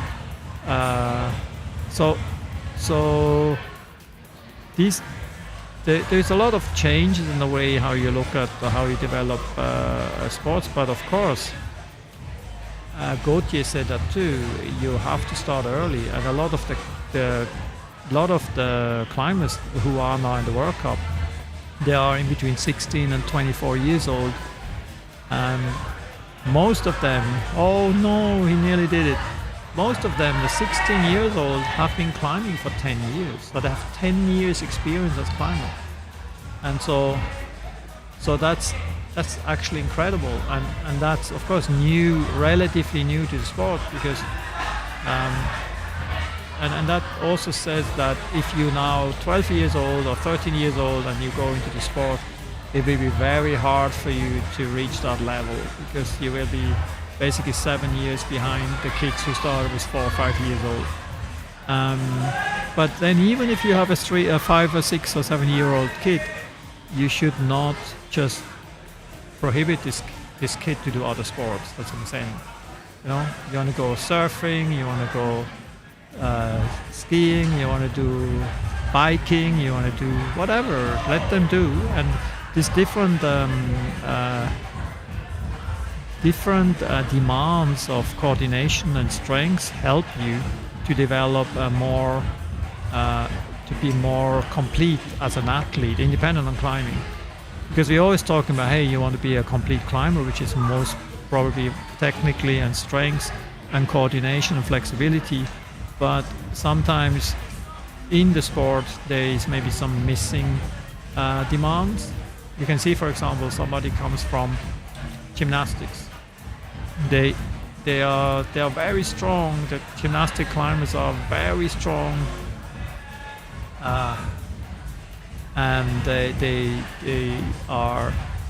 their core is very strong. Their shoulders, and they have normally a very, very good routine to be flexible at the same time and to be strong. And they need a bit of time to adapt to climbing, especially because of the focus on the different way they hold stuff, like with the fingers. But when they get through this adaptation, they are in general really, really well lined up for climbing, but because they came from a different sport. So that's why I think always good to not force your kid just to do one thing. I guess it's like when you're growing as a kid, you want them to have a general all-over balanced body, and so that is using your body in 100 different ways, right, versus like for guys that go to the gym and overwork their back, or like don't do leg day. I mean, like gym per se is not sport. I mean, sorry to say, but there's some dedication that goes into that, though. No, it's not that they are not. They are also athletes in itself, but the problem is, and there's also, to be honest, gym routine has changed. But if you look at kind of bodybuilding style, it's just all mass, and this, even though you're strong, actually most of it is useless, and so yeah, that's another aesthetics, what you want to achieve. And if the aesthetics is just looks and not really functionality, then you create very weird, deformed bodies. And if you look at sports people, how they are set up, they are adapting to the sport itself. And if you do bodybuilding, yes, your body adapts to the demand that you are just like huge. And so, but huge in any kind of form doesn't necessarily mean that you are functional. You know, like if you're a bodybuilder and you have legs that have a larger diameter than my chest, then how do you walk? You know, so you cannot even walk. You cannot even cycle properly. So on a functionality and a sport is totally different, and the demand how you train is different. Scratch your back. Yeah, for example. No. So yeah, but that's okay. So who am it's I not joking? don't misunderstand me. I mean, admire the people who are spending like 10 hours a day in a fitness gym to just become huge, and there's a lot of dedication, but it's not functional in that sense. It's functional to look big, but it's not functional for any sports. You, as a bodybuilder, you are kind of useless in any other sports, and that's okay. I mean, for them, but body adaptation to sports is very specific. And if you look at a swimmer, for example, or you look at a wrestler, or you look at a weightlifter, or you look at the difference in athletics.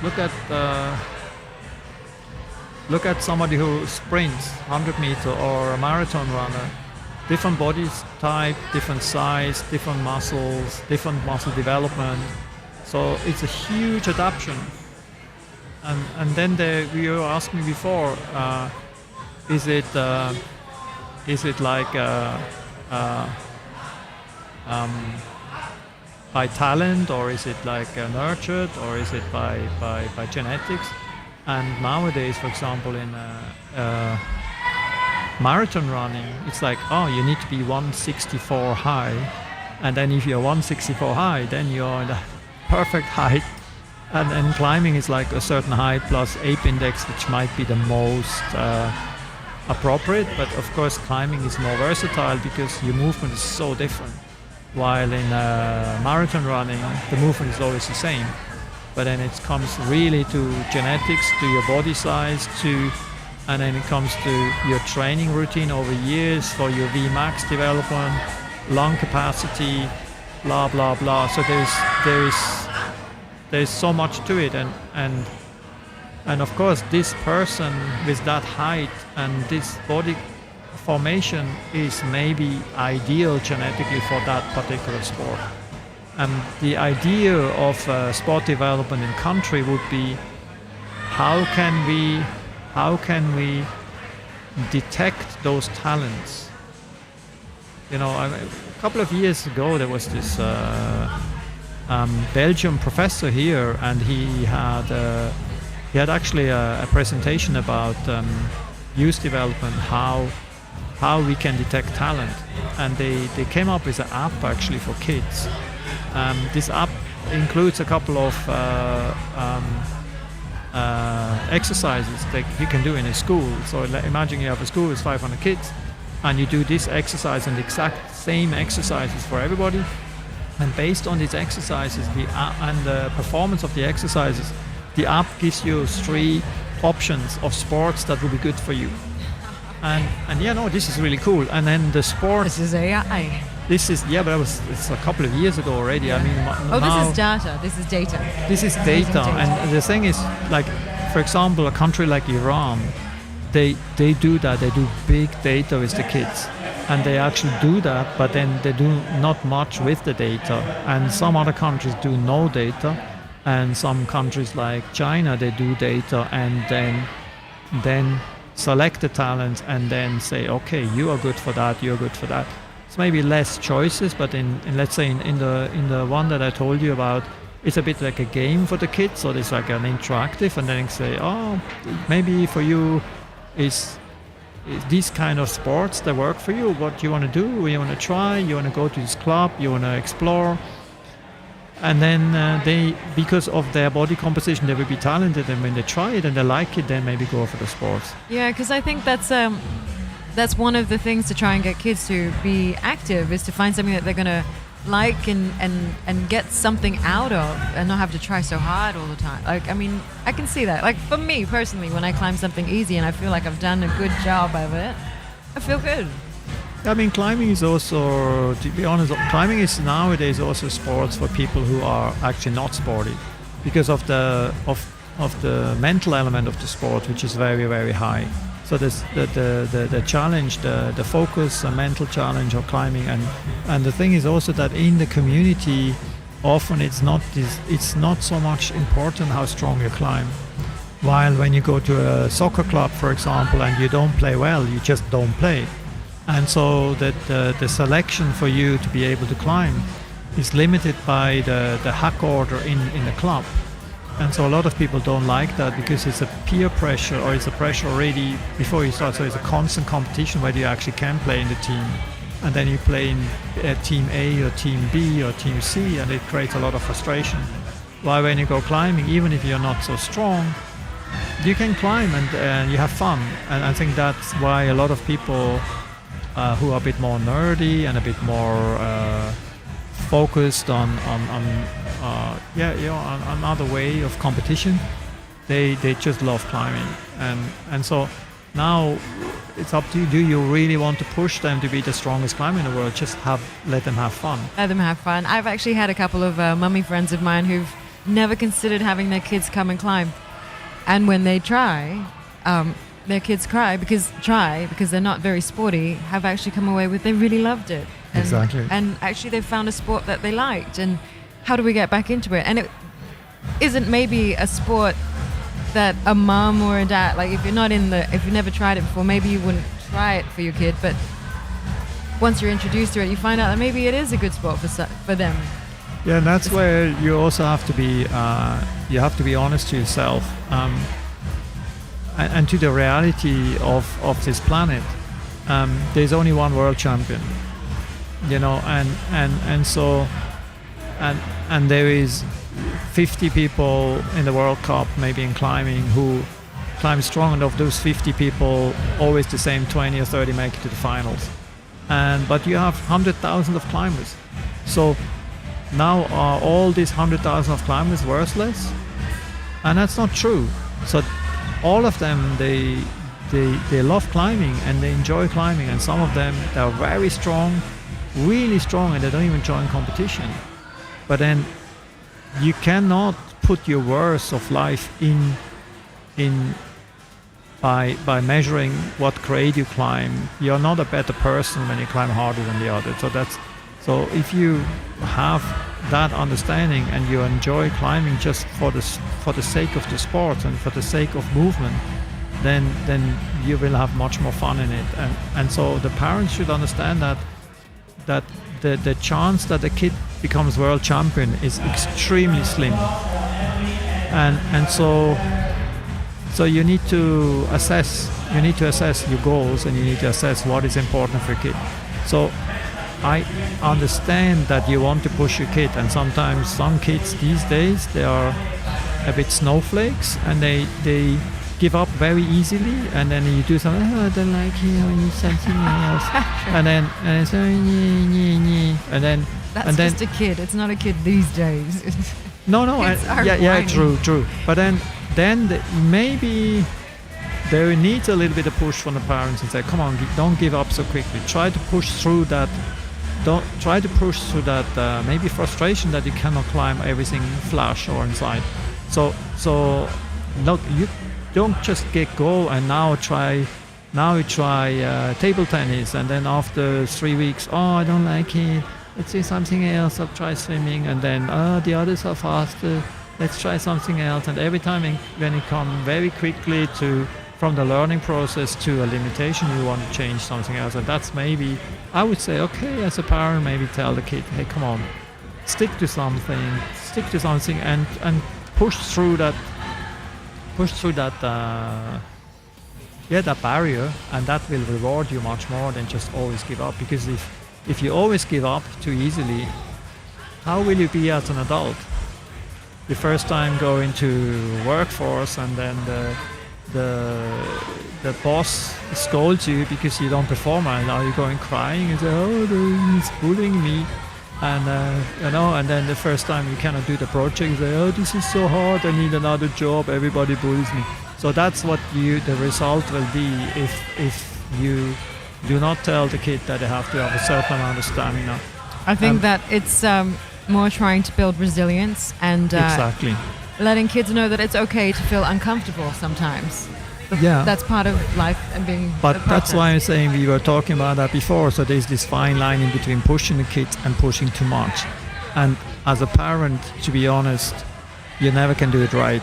It's like you can try whatever you want to do, and you think you do Gonna it be right. the wrong thing. Exactly. So just try. I mean, look. In the end, it's a character. Also, your kid is a character, and you cannot mold it to what you think your kid should be. They're still that character, and some kids are born to be champions and others not, and you just have to live with that reality. Because if you look at yourself, are you a champion? Maybe not. Maybe you are, but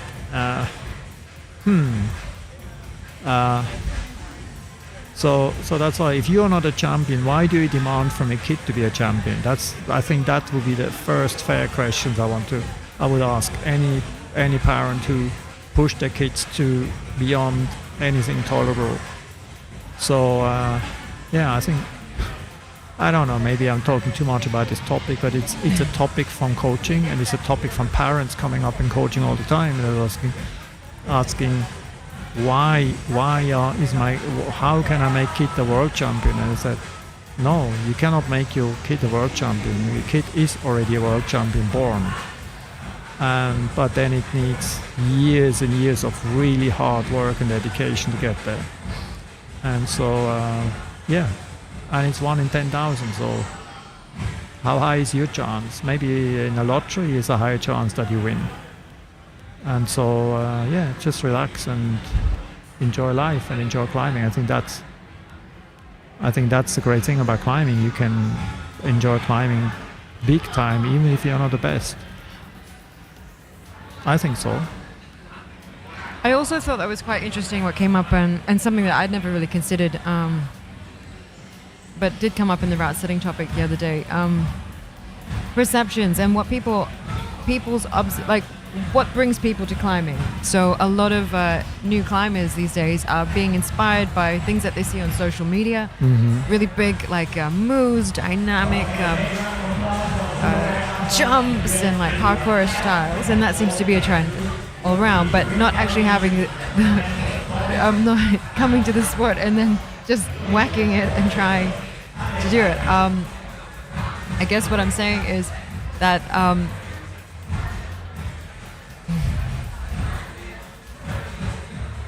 I don't know what you actually want to say. Yeah, I'm just really tired right now. But just kind of lost my point. And I also don't know what I was trying to say. They are influenced by social media and they're watching these videos. Yeah, and then not putting the work in to get to that level, I guess, is where I can end that train of thought. No, I mean, look, it's you have to think about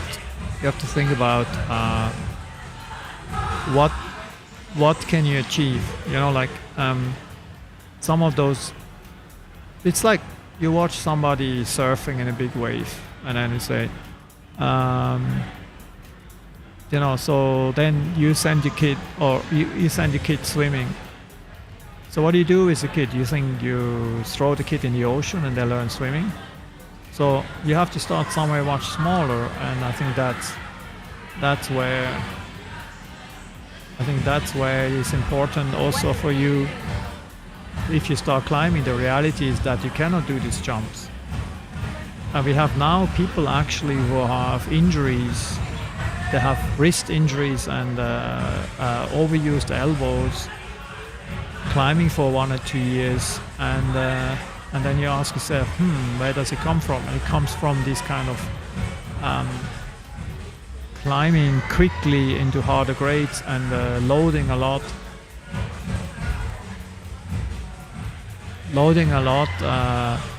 on the falls and on the landing. And so, yeah, I think there will be some injury patterns coming up in climbing in the near future, which will be surprising. Long-term abuse, which comes a lot with the parkour style climbing, and crazy landing, and the landing on the mat, not in perfect positions. So there is, as you can see now, there's a lot of injuries now on the elbows or on the wrist from falling. There's a lot. There's different injury patterns coming up, and they have a lot to do with the new style of climbing. So yeah, the sport is evolving, so we cannot really judge. But you see the trend now in Europe is yes, you still have coordination moves, you still have jumps, but it's not every single boulder is a jump. I think the people and the route setters and gym owners in Europe, they say, hey, we should actually also celebrate climbing and not just jumping. And I hope that with setting this comp by many international setters, we were able to show some of those routes that are actually require a totally different style. Look at the ones he is trying now. This is a pure balance climb. Yes, he's getting it. Oh no, that was so close. And you see, this also now, this you should do slow. And that needs very specific approach and training. And of course, nowadays, a lot of the young generation, they try to constantly solve these problems by dynamic movement, but here it's maybe not possible because the last hold is not good enough to justify this. So you need to be slower, you'd have less swing so you can actually catch the last move. This looks better. No, he could actually have just balanced it and just hold it. Just hold it. He's got the height, that's for sure.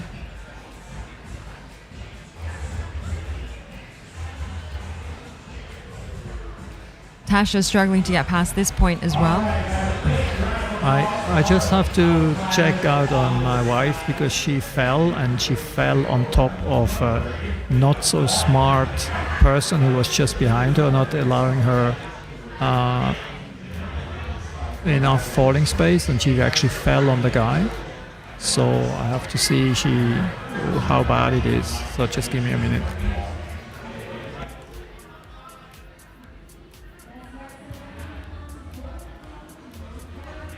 Rather in-depth conversation there with Patrick over youth development and whether or not we should push our young climbers too hard. Let me know what your thoughts are online over there, and if you have any questions or anything about today's broadcast. We are on the second route for the Youth 1 final. Let's take a look at some of the action from the adult category happening right now as well. We've got 330 odd climbers in action on the other side today, including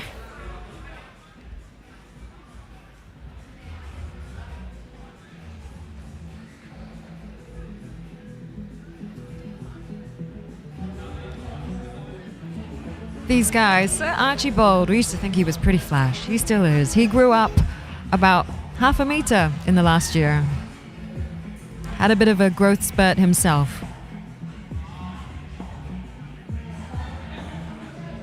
Lots of action still happening. We are counting down to the end of qualifying here. Another hour, another 15 minutes to go. And the end of an epic 6-hour qualifying.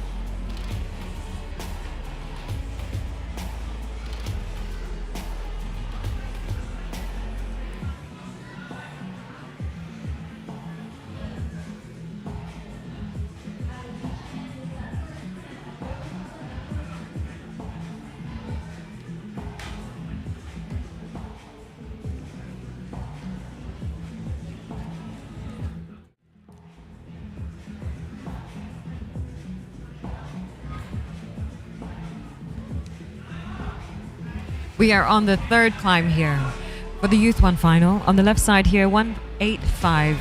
All the competitors now have a bib on them. Go Yi Chen.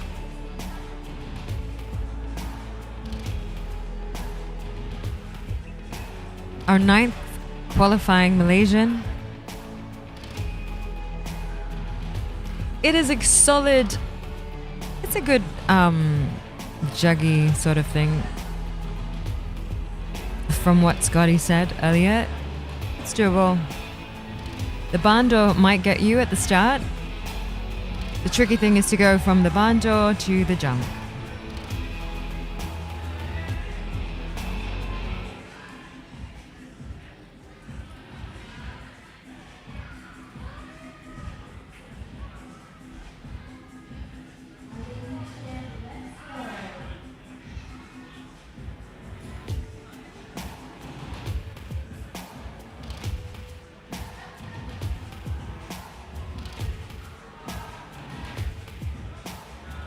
A Gaston move there, and extra tricky because of the height on the right arm.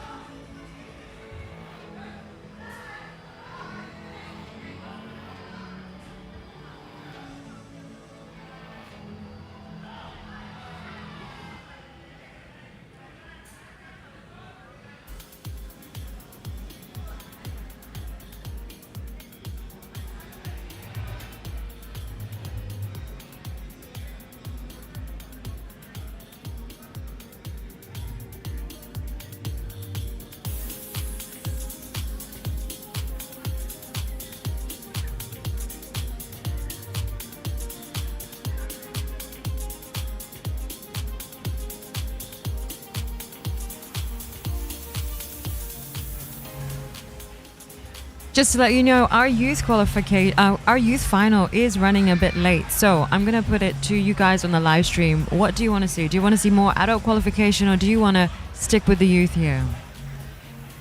We are running out of time to switch over to the adult, so I'm gonna put it to you guys. What are you watching actually? Do you want to see more adult qualification? Do you want to see the youth final?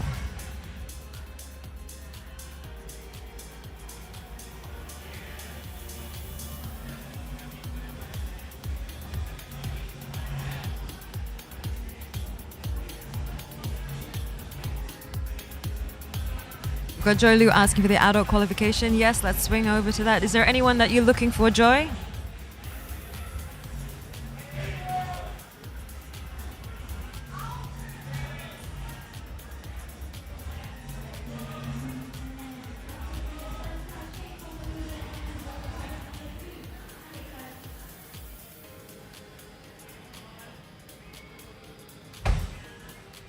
Let's do this, guys. Let's check out the adult qualification. We have just under an hour of adult qualification happening.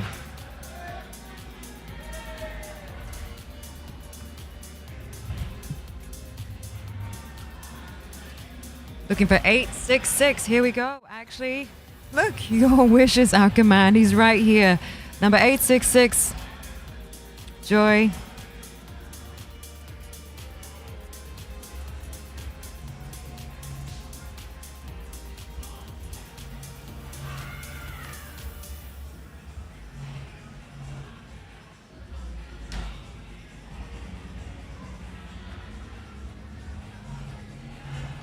Lo Meng Kwang here, the Singaporean in the intermediate men, 866.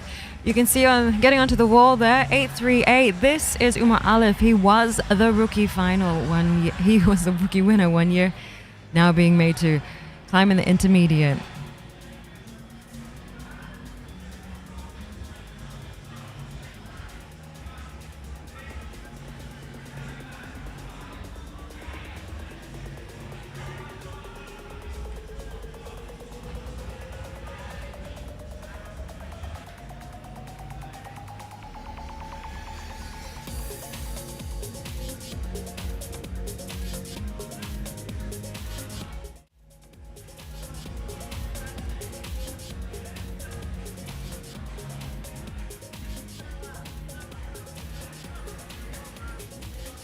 Tankashing here. He's got the height to make that jump.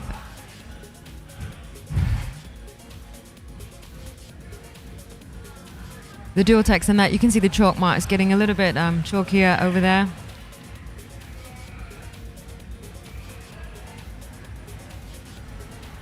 And our athletes now starting to look a little bit tired. It's 4 really tough routes this final.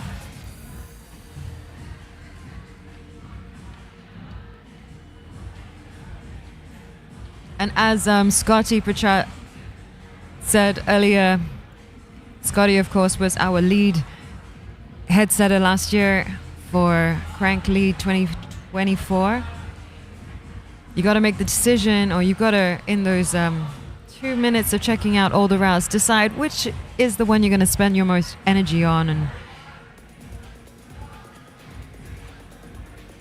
it's where strategy and, I guess, experience comes into play.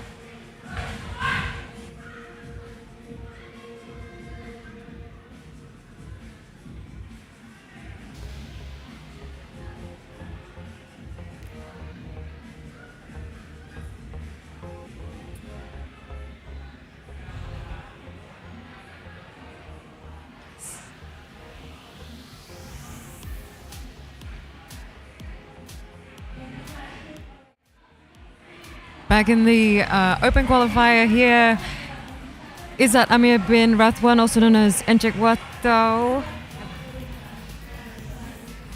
on IG here on this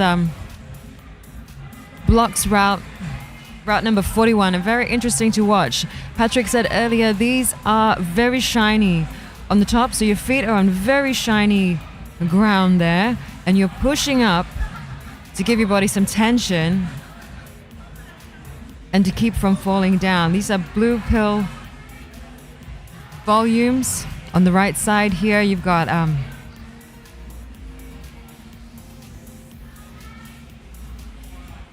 seemingly relatively easier green route. Here we go. Back to the youth one.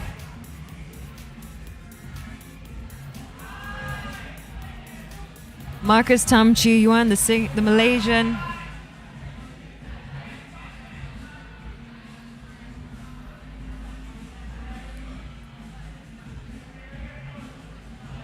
And on the right side, Alicia To.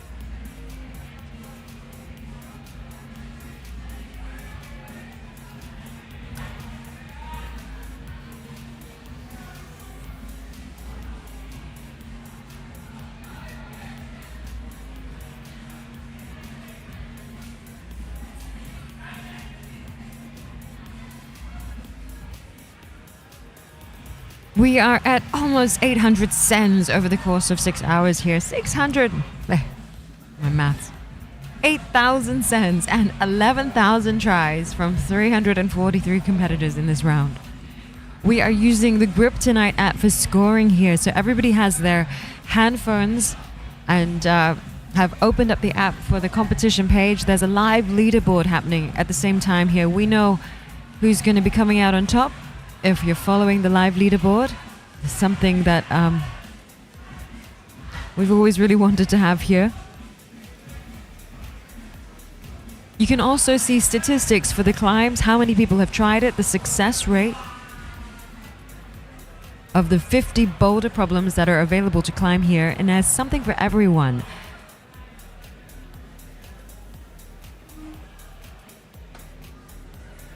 Patrick explained earlier that they grouped the difficulties as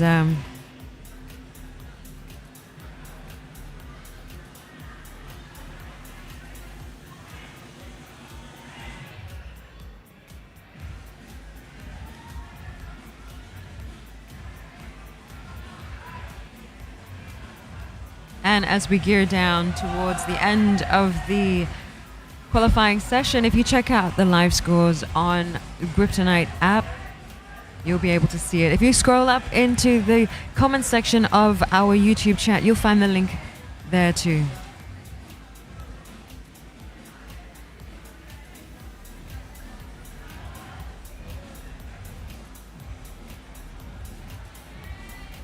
It's been really encouraging to see a lot of Masters women this round.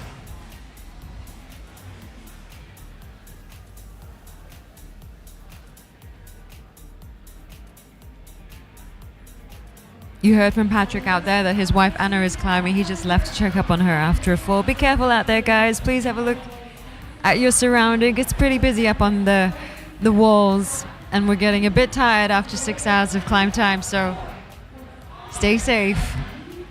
We highly encourage you to climb down here and save your knees for tomorrow.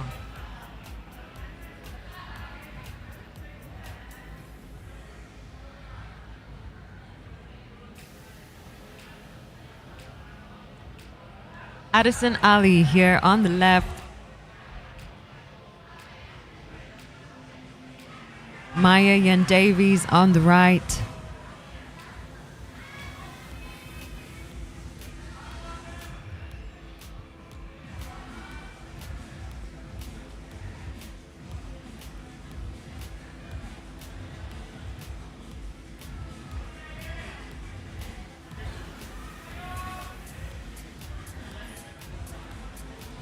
Yes, he's got it. The Gaston there made... Oh, saved himself. Let's go. Second round. Oh.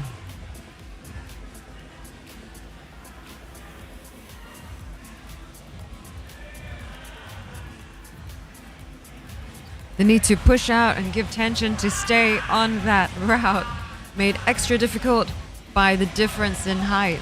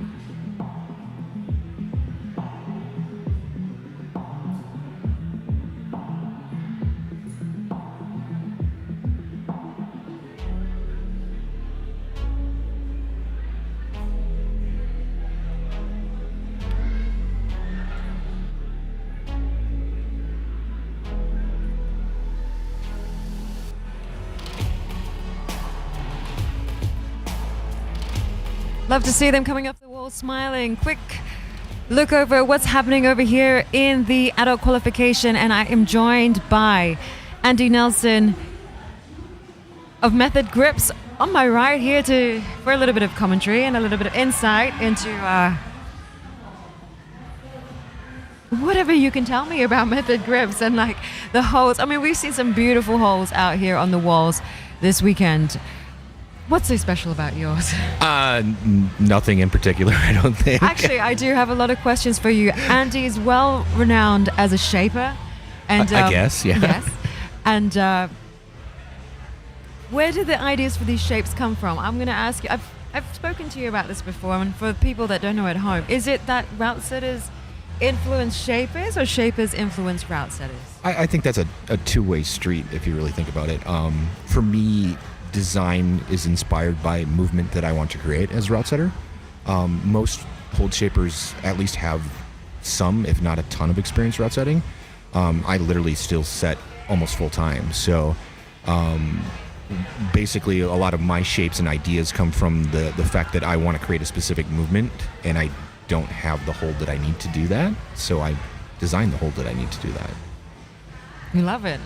But where does that need to find a movement? What do you mean by I want to create a movement? What does that mean? I mean, it's like it's hard to explain. You know, when you do something like route setting or hold design, it becomes such a passion that you are inspired by things. You're inspired by ideas.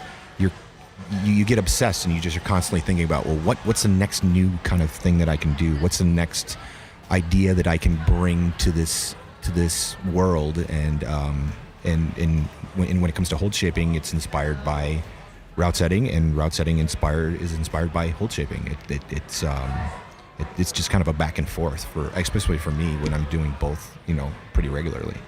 Okay, and what inspired you to join the ASM? Crank Boulder 2025. Well, we were here for yeah. I mean, we were here for ACS. Patrick invited us out for that, and we've always, tried to support communities and support great events like this. This event is insane. I've never seen so many competitors in one space. It's phenomenal. It's really been super entertaining, super fun to watch, and I'm just super impressed by the overall production and everything that's going on here. It's great. It's been really fun and a big week for us with our first ever KL Climbing Week, which of course you participated in by holding a hold shaping clinic. Now, I know for many of us here, just the idea that we could do that and be exposed to that was kind of like, wow, getting your hand on a piece of foam, and this is really what they do to make this? Yeah, it was great when Patrick reached out and asked if I wanted to do it again, because I've done it for other trade shows. It was a no-brainer. It was like, absolutely, we're in. Let's make this happen. And then the wonderful team from Lacuna Climbing stepped up and sponsored and provided all the materials and supplies and everything that we needed in order to do that. With the idea being that it's a really cool opportunity to give people interested in that part of our industry a chance to just see what it's about and see what it takes and the effort and the thought and the process to design a climbing hold. Because it's pretty labor intensive and yeah, it can be. and it's really cool. I'm eye-opening for me, because obviously you don't really think about where all this stuff comes from or who makes it, but there's several layers to the process. Absolutely, yeah. Before it even gets to us, so it was really cool. Oh, I appreciate that. I hope that the people that took the clinic really enjoyed it and took something from it, if nothing more than the fact that, hey, this is not easy, and there's a reason why there's not that many people on the planet that can do it professionally and successfully. It's very niche, and but the more we can expose other people in our community to it, I think the more it will be appreciated. The peek behind the curtain sometimes is really important, and this was a really great opportunity to provide that peek.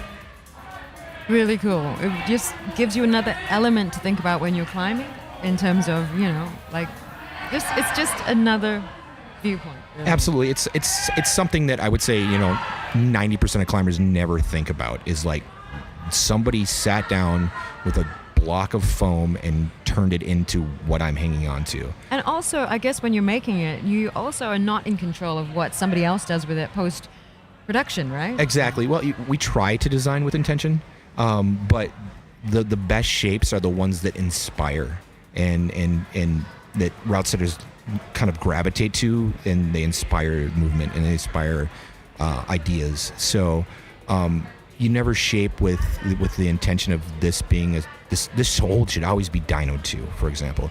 The idea is like, this is really cool, it's functional, it's directional. How are route setters going to take it, and what are they going to do with it? And that's the exciting part.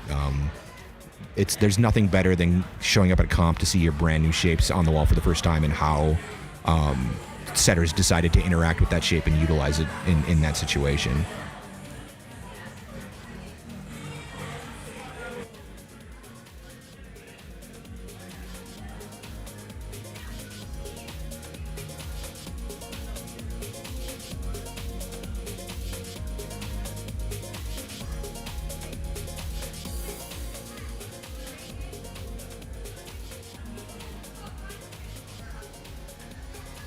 Let me know if you have any questions for Andy Nelson, who's talking to us.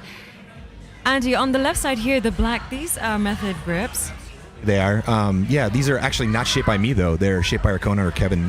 They're the first of our VTF line that we just announced. So this is probably copy number 4 or 5 in the world. Serious, on our walls. So, yeah, brand new. I mean, Patrick was saying some of these shapes have never been seen anywhere else before. And we're like, yeah, okay, Patrick, and now you're telling me this is like number 4? Yeah, and I own 3 of the 4, I think. So they're only in a couple of gyms in the United States. They're very, very, very, very new. So, it was really cool opportunity to be able to send them over and let people get their hands on them. It really is like unboxing a box of like gifts. We watched all these deliveries come in for this competition and just watched the route setters' eyes get huge.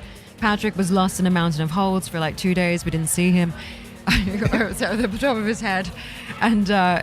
And now to see it all like put together finally, it's been pretty incredible. What's been your takeaway from this? I mean, it's not the first time for you in Malaysia. No, it's not, but it's been, this trip has been absolutely amazing. Every time I've been here, it's been amazing. I love Malaysia.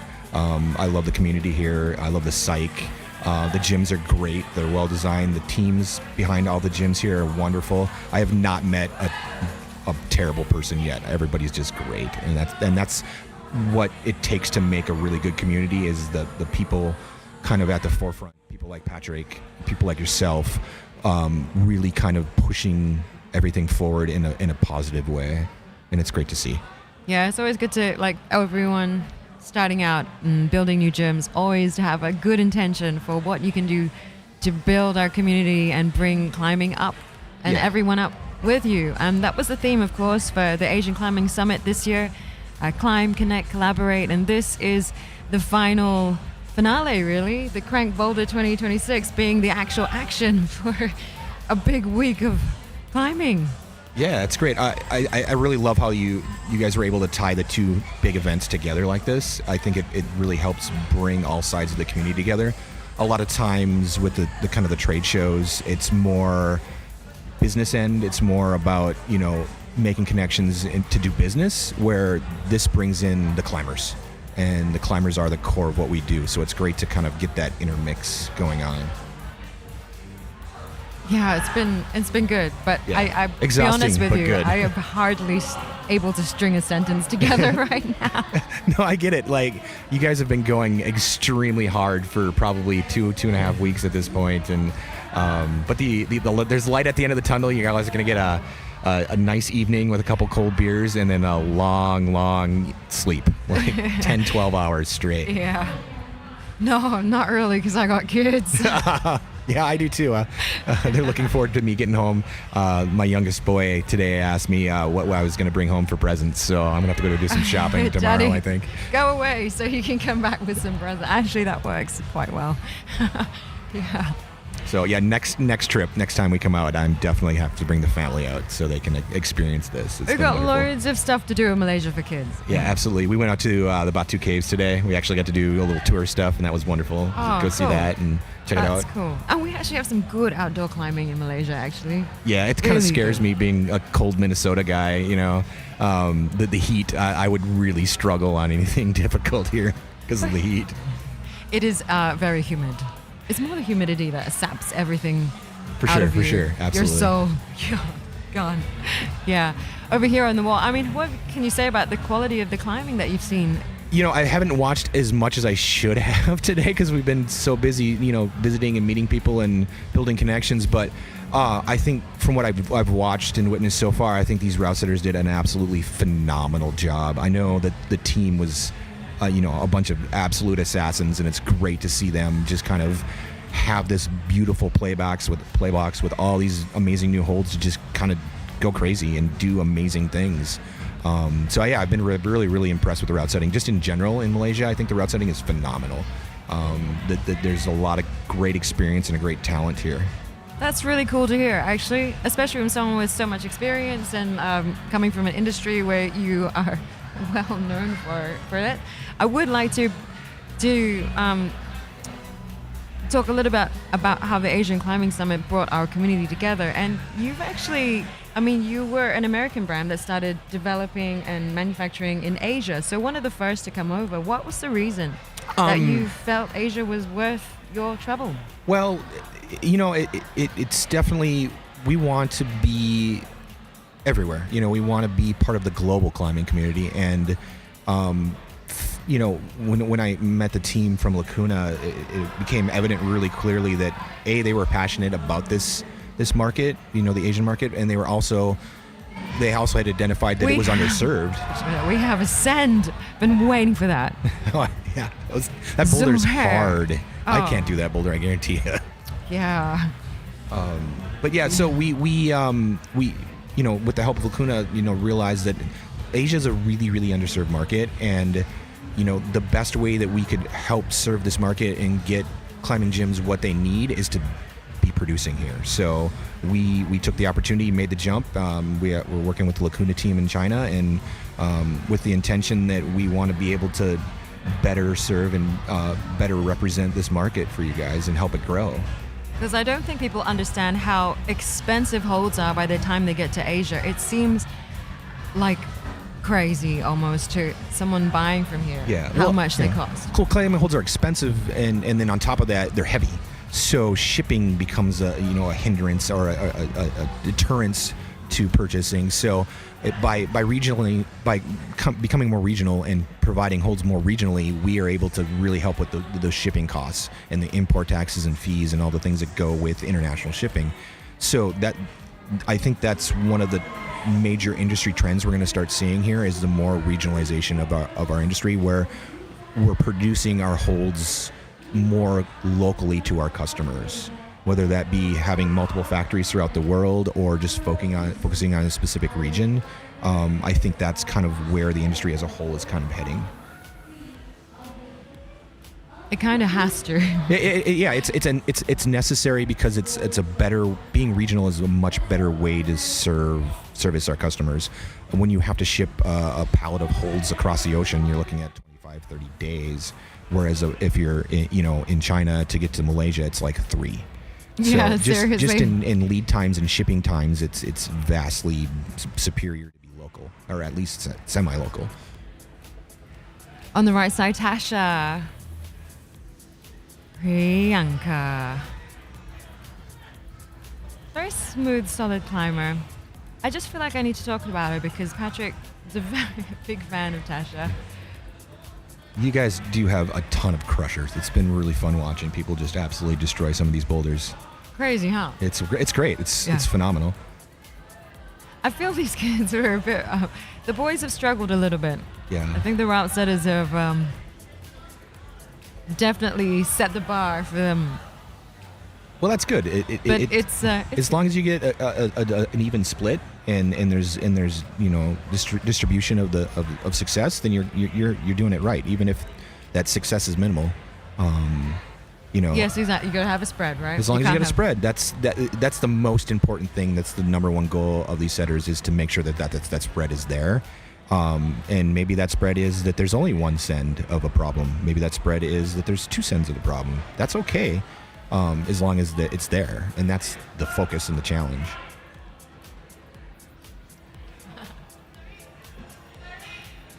Yeah. Oh, when was the last time you were climbing competitively? Oh, Jesus. This is going to give away my age, but probably 2005, 2006. That's not too long ago. That was as an adult. So I came up after the youth. So I was too old to do any youth climbing, and back then in the 90s it didn't exist anyway. So yeah, so the whole youth climbing scene is really in its infancy, if you think about it, because as soon as, or as late as 10-15 years ago, it really didn't exist. So it's really fun to watch that grow and develop as part of our community. Well, here's a fun fact: we're growing the Masters category, and I definitely am in the Masters division, that's for sure. And it's really a fun category. Yeah. That's just proof positive that there's no age limit to climbing, and at some point you get, when you're a kid, you're all butt chasing grades and getting stronger. At some point you learn that it's more about just having fun. I'm definitely in that realm, and right now I don't chase grades anymore, but it doesn't mean that you can't still come out and compete and have a good time, especially that Masters category. That's when it's just fun. You're just there to have fun. Just fun. In front here, shout out to Camp 5's very own Faiz, making his way up the wall here. Number 35, not bad.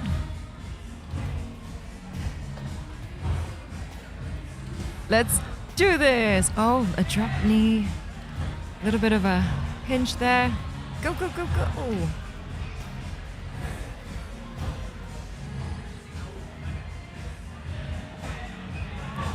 Yes. Wonderful. Yes. Awesome. Yes. Camp 5 represent. Look, he's happy with that. Great send. That's a tricky problem. A lot It of is movement in tricky. there. This one, also very tricky.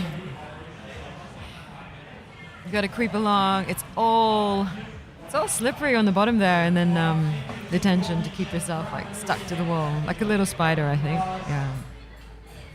It's been really, it's been pretty fun.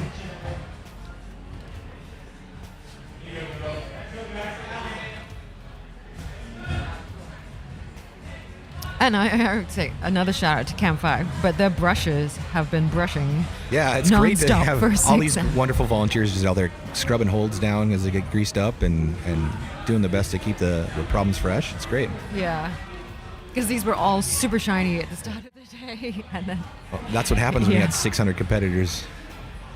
it's I guess it's just explode. I mean, in the last 3 years, we've seen the numbers go from 200 to 400 to 600. That's wonderful. And, it's been really cool. Yeah. And especially because half and half. I'll give you some stats. Half of them are youth, and half of them are adults.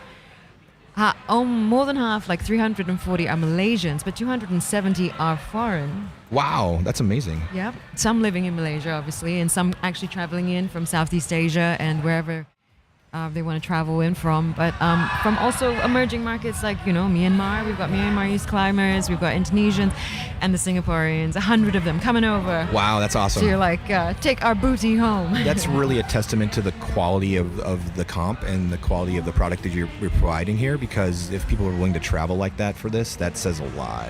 It's been pretty awesome. I mean, we don't really know what to make of it. I guess we could do the thing and go and look at the data, but it just feels like there is something happening in Asia. There is something, especially in Southeast Asia. Let's to be more specific. There is a boom. There's a movement happening. Absolutely, the psych is palpable. You can feel it in the air. Every gym I've been in, I've been fortunate enough to travel around Southeast Asia and visit a ton of the gyms. And every gym that you walk into, the vibe is immaculate. It's so much fun. My dad. Dad's taking pictures through the window here. Shout out to my dad, who I think is a bit lost in a climbing gym, to be honest. He's He's more having of a fun, guy. though. He is totally having fun. He's a golfer.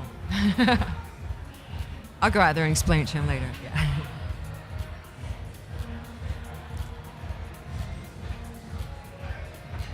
Oh, I love you, Dad. All right. Okay. So anyway, this is This our super problem is really, really, really interesting. These holds are great. Shout out to the team at Super, Thibaut and Gautier. Yeah. Pretty. That's kind of cool. You guys look at each other's shapes and go, that's neat. Yeah, believe it or not, despite being competitors, technically, we're all friends. So, we're all hanging out, watching the comp together today, and going out afterwards and spending time together.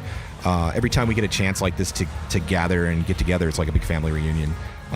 So it's one of the greatest things about the climbing community, specifically the industry, making walls and holds and everything, is that for the most part we all get along and we're all friends, and we all want to see each other be successful.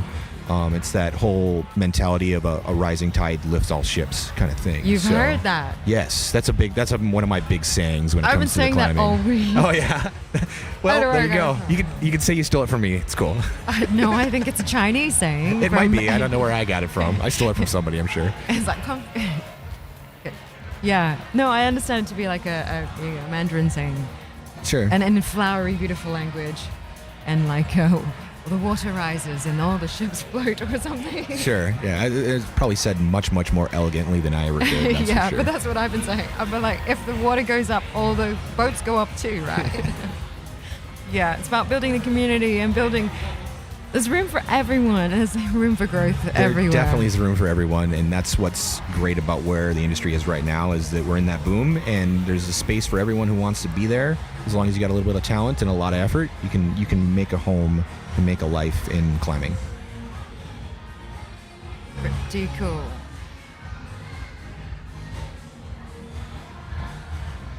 Has he got this move down? I mean, is it the right That move's better? rough. I don't know. I would have to ask the forerunners. My guess is this is kind of a 1-2, but we'll see. I think you got to commit to kind of flowing through it as opposed to just trying to stop on it. And where have you seen the trend go? Is it dynamic, more parkourish? I mean, It depends, is really.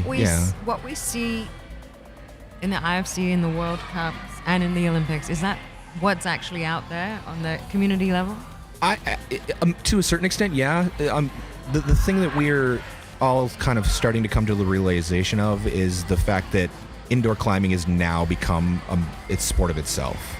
And 10, 15 years ago, indoor climbing was all about training for outdoor climbing. Now 70, maybe even 80% of our indoor climbers never go outside. So it's very, very quickly evolving into its own thing, and that's why we're seeing so much of this kind of comp style parkour, run and jumps, skates, things of that nature, really dynamic movement, because it's necessary. The dynamic movement, the risky movement is what is going to separate competitors at this point, because especially at the elite level, every climber can grab a credit card, crimp, and crank on it. So you have to come up with new ways to make things difficult, make things challenge, make things risky. And that's just slowly but surely pushing indoor climbing further and further away from traditional, quote-unquote, outdoor rock climbing, which isn't necessarily a bad thing. Climbers only wanting to climb inside is probably good for our crags and good for our outdoor areas. Because if every indoor climber was going outside, our crags would all be destroyed. So, I think part of the industry growth is realizing that indoor climbing is different, and it is separate from outdoor climbing at this point.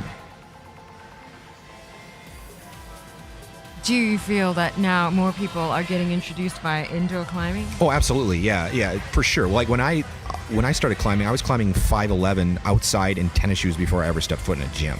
And that is not happening these days. It's rare that I meet a newer climber that started outside. What is climbing outdoors like in Minnesota? Not very good. We don't have a lot of rock. We have enough to keep people entertained, but the joy of living in the States is you can just drive wherever, because it's a long drive, but we've got a lot of rock in a lot of places. You just need to go find it. Van life, hashtag. Van life. That's why van life is a thing in the United States, is solely because all the crags and all the great climbing areas are so spread out. So you just jump from one to the other and follow the weather, essentially. That's cool. That's Yeah. really neat. Yeah, I like miss it. van life. I'm not gonna lie. It's been almost 20 years since I did van life. So It's a legit thing, isn't it? it is. It is Do you absolutely. go from like the big donut to the big whatever? Yeah, I mean, so yeah, you basically you trick out a van with bed and whatever else you need to live out of, and you live in your van and travel the country and climb. We call it the dirtbag life. So it's something I think that's fairly unique to the United States. The United States is conducive to it because there's so much open space. You can just you can go places in America and not have anyone within 500 kilometers of you. And that's kind of unique to America, I think.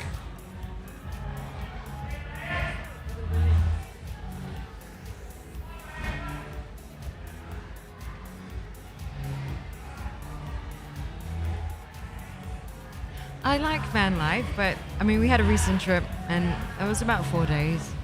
That was my limit. I tap out at about 2 weeks, and then I'm like, I need like a real shower and, Yeah. and a real bed, and A real toilet. yeah, not cooking over a camp stove every night. Yeah, so.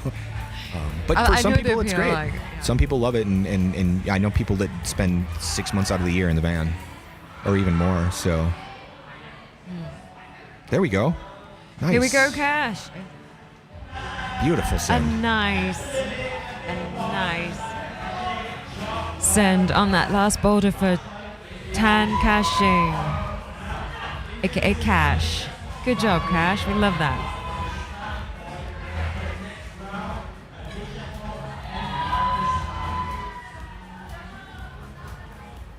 This is the final 7 Youth 1 boys.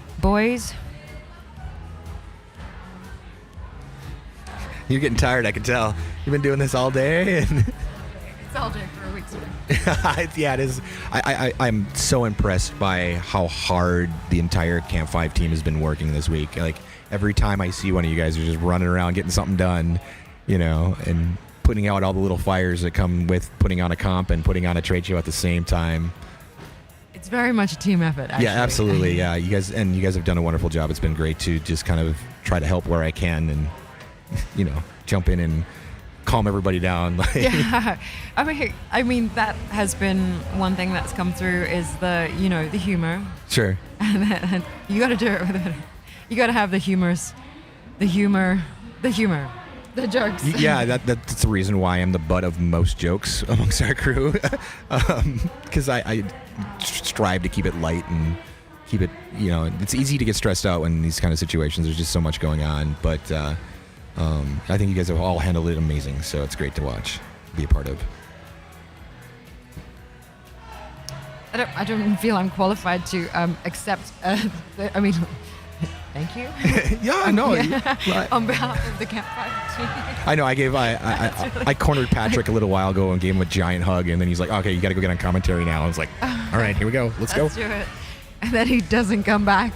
That's fine. Oh, let's go to some adult qualification here. 681. We got to talk. Oh. Okay.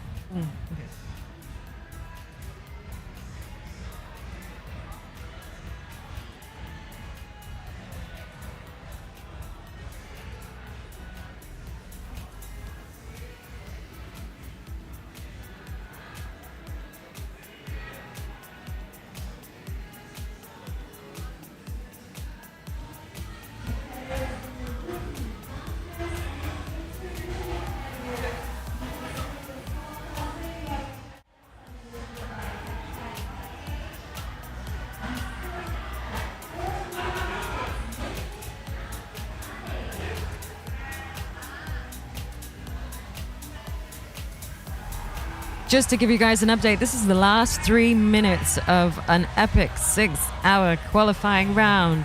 Now, they weren't expected to climb for 6 hours. They could have checked in at any time and climbed. Over that period of time, you could have done a few routes, had a coffee, gone out, had a bit of a break and come back. So they weren't climbing for an epic 6 hours on their own. But here we are counting down to the final 8. Now, from this adult qualification, we will get a winner in the rookie category. We will also get the top 8 male and the top 8 female qualifiers from the Masters category and the Intermediate category, and the top 16 male and the top 16 female in the Open category. Now tomorrow, a little bit different than what we've been doing the last 2 years, because of course in the IFSC and the World Cup, they've changed the format. We now have a semi-final for the adult Open qualification. So we got to do the same, because we're trying to give you them World Cup feels.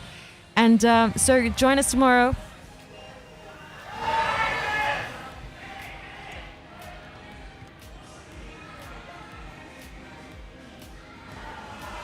For another epic day of climbing.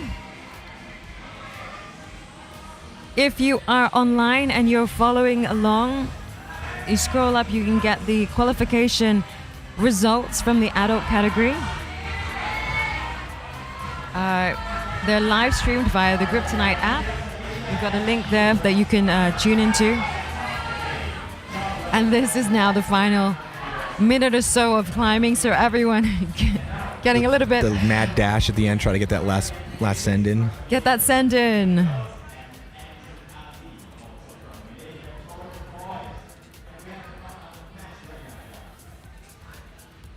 Nice move. Oh, it would have been good to nail that one at the end. Yeah. Here we go. One last minute of climbing, guys. It's been a very, very cool, very long, but very cool day. Yeah? Yeah. You've done a heck of a job, so it's been fun to... Well, cheers. I mean, I wasn't fishing for a compliment, but I will take No, that I'm one. looking forward to going back and rewatching the stream, because I haven't honestly been able to watch as much of the comp as I would have liked to. So hopefully I get some good jokes out of you. Yeah, it was fun. Thanks for dropping by. And you have to come back tomorrow, obviously. Oh, yeah. It's going to be another epic round of action. Yeah, I'll be here. I don't fly out till late in the evening, so I'll get to come in and hang out and enjoy the comp, hopefully.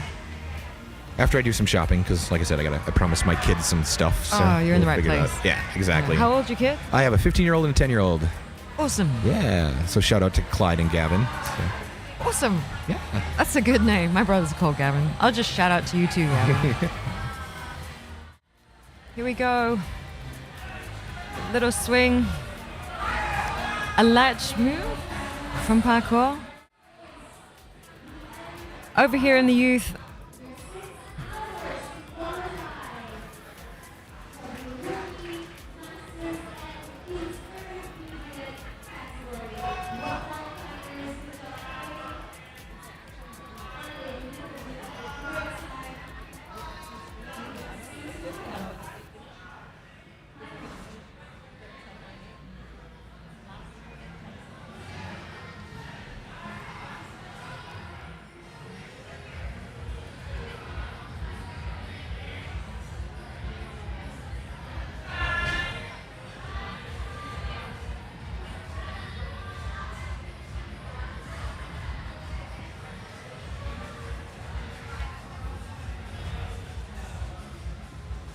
Of course, there is plenty of routes up, and they're going to stay up post-comp for a little while. Some of these routes will go. They'll get stripped. So these beautiful routes, some of them will go. That's a bummer. To make room for a semi-final. And the final routes will stay for a limited time. We'll add some easier routes alongside them, so, more people can have fun and enjoy them. But actually, at the end of the competition tomorrow, if you are a checked-in climber or if you are in a competitor t-shirt, you get to climb Nice. until closing. Yeah, so, if you've been inspired by today's action, I highly encourage you to come tomorrow because it's free entry for spectators and marketplace visitors. If you are checked in, you may climb after the comp is over at 5. Yeah, so be inspired and come and see us because it's so much more interesting to watch this stuff in person, right? It is so much more interesting. I mean, YouTube is great and live streaming is great, but in person is a whole nother level. That in-person energy is palpable. It's great. It's been cool.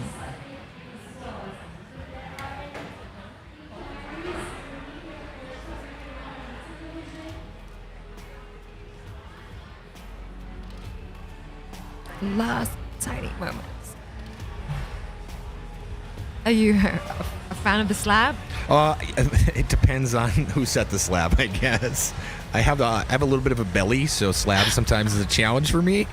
But I typically train fairly steep when I do climb. So I don't have very good balance. Yeah, well, it's not just balance.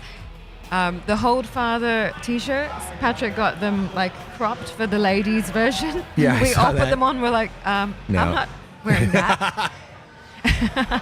But it looks good on some other people. It's fine. Yeah. But I understand the belly conversation. I might have been able to pull that off in like 1998. Yeah. Didn't know that was cool again. Okay. But Andy, thank you so much for joining me. Well, thanks I for really having me. appreciated having you to talk to. Yeah. Keep you semi-entertained here at the end after a Yes, long of 6 course. hours. I'm going to grab Pat. Patrick just walked by and he's The original Hold Father. the Hold Father, and he's got to meet and greet everybody. Yeah. I don't know how he does it. The social battery he must have. You're like an Energizer Bunny bud. I know. I am too. I'm slightly outgoing, I guess. Just slightly. Just slightly.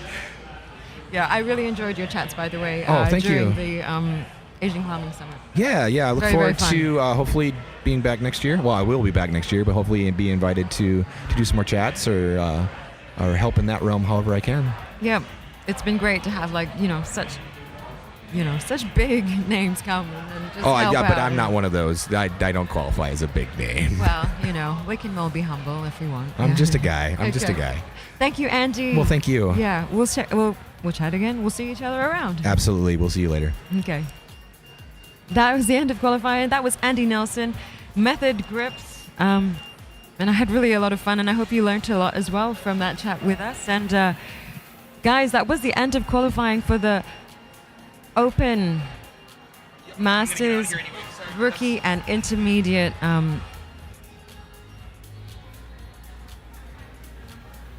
categories, the adult categories. 6 hours of qualification the guys did. We were watching the Youth 1 final. There is still action from the Youth 1 finals. On the wall now, here is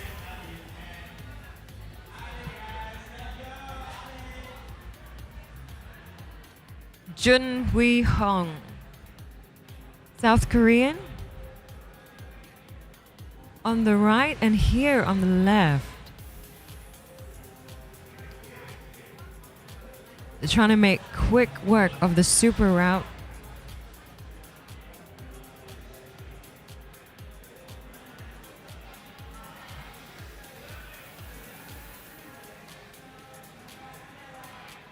It's Joshua Ong Yi Hong.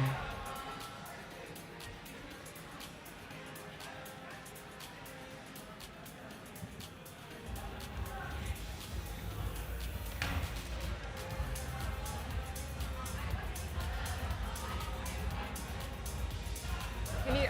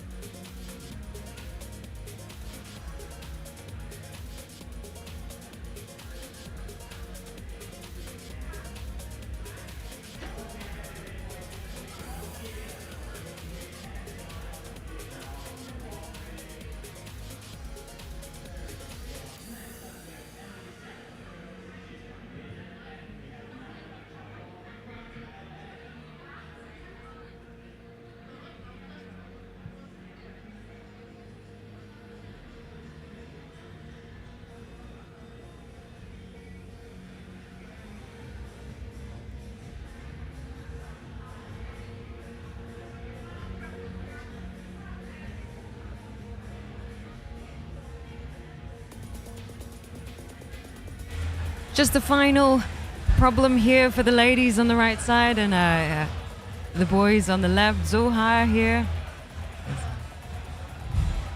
with a big jump. Oh, he's gonna get the top. He's got it. Okay, excellent work. Nice way to end your session. That was Nathipat Sharpong from Thailand. As you can see, after this, we're gonna have the award ceremony. People are milling around at the moment. I'm waiting for the award ceremony to start. We've got the final problems here. And oh, look, happy birthday, you guys. It's my birthday. You know what? Let's crank it up. Let's see if they have it. Oh, there they go. Oh, it's your birthday at Crank. Awesome.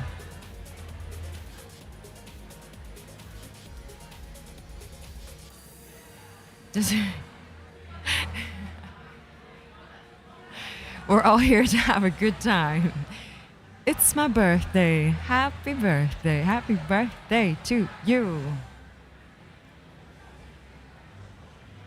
Thanks for having a good birthday at Kuala. Yay! Don't you love friends that do that kind of stuff? Oh, you are loved. You are loved. Back to the action.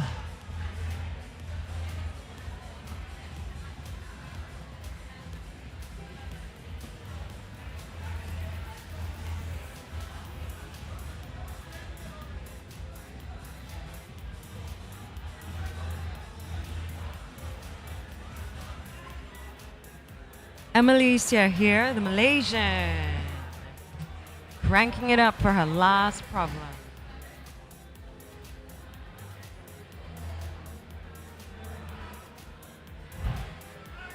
Emily is 17. She's been climbing just between 1 and 2 years. Went to bump with friends. Does mostly bouldering, some auto belay. Climbs more than 3 times a week here. She's in the Youth 1 Girls and currently climbing at about a 6C.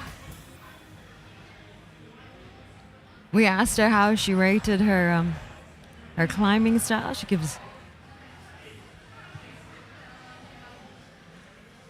says she's more of a dynamic and a bit more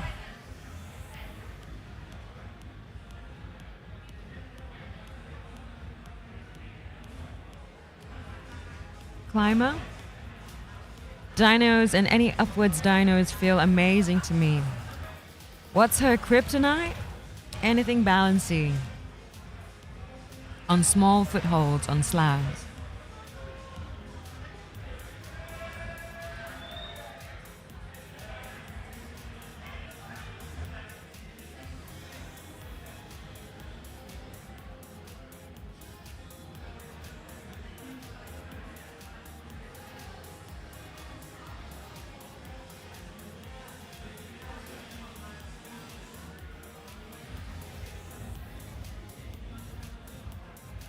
We asked some of the climbers earlier if they would fill out a form and tell us a little bit about themselves.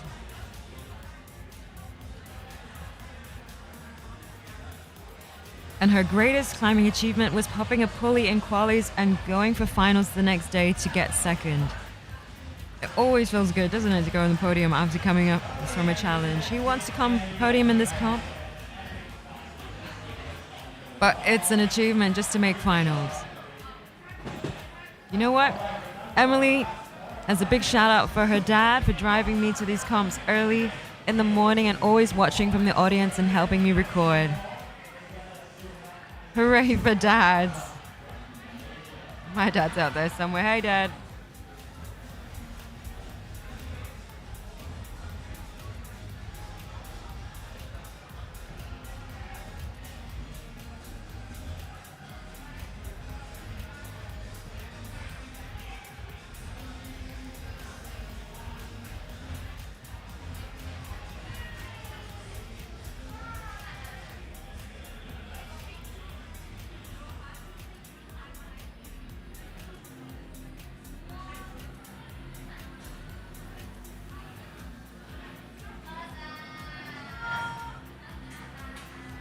Got Zuhair here on the left side, I believe.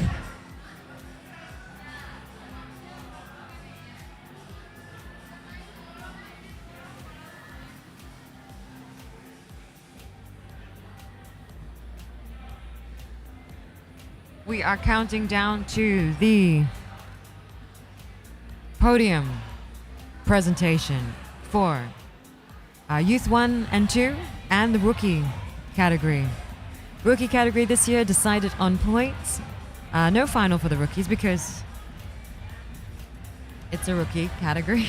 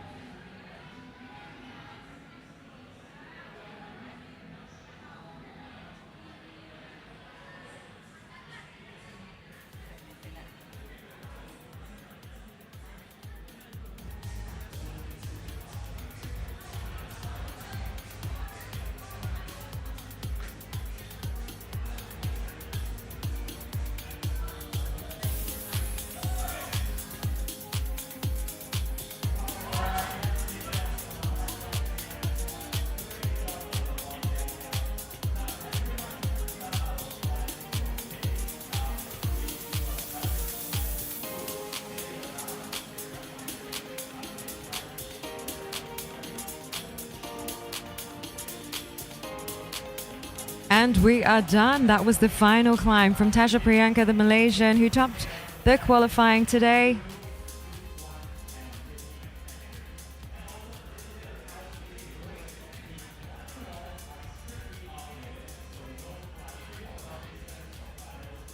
Competitors just having a checkout on the wall, waiting for the award ceremony to get going. Guys, I really appreciated your company today on the live stream. Come back tomorrow. But even better, actually, if you come and join us in person. Climbing is honestly so much better in person.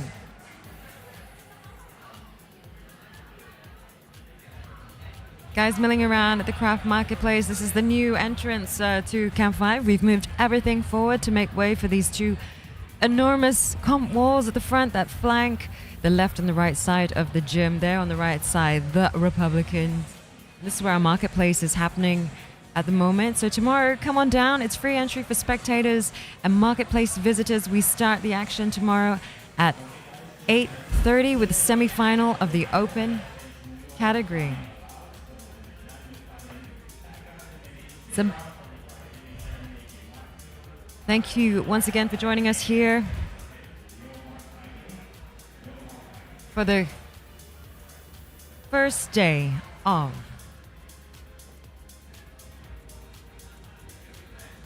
on the screen now. You can see what time our live stream starts tomorrow morning, 8:10 a.m. We'll open up the live stream, get some conversations going, see how you're all doing at home on your expectations on a big day of climbing. At 8:30 a.m., the open semi-final will get started. Men and women at the same time. 16 finalists from the women's open category and 16 of the top men in the open category. We've actually got some really strong climbers in there, and I can't wait to present to you the final 16.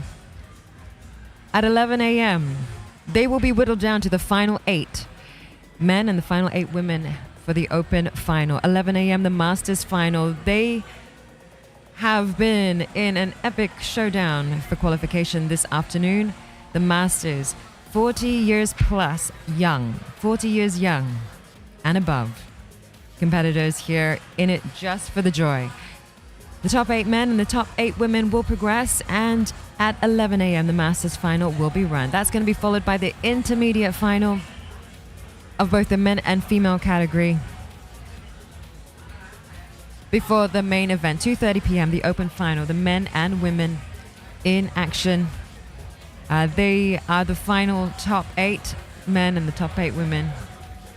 And that will be followed by a big awards ceremony for the intermediate and the Masters and the open category, and a big celebration of all the efforts of this weekend. This, of course, is our biggest comp here, the Crank Boulder Comp 2025, brought to you by Petzl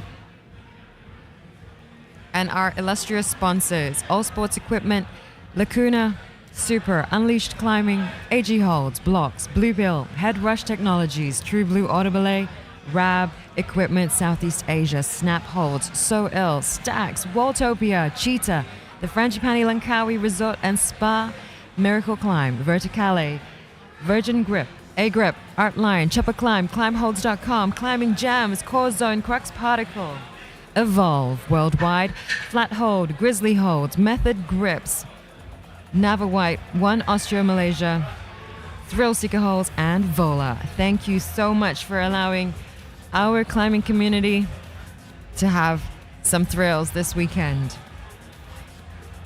This event, of course, could not be sponsored, could not run without the generous efforts of these guys. Now, earlier this morning, we had some incredible action from the most inspiring little people. That sounds very patronizing. Let me do that again. This morning, the youth categories were in competition. 300 or so young climbers, all climbing their hearts out this morning, aged 6 years and above. We've got some highlights from Youth 3 and Youth 4, and you'll see the podiums that were won. Before we come back to the award ceremony for the Youth 1, Youth 2, and the Rookie category.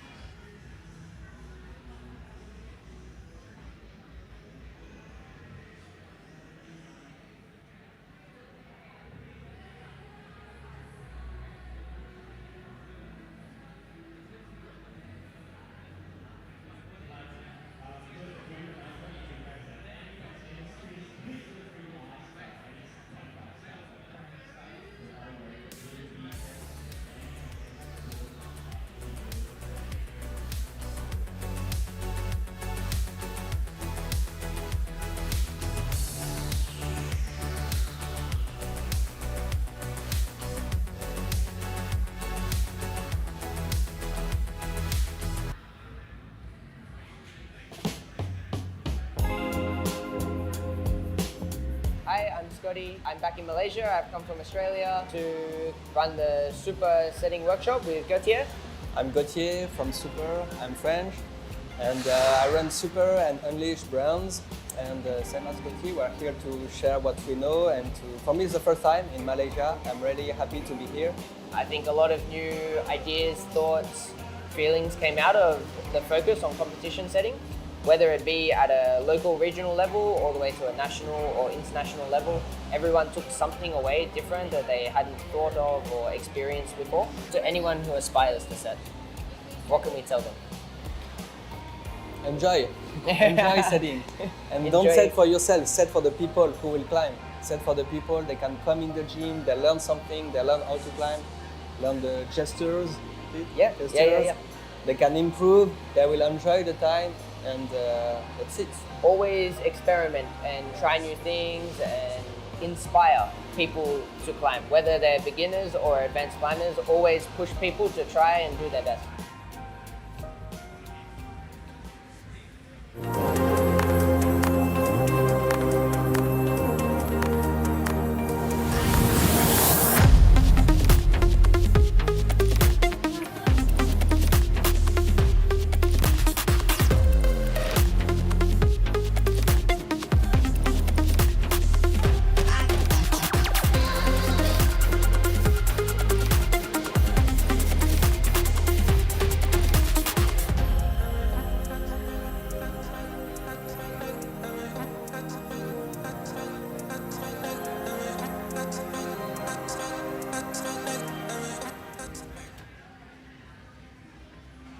Just saw the wrap highlights from the U3 and 4 categories run this morning. They are so inspiring and so cute. The young guns of climbing, our future climbing stars here at, and the current climbing stars, if you ask me, at the KRAFT Boulder 2025. Look at that.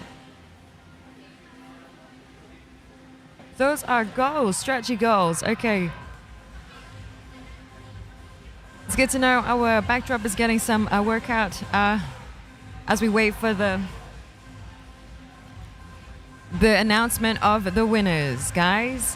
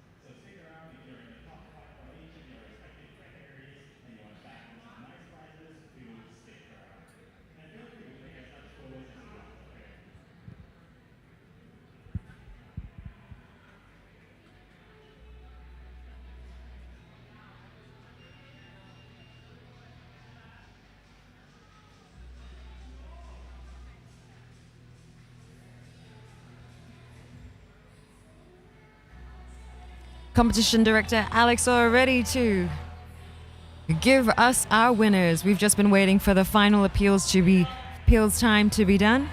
Our winners are ready to be announced. And check that out, our wonderful backdrop. Petzl, the title sponsor for KRAFT series of competitions for a second year in a row. We can't wait until October when our lead comp returns to KL East. What am I looking ahead for? This is the weekend to revel in the now. We are at the end of an epic first day. How was your crank? And are you going to join us tomorrow in person? Let me know on the live stream.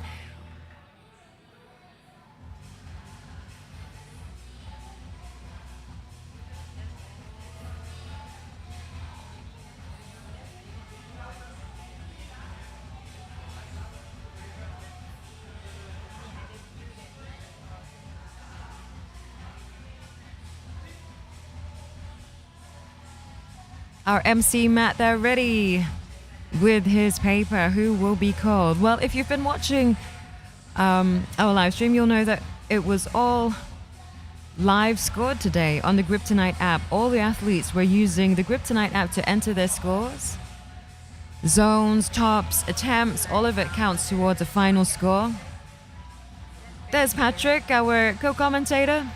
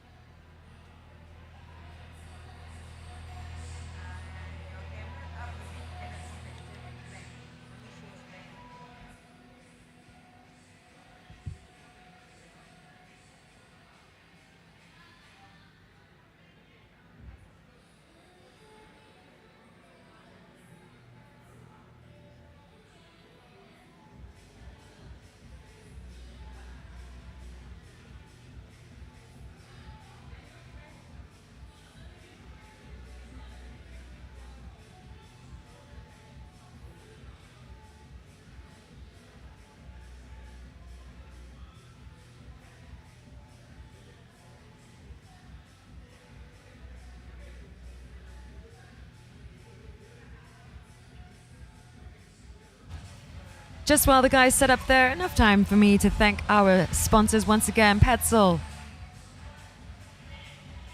All Sports Equipment, Lacuna Climbing, Super, Unleashed Climbing, AG Holds, Blocks Climbing Equipment, Blue Pill, Head Rush Technologies, and True Blue Auto Belay. Rab Equipment Southeast Asia, Snap Holds, So Ill, Stacks, Waltopia, Cheetah, the Frangipani Langkawi Resort and Spa, Miracle Climb, Verticale, Virgin Grip, A-Grip, Artline, Chopper Climb, ClimbHolds.com, Climbing Gem, Core Zone, Crux Particle, Evolve Worldwide, Flat Hold, Grizzly Holds, Method Grips, Nava White, One Osteo, Thrill Seeker Holds, and Vola. Thank you guys once again for joining me on the live stream. Myvi AZ Youth 1, our finalists are strong. 38 qualifying routes today and 4 finals in one day. They certainly are strong climbers, and the future of climbing is bright here in Malaysia and regionally in Southeast Asia.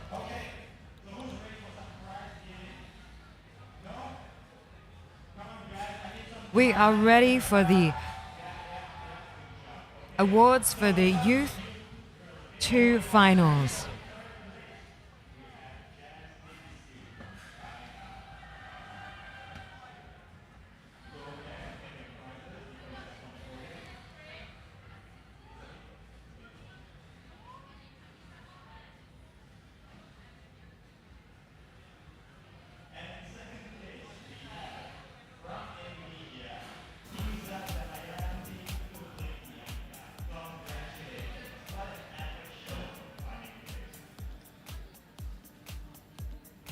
Third place, Jasmine Sue. Second place, Kinza Damayanti Putri Bianca from Indonesia. And in first place,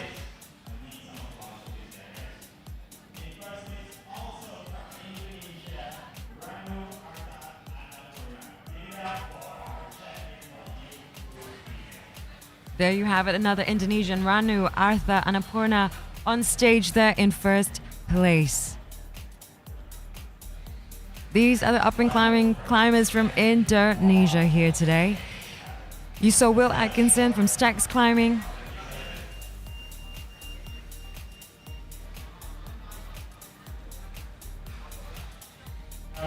You saw Ferdinand there from Stacks Climbing giving out the prizes for the Youth 2 Girls category.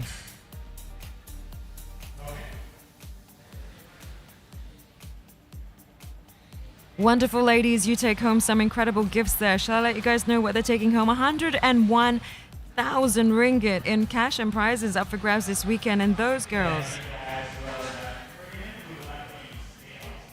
take home 200 ringgit in cash. They have a spot on the Camp 5 squad training team in first place in 3 months multi-gym membership, Petzl, Sucker Push, Chalkback, Climb, X chalk bag with cover, miracle chalk, 8B plus Boulder bucket, chopper climb, climbers package, crux particle, monsoon ball. And that was for first place, and a pair of Evolve Zenith shoes. That was a first place prize. In third place today,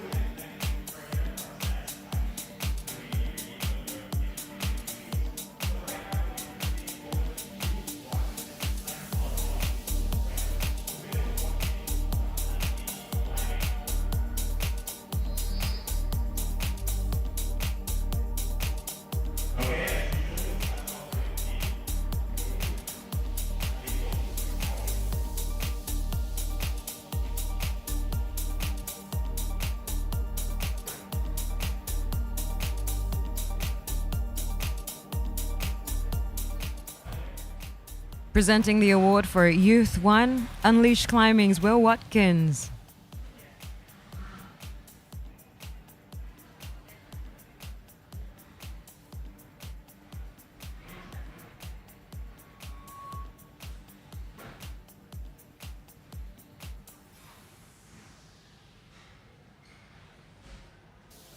Both boys and girls today go back with a pretty bumper.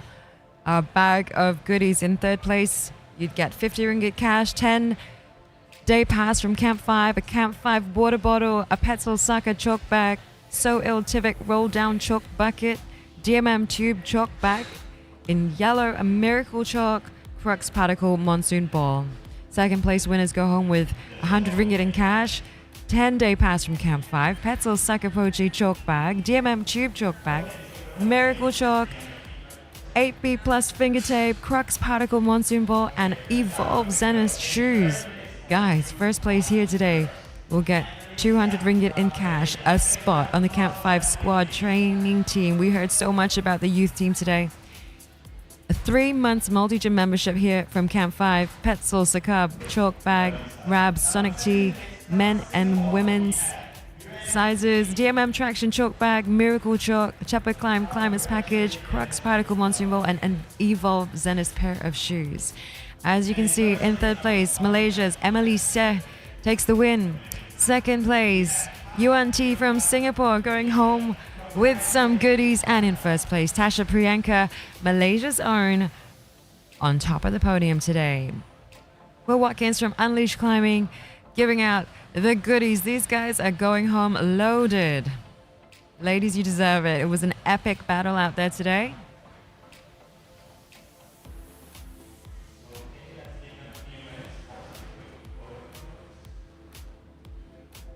And we are inspired by your efforts, guys. Like my V Easy said today, the Youth 1 finalists, 38 qualifying routes and 4 finals routes in one day. Pretty epic.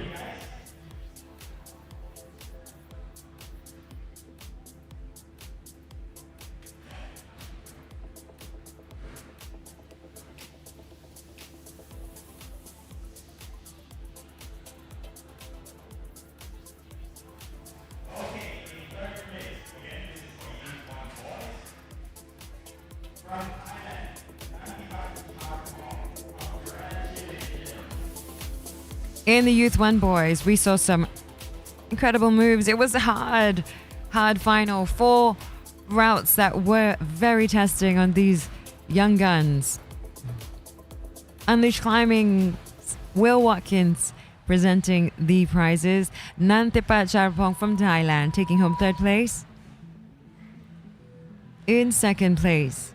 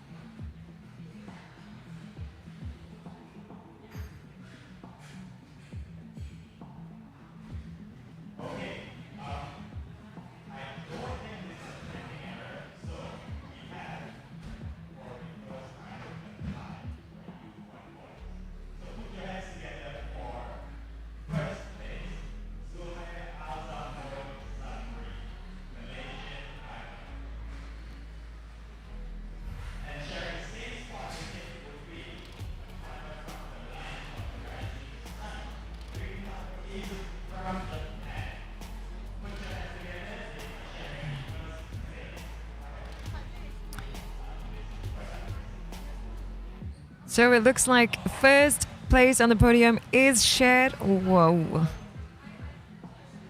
Don't lose our winners. Japanese climber.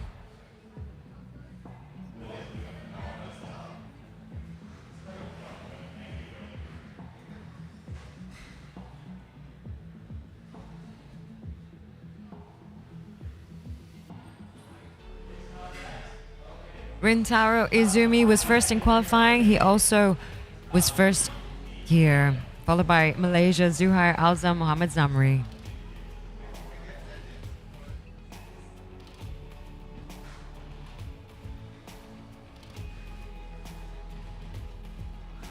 One more award ceremony to be given out today. It's the rookie category. I'll let you know what's happening actually behind the scenes. In front of me, all of the route setters have rushed out to strip the walls. Archibald is currently being stripped right now. These incredible routes are gone after today's epic battle. They're done with these routes. They're coming off the walls really quickly. This is what's happening behind the scenes. They've all run out with massive ladders and it's all coming down. And tonight they'll set an epic semi-final.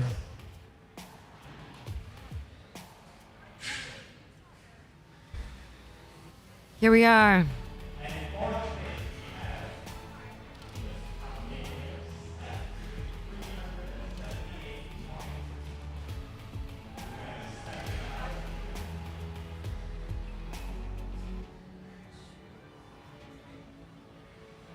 I'll hand over to Matt for the results here because I don't actually have them.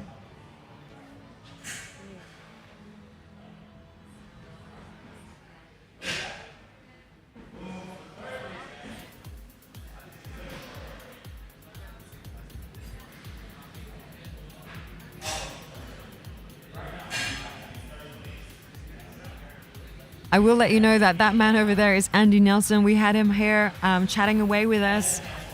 All things climbing holds, method grips. Andy Nelson handing out the prizes for rookie category today. It's a pleasure to chat to him. As always, a very animated character.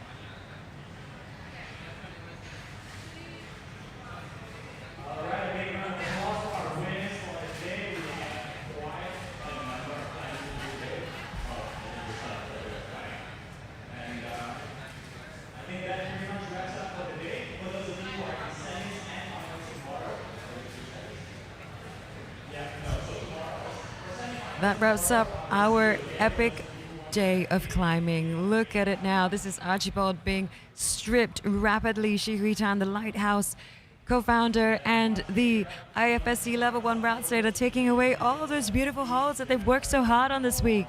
Archibald, of course, is going to be the semi-final showdown area. That is our head setter, Nikki Weissman, taking down that blocks route.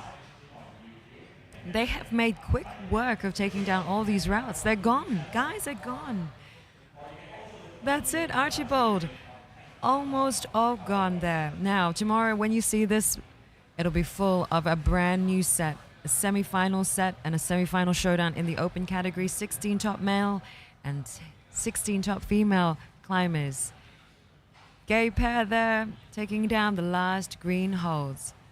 Once again, this competition couldn't have been run without our sponsors. A big thank you to our partners in climb, Petzl, Access the Inaccessible, and All Sports Asia. Guys, I hope you've enjoyed the live stream. Thanks for joining me this whole day. Hey, Dad, there you are. Hi, Dad. Hi, Jeremy. See us tomorrow for another epic showdown. We'll have the semi-final and finals of the Masters and Intermediate.